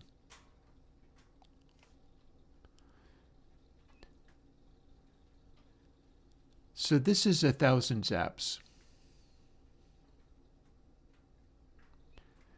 Arguably too many, seeing as it's a spam mode, but you can see how it's not really as many as before. And then the one that was trying to zap me, you see it's aiming for me now. And we're going to set up that feedback loop.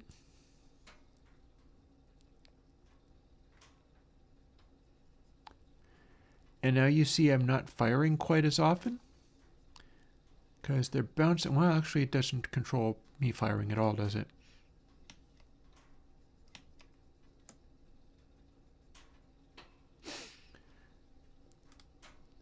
And the rocks is only updating when I click, so that's not actually great.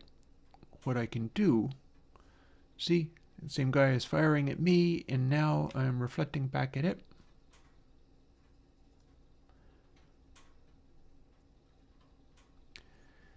See, there's the other part of the feedback loop. If the counterpart is sandwiched in between other bots, what it's going to do is it's going to fire at me, which hits another bot, which then fires at it.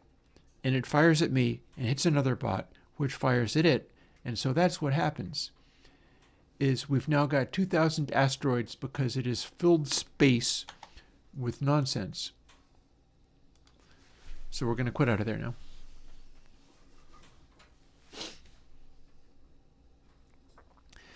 And this is in part because we've decided that we're going to allow 1,000 zaps. 1,000 zaps may be too many, seeing as it's continuous and all.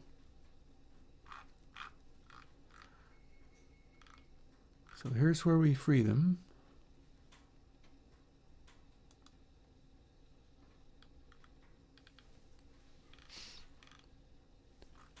This needs to run fast because this is called every frame for every single one of those. So that's a lot. That's a lot. We're not instancing the zaps. That's why we're able to get away with so many of them.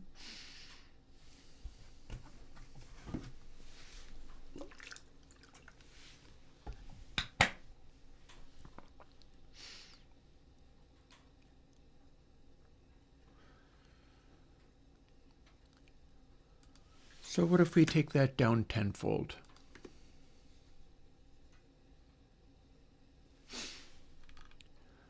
Bots cannot fire unless it is 100. Also,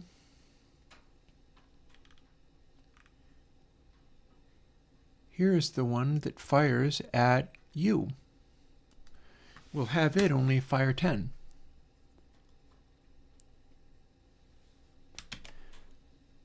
Also, what else was I going to do? I was going to do this. Acceleration plus equals target vector divided by target vector length plus square root of world size.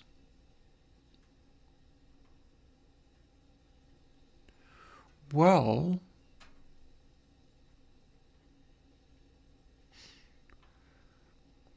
what if we just make the acceleration, it goes, charges madly directly at you? Target vector is literally the entire distance between you and it. But if we do normalized, then it's charging you, yes, but it's not necessarily charging you that aggressively. Acceleration, however, is a factor. We can also override its position.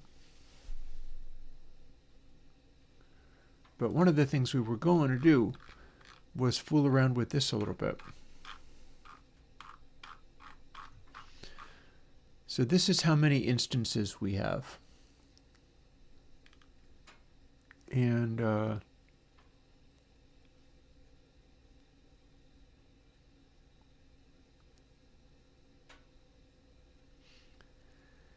I'm speculating as to whether this is actually what I want. So let's see what happens if I update that. I had done a thing where I was shooting for a gray look on the giant rocks, but really what I've effectively done is made it so that the giant rocks are gray because it's an entire blur of just nonsense. And I could scale it down like this, and probably that'll work just as well. In any case, I can see whether it goes. And then the other scale is square root of rock size, which is meant to work a certain kind of way. And here's all of our instances. Every single one of these lines, every single one of these variables is a distinct instance in a cube surrounding the space you're in. That's why you see it. If you see it, you can fly to it. But this is as many that are being instanced in rendering server. They are all meshes. I don't think they actually get rotation. Although I haven't really noticed. Probably easy enough to find out.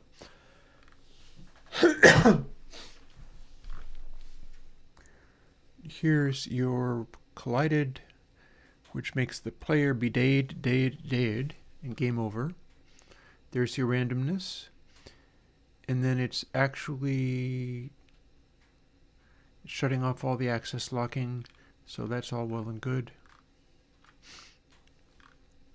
We don't have special conditions for colliding with bot or colliding with rock, other rock. If it collides with other rock, it just bounces. I could make them break into smaller and smaller pieces as they bounce off of each other, and that would be kind of crazy. Square root of world size is not. World size is this. Starts at 800. And then we make it be 512 plus level. That way it continues to get bigger as you go. We could start it smaller than that even. We've also got rock size also being a factor of both of those things. So it's a minimum of level plus 16 or world size times 0.92. Meaning it's going to quickly get past being a factor of level. But there's meant to be a limit. Like if I tell it to be level 9,000, it should still fill the world with a dense cloud of asteroids that are not too big.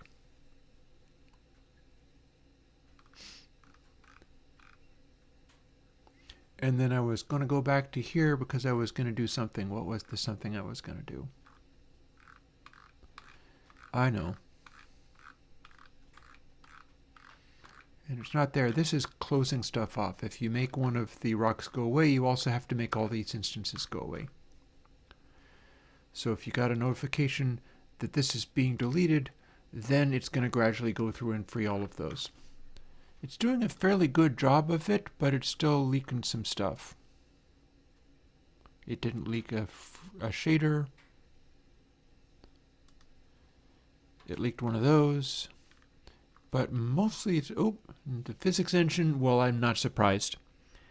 At 2,000 collisions of objects all over themselves, then yeah, that exceeded the capacity of anything.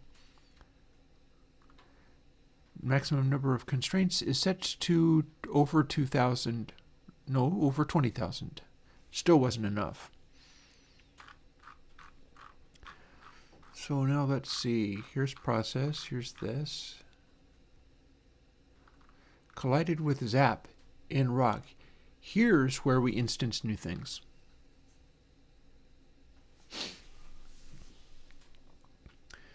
So base V equals collided. And then we've also got this other stuff, including new rock position and new rock velocity. Velocity is actually what I'm going to want to add to position, so let's see if we can simply do this.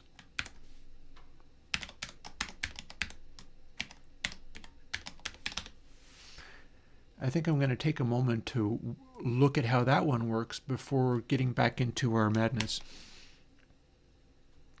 Because every single one of these should be updated with the position offset by the direction it's going to go. That should be good.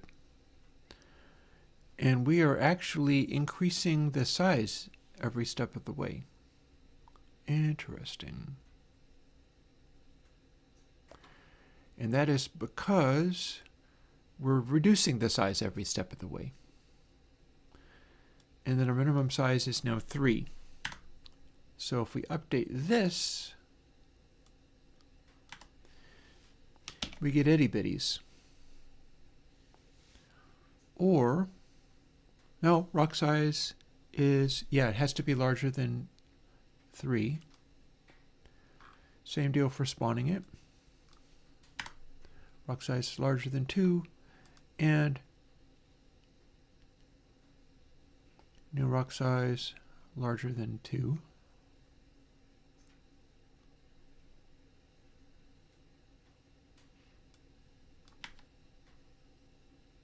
We can at least calculate it that way. Hang on.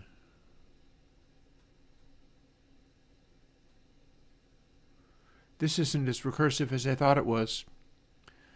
This isn't recursive as I thought it was. I see a bug. Which is fine. It's fine to have a bug, but I see a bug. We keep referring to this, but this doesn't get changed. I was meaning to have this be updating every step of the way. We start with this and then we scale it down, but it's not doing that, is it? Because we're applying it like that, but then we keep comparing it and referring to the same thing rather than making it sort of be recursive. Oh. We're spawning it correctly, but we're not making it continue to step downwards with the bailout every step of the way, so if you get beyond the smallest possible size, it doesn't keep making more. Let's see what we have now. At 4:30, half an hour before I absolutely must stop hacking on this. Yeah, I know, isn't that right? Oh, God. Help, it's too close. That sucker's too big. Fortunately, they're not going for me. So there's one that looks a lot smaller. Let's see how many pieces this breaks into, if any. Alrighty. That made 2 rocks out of the 1 rock. That one's small enough to disappear. That one made 1 smaller one, and then that one disappears. So we got that going on. It's possible that the change made it not work the way I expect.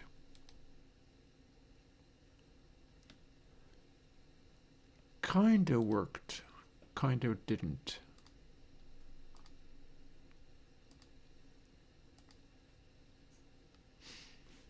Okay. This is all darker than it should be, but that's basically fine. Hit the brakes. Now what do we get when we start spamming this with shots? Okay, they got too small.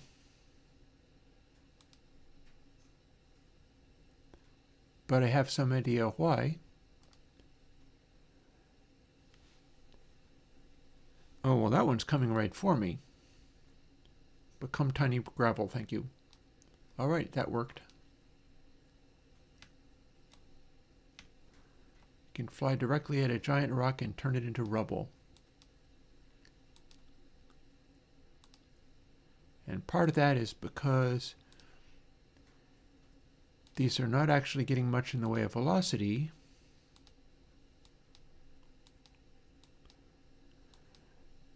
Nor are they keeping consistent size.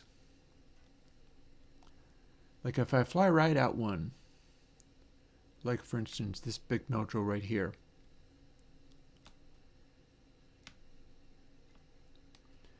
it should be filling space with an unreasonable number of rocks, but that's not quite what's happening, is there? Because they're not being offset far enough, although they are getting a little bit of speed.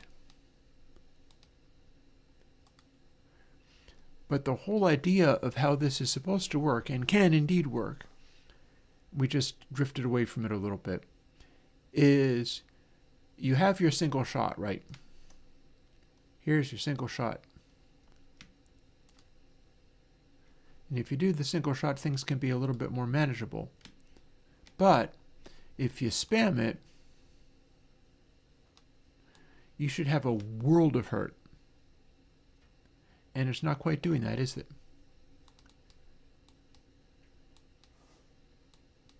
It's friendly, but it's not supposed to be friendly if you play it that unsafely. So let's see. Also, I would not mind updating the rock location business a little bit more. It's not counting the rocks quite as well as I would like. And it's not quite 5.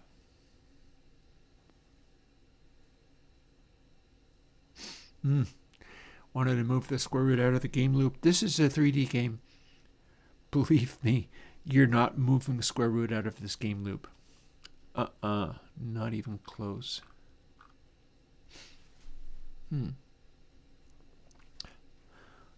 Well, here...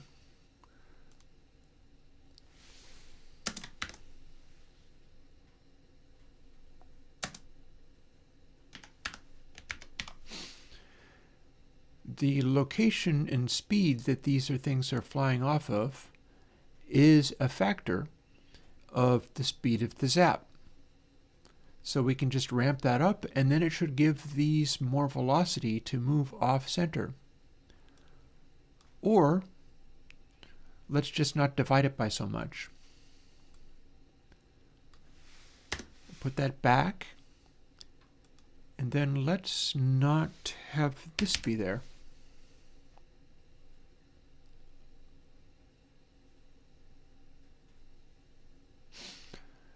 And then let's not have this be divided by so much. Like, this is all still adjustable. Like if we start at rock size, because here's the thing. Every step of the way we're making the velocity go up and the size of the new rock go down. And it's being scaled down by the golden ratio, which is not necessarily what we have to do.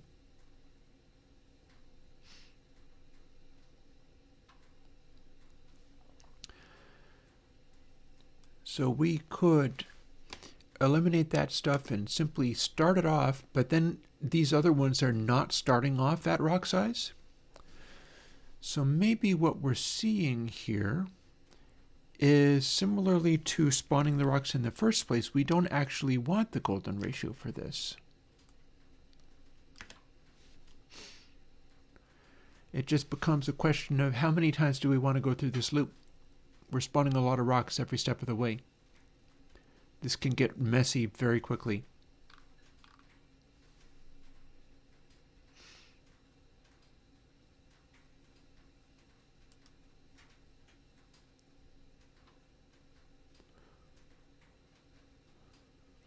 And then get parent, get rock size. Okay, so here's how we count whether or not we've cleared all the rocks. It's getting a child count on parent, which is the rock gatherer that things are being added to. And if you have literally 0 of them left, you've cleared all rocks, you get to move on.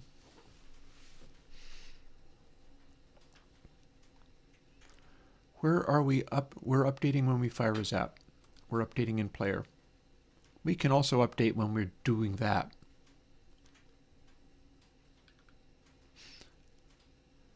And here's the line of code that does it.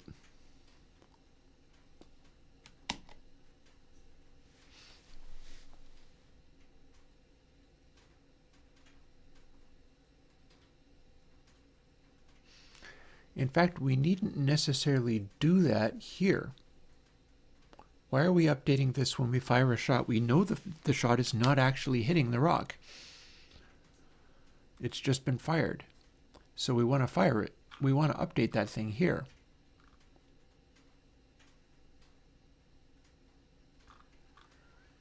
So if new rock size larger than 2, we do this. If new rock size is not larger than 2,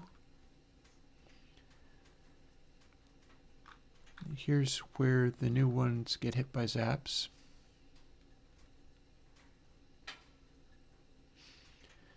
And we've spawned a bunch of new ones. So here's the line in which it's going. And then we have if true. So we're running this every time a rock gets struck, which it's deleting itself and doing everything else.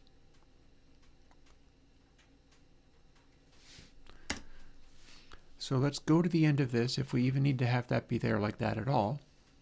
We don't.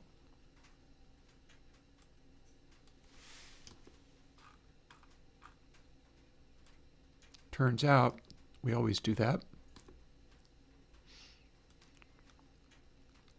And then we do the trick that I found on this actual, I think it was Shift tab, boom. And then let's update, which means we have to go and find player, which we have in here somewhere.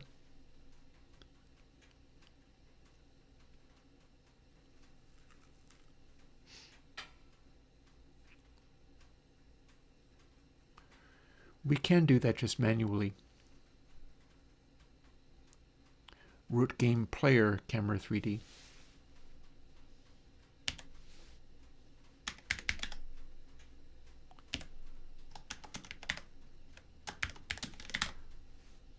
Player is always going to be an available game object. That should work. Yeah, base chatter tip. Well, it's always fun. Like, you do stuff on the internets, you will run into so many different people, and people will have all different kinds of capabilities. So we got 42 rocks, and we're firing a bunch of zaps. Let's go in search of one of these rocks and zap the heck out of it, shall we? Oh god, okay. Alright, now we have 84 rocks, and boy did that work. Now we got 99. And a rock ain't one. That seems to be working. Oh god, I am so dead. Except for I'm not. But I should be, because that was messy. See, that's basically what I was looking to do. Like, if you were just zapping away, you should fill space with rocks and have it become incredibly messy. Let's step away from that a little bit and see whether we can find the bot that we are in search of. Go to a different place without as many rocks. That looks strangely mold-like to me.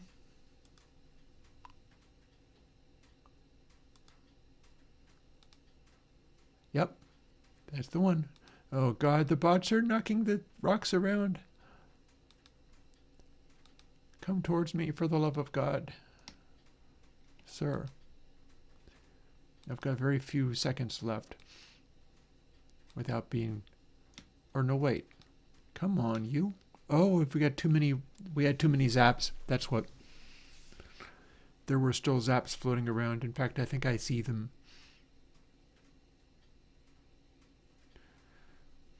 Well, you know, one thing I could do, rather than not have them fire, is... I could have it nuke one of the zaps as soon as they are hit. But we successfully got through to that.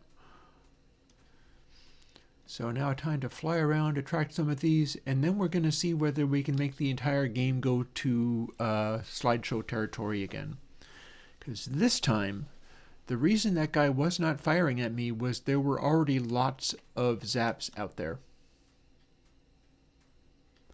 And that's the condition that originally led to slideshow mania. And see, there's an image of me. That's the one I was looking for. And I do believe that bots are pushing these rocks, and see, one of them is tumbling. We call them a tumbling rocks.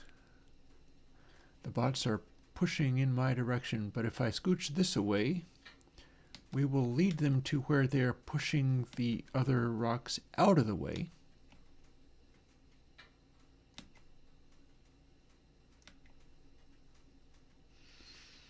Unless they're not, but honestly it should work. I'm basically trying to gather them.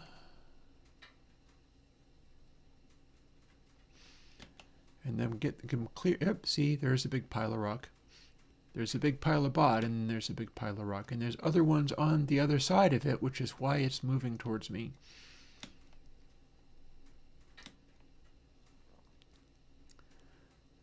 But then this is a pretty good collection, wouldn't you say? And there's lots of rocks really close by. In fact, it says 220. Actually, that's 219, 223. Engage the experiment. Okay. We got a slideshow, but not because of the number of zaps. Because the rocks have filled all of space with nonsense is what. Let's see if I can get away from here and see what that looks like even. Oh, well, one way I can get away from here is to have my massive bots push the rocks out of the way. That'll work great.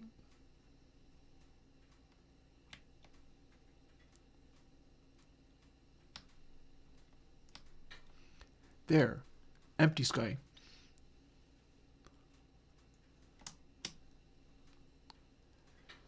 So we're chugging, but we don't have complete slideshow. Also, I don't know why if I fire, it goes to 827. It overcounted somehow. I don't know what was happening there. So here's 800 rocks.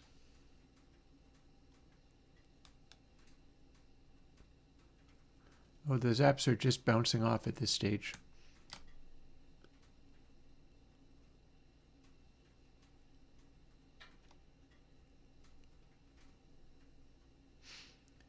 And there's my cluster of bots. I really need to do a bot counter too. Because it should, I'm at level 400, so that's what 400 bots looks like. Which is a lot. Let's see if they can fire zaps again. Oh, I'm surrounded by... Can you fire zaps? I don't know if that counted.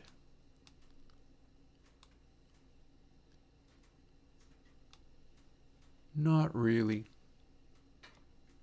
All the same, that should be creating more asteroids. Let's get the hell out of Dodge while we can. Under normal circumstances, you'd be super dead with this many rocks in the way.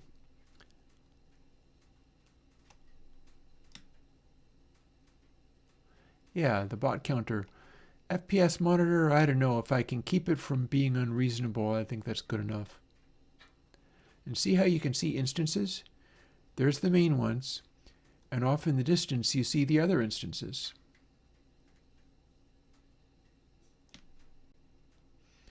And they will be going towards me as best they can.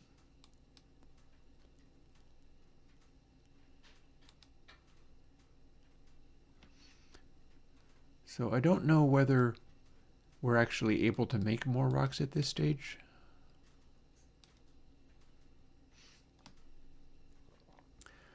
Because here's the thing, our frames are a little bit chuggy at this stage.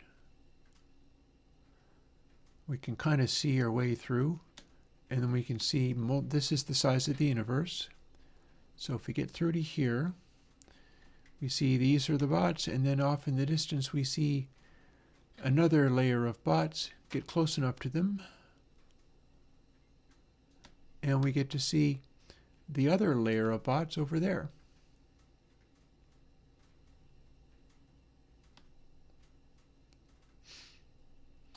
So that gives you a picture of how big the universe is.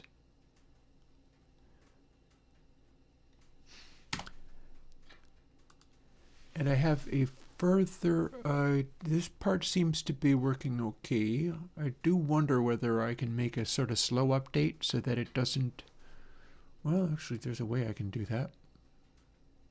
Hang on. If I decide to simply not update it, it shouldn't make that much difference whether it thinks that there is one more zap than there is.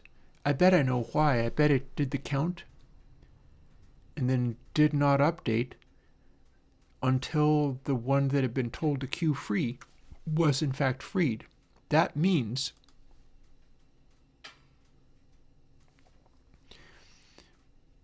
we need to do this.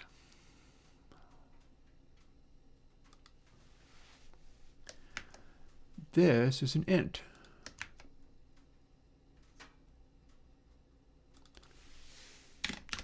I should also do get child count true. and then -1. Then it doesn't have to update again once this one has been deleted.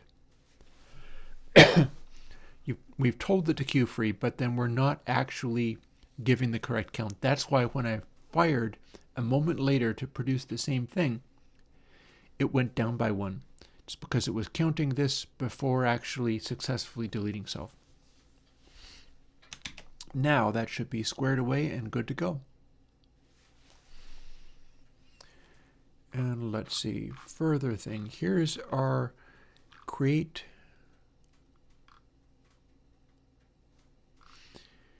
Here's what's causing them to be way too out of hand. So tell you what, back to the golden ratio. That's not how we do that.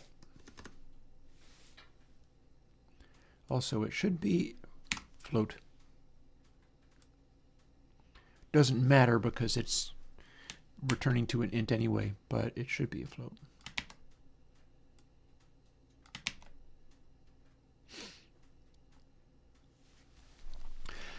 And then let's just layer that a little bit more, shall we? We could just put this into a little loop. We don't have to, but we could. This is a maximum. What's happening is if it's beyond a certain point, and it can't actually make them any smaller. But when they're big, we can do this.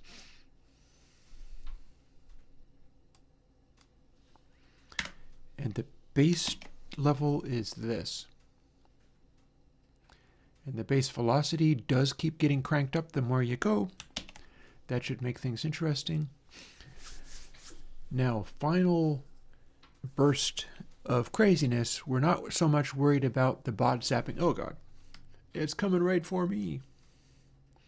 We're not so much worried about the bot zapping because we've throttled that now.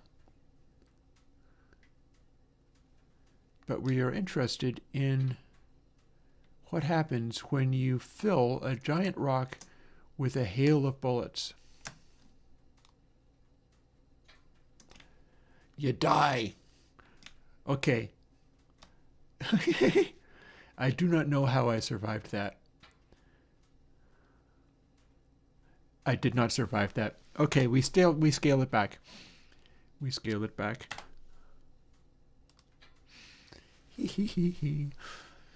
And I'll tell you one way of doing that. Firstly,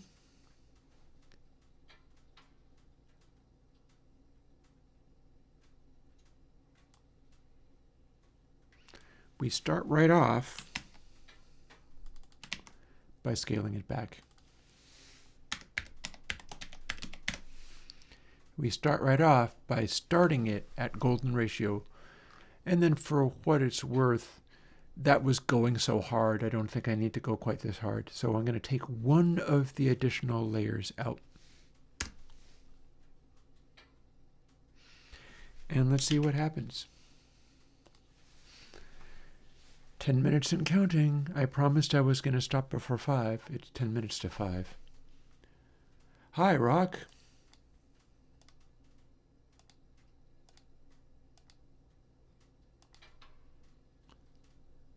Yeah, the little ones are trouble.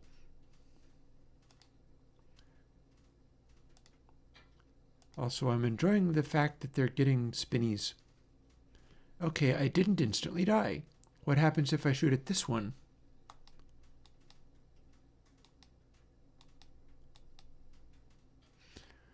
Well, you can make the ones close to you instantly die. Ah, got him. Okay, and that was a bot.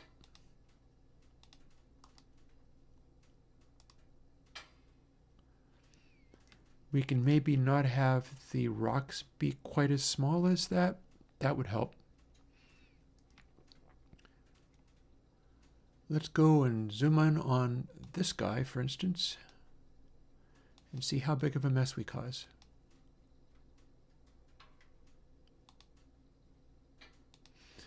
Also, they can carry their parents' velocity. They totally can carry their parents' velocity.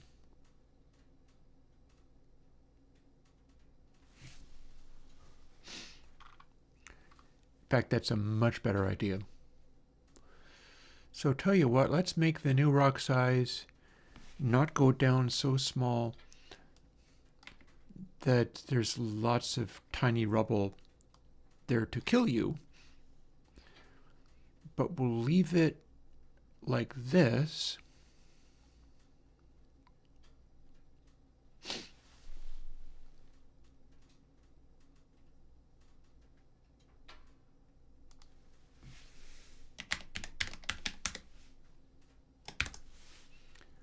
Oh, I think you need to capitalize.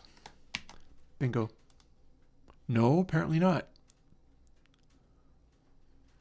Oh, that's why.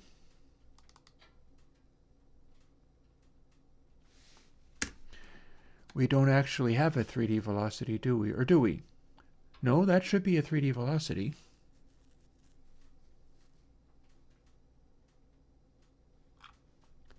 Oh. So there's linear velocity length. So what we want is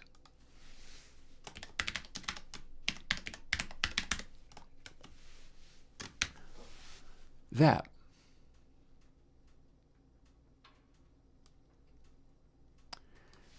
And if we take that, then as we wing these new guys, they also have their parents' basic velocity, and then it's slightly randomized, and that's going to make it a lot more realistic. And there we go, that should work. Tempted to boost the brightness so that we can see these guys a little bit easier. But here's a big rock.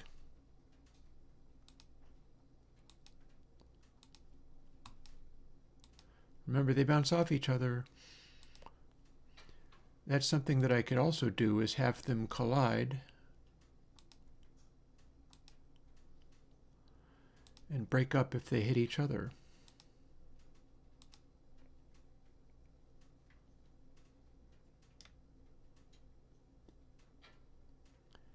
Here's a big rock. Assuming it's in, it sure is. Quick change to make these suckers more visible. Over to Godot before being done with the day.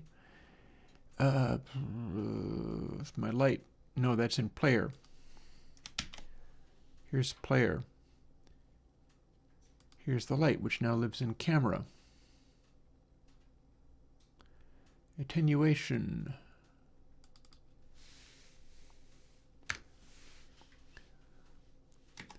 .0, that's going to make everything a lot more visible. Let's bounce right back.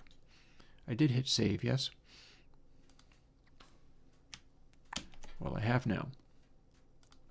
Hopefully now we get to see these much more easily, even if it's less moody and dark and spooky. And boy, do we. Alrighty. Here we go. It's the cloud of dim rocks off in the distance, but then, as we approach them, they are much more visible now than they were, because the light fall off is not nearly as bad as it was. So if we shoot this,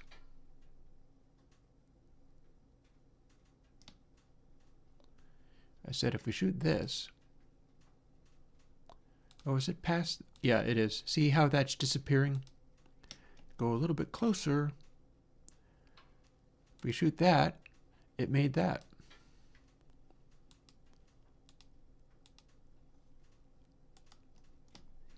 And now I chase it and zap it. That was the smallest size, which is much bigger than the bot, so you can tell them apart. Here's another asteroid. I'm going to turn it into mulch. There's some mulch. And that was dangerous to do, and so is this.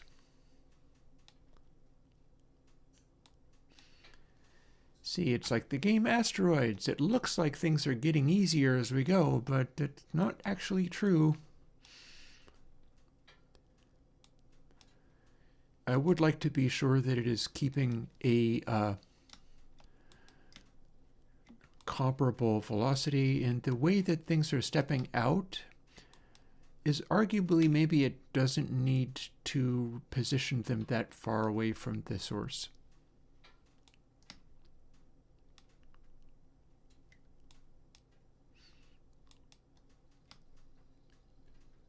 And now we attack a really big one. No, we don't, because that's an instance that is too far away from...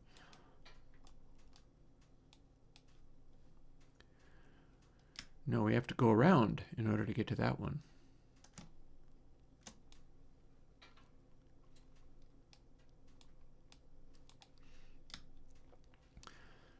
So the idea is, if you're going to play this foolishly by shooting at literally everything, it's going to get messy. And if you see them rotating, you should be able to break them into smaller pieces. Oh, they should keep their parent rotation too. That's rotating slightly so I can hit it. If they're not rotating, they are not visible instances.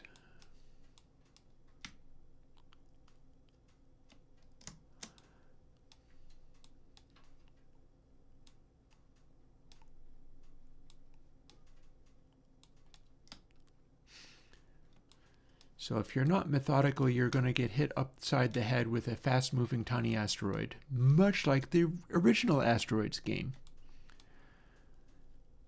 And I feel I could have the scales of this not scaling down quite as much. And that's easily done.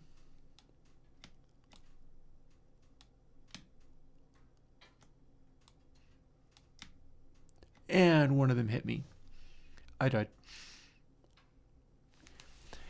And that's basically the idea. So that's as far as we got today. There's other stuff that I'm going to do that doesn't have to do with bots or asteroids. But we'll get along to that eventually. Anywho,